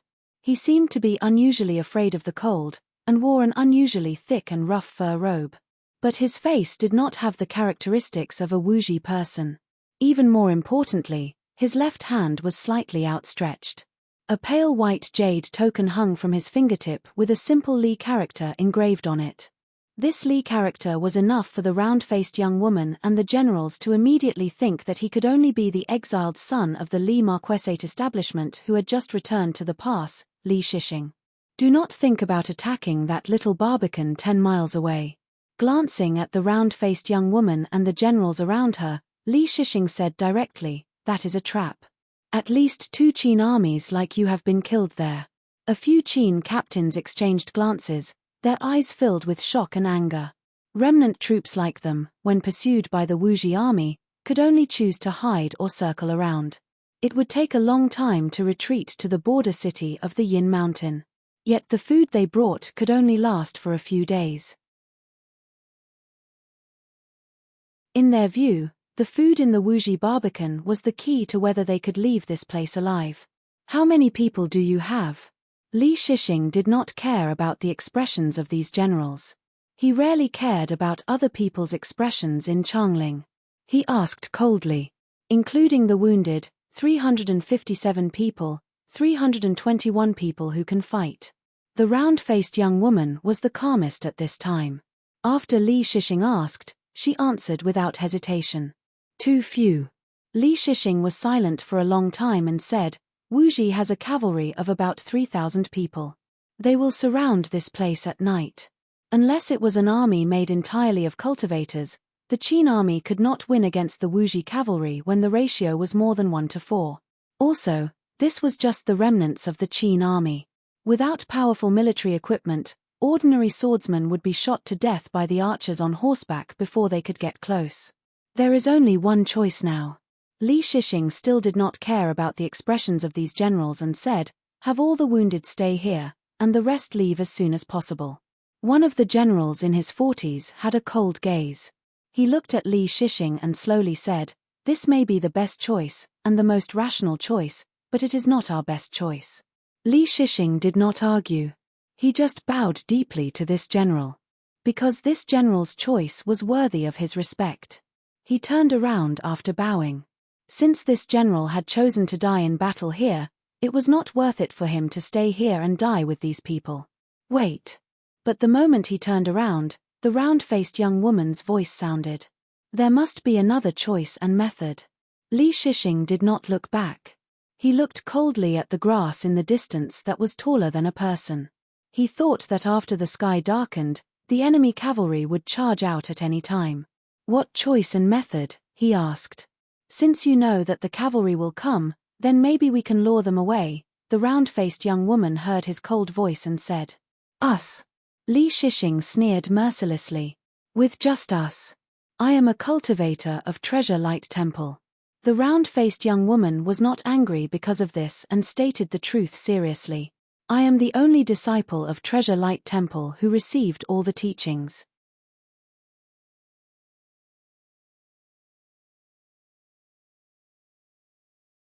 Chapter 439. Not long ago, when you just arrived at Yin Mountain, I heard about the matter of Treasure Light Temple. Li Shishing was silent for a moment and looked at the round-faced young woman. "So you are the female disciple of Treasure Light Temple called Hu Jingjing?" The round-faced young woman nodded and said, "I am Hu Jingjing." Li Shishing turned around and looked at the young woman called Hu Jingjing. He said, "You and all the cultivators of Treasure Light Temple were forced to come here. Do you not hate? You should know that even if you have some unique methods of your sect, it is not much different from sending us to our deaths to lure away the cavalry. What is the difference?" Hu Jingjing looked at him and frowned. "I also heard about you. You were also forced to come here." Li Shishing shook his head. "It is still different. I have been outside the pass for many years and am used to everything here. But you have just arrived. Also, I was not forced here by the army." Hu Jingjing also shook her head. "There is still no difference, especially when you see with your own eyes that many people die in front of you every day. They are just carrying out military orders for the Qin dynasty. If there is hate, then it is in the future. Right now, I am one of them." Li Shishing glanced at her. Before he had time to speak, Hu Jingjing already turned to look at where the wounded were lying. She said slowly and quietly, "You should also understand that cultivators like us are the first to be noticed in battle. Of the people lying there, many were injured because of me. If I cannot do it, if there is a situation where two people cannot escape, but I alone can, I will escape." Li Shishing was silent for a long moment and then said to Hu Jingjing, "If you are sure you want to try to lure away the cavalry." Li Shishing said 3 ifs, causing the words to sound awkward. But Hu Jingjing understood his meaning. She bowed seriously to Li Shishing again. "Thank you." The reason she thanked him was because Li Shishing originally did not have to do such a dangerous thing. But now, he had to fight with her. "Follow me." Li Shishing turned coldly. For him, this was his own choice. Hu Jingjing silently followed behind Li Shishing. The two of them walked quickly and soon disappeared from the sight of the soldiers in the meadow. Looking at the direction where this round-faced girl, who had left a deep impression on all of them, disappeared, led by the 3 generals, all of the soldiers saluted in an exceptionally solemn and cold manner. The grassland outside Yin Mountain was desolate to begin with. Furthermore, it was not close to any habitation. Hu Jingjing followed behind Li Shishing. The more they walked, the quieter it became. She felt like she was gradually being abandoned by the world and swallowed up by the weeds. She looked at the back of this person who was not much older than her and could only be considered a youth at most. Her eyes were filled with curiosity. She could not imagine how such a person could get used to walking alone in the wilderness. "If I can't leave, and you can leave, then you can leave alone. The ruler of this area is not the Qin or the Wuji, but the wolf pack. They can follow the presence of blood." The Wuji cavalry followed the tracks left behind by the wolf pack. Lone cultivators, especially those who are injured and cannot fight for long, when encountering large numbers of wolves, their only chance of survival is to quickly find a large water source nearby. The youth's voice suddenly sounded and reached her ears. She stilled slightly and said, "Why?" "Because the large water sources in the wilderness are also the drinking places of many other beasts. The wolf packs will be very cautious in those places, and will only go there at special times. It is not a lone beast that the wolf pack cannot deal with, but a unique rule formed by nature. It was just like how a massive army could always kill a few lone cultivators, but the army would always maintain reverence towards cultivators. For us cultivators, those lone beasts are much easier to deal with than wolf packs." Hu Jingjing nodded. Li Shishing explained in detail and she could not understand. "I am telling you this to remind you that this matter is very dangerous, more dangerous than anything I have done in the past. Both you and I may have to face a difficult escape. Li Shixing's cold voice sounded. Since you told me from the start that you are the only direct disciple of Treasure Light Temple, then you definitely have comprehended the sword essence of the Treasure Light Sky Sword. Hu Jingjing said simply, yes. Li Shixing suddenly stopped and turned to look at Hu Jingjing.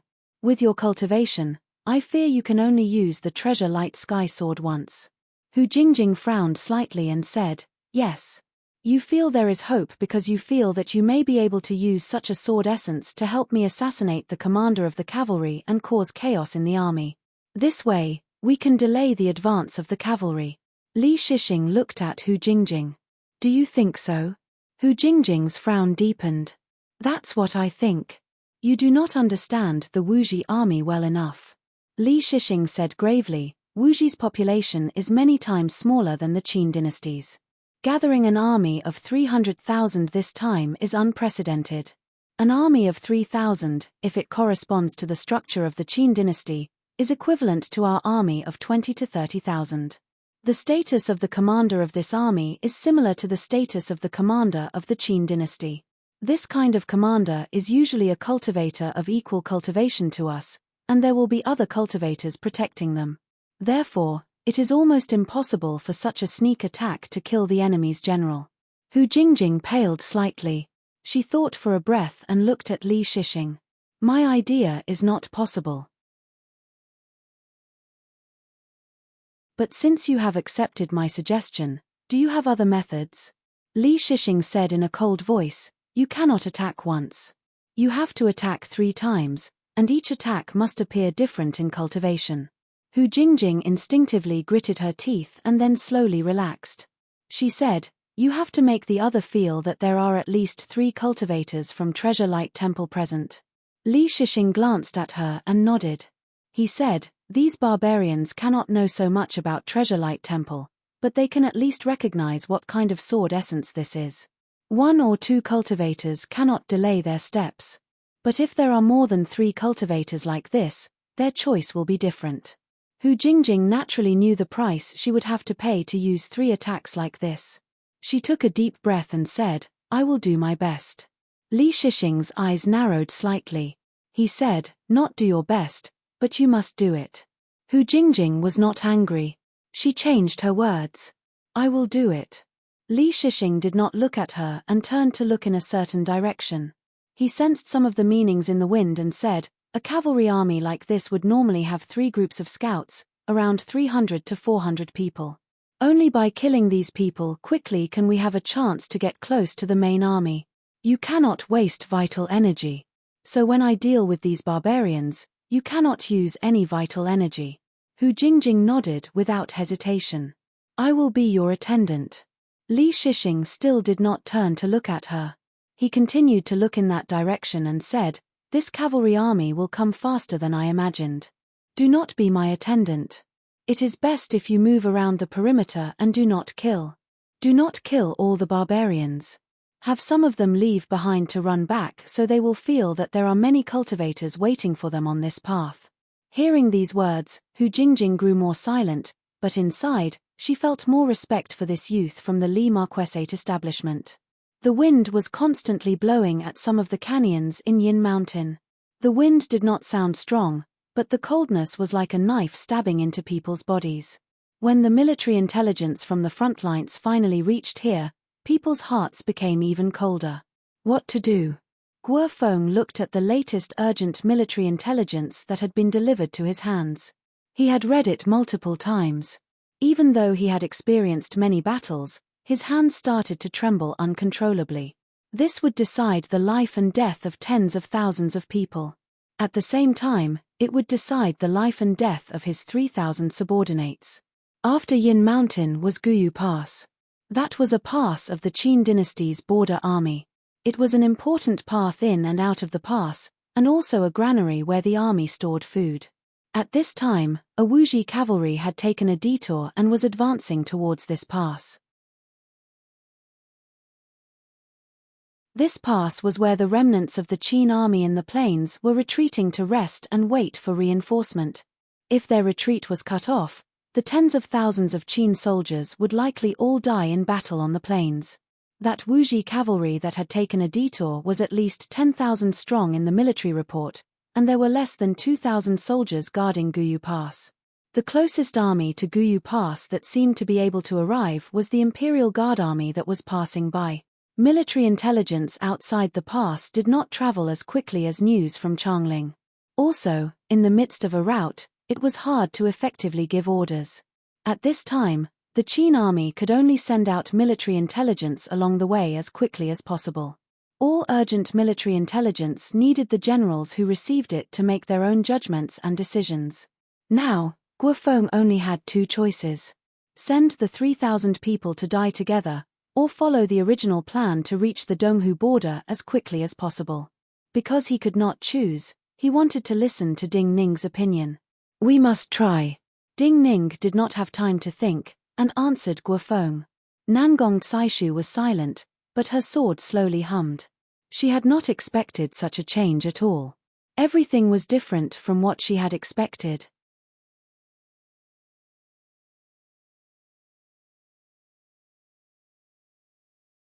Chapter 440. The Imperial Guard army continued to march.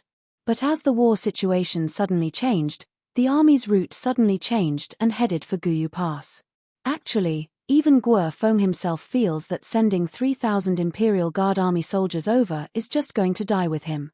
Ding Ning returned to Zhongsun Qianshue's carriage.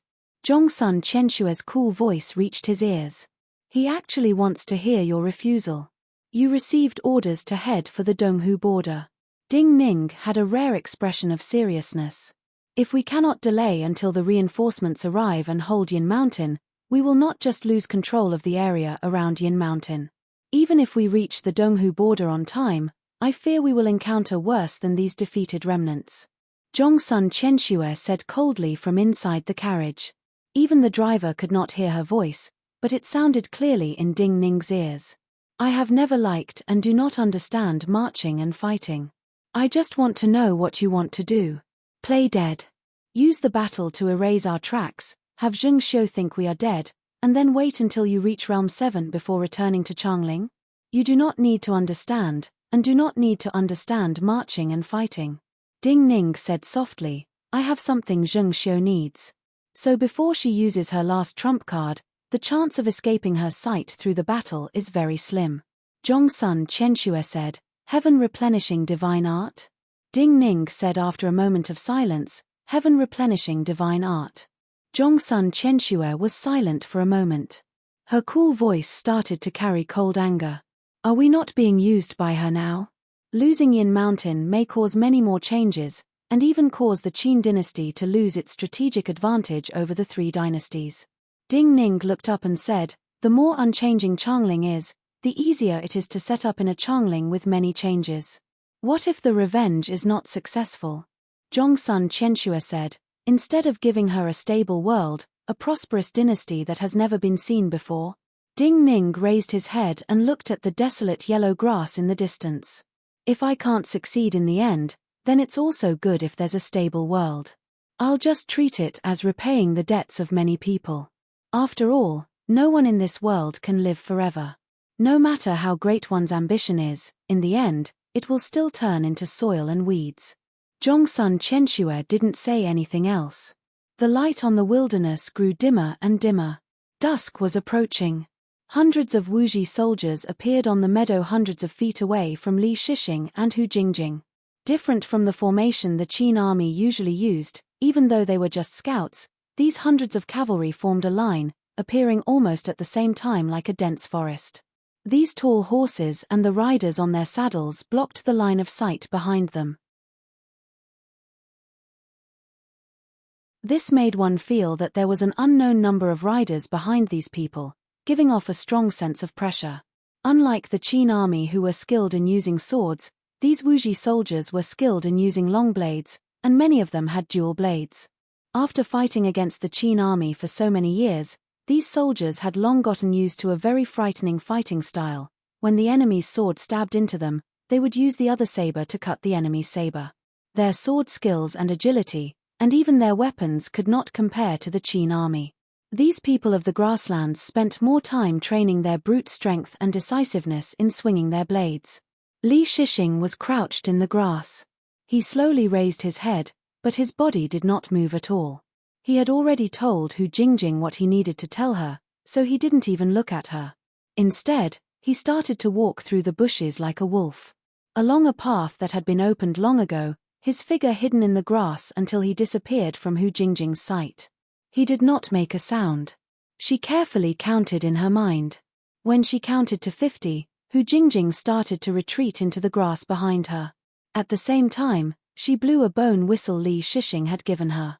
A howl that was almost identical to the howl of an alpha wolf suddenly rang out in the grassland.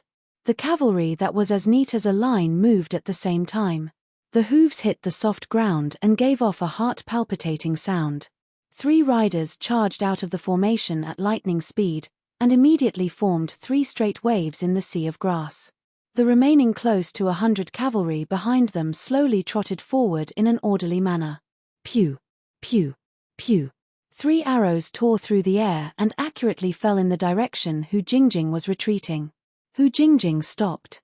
The closest of the 3 arrows was just a few feet away from her. In this moment, a heavy thud. Among the close to 100 riders behind, one of them suddenly fell heavily into the wild grass, sending up a cloud of dust mixed with dried yellow debris. The warhorse neighed, unable to stand up.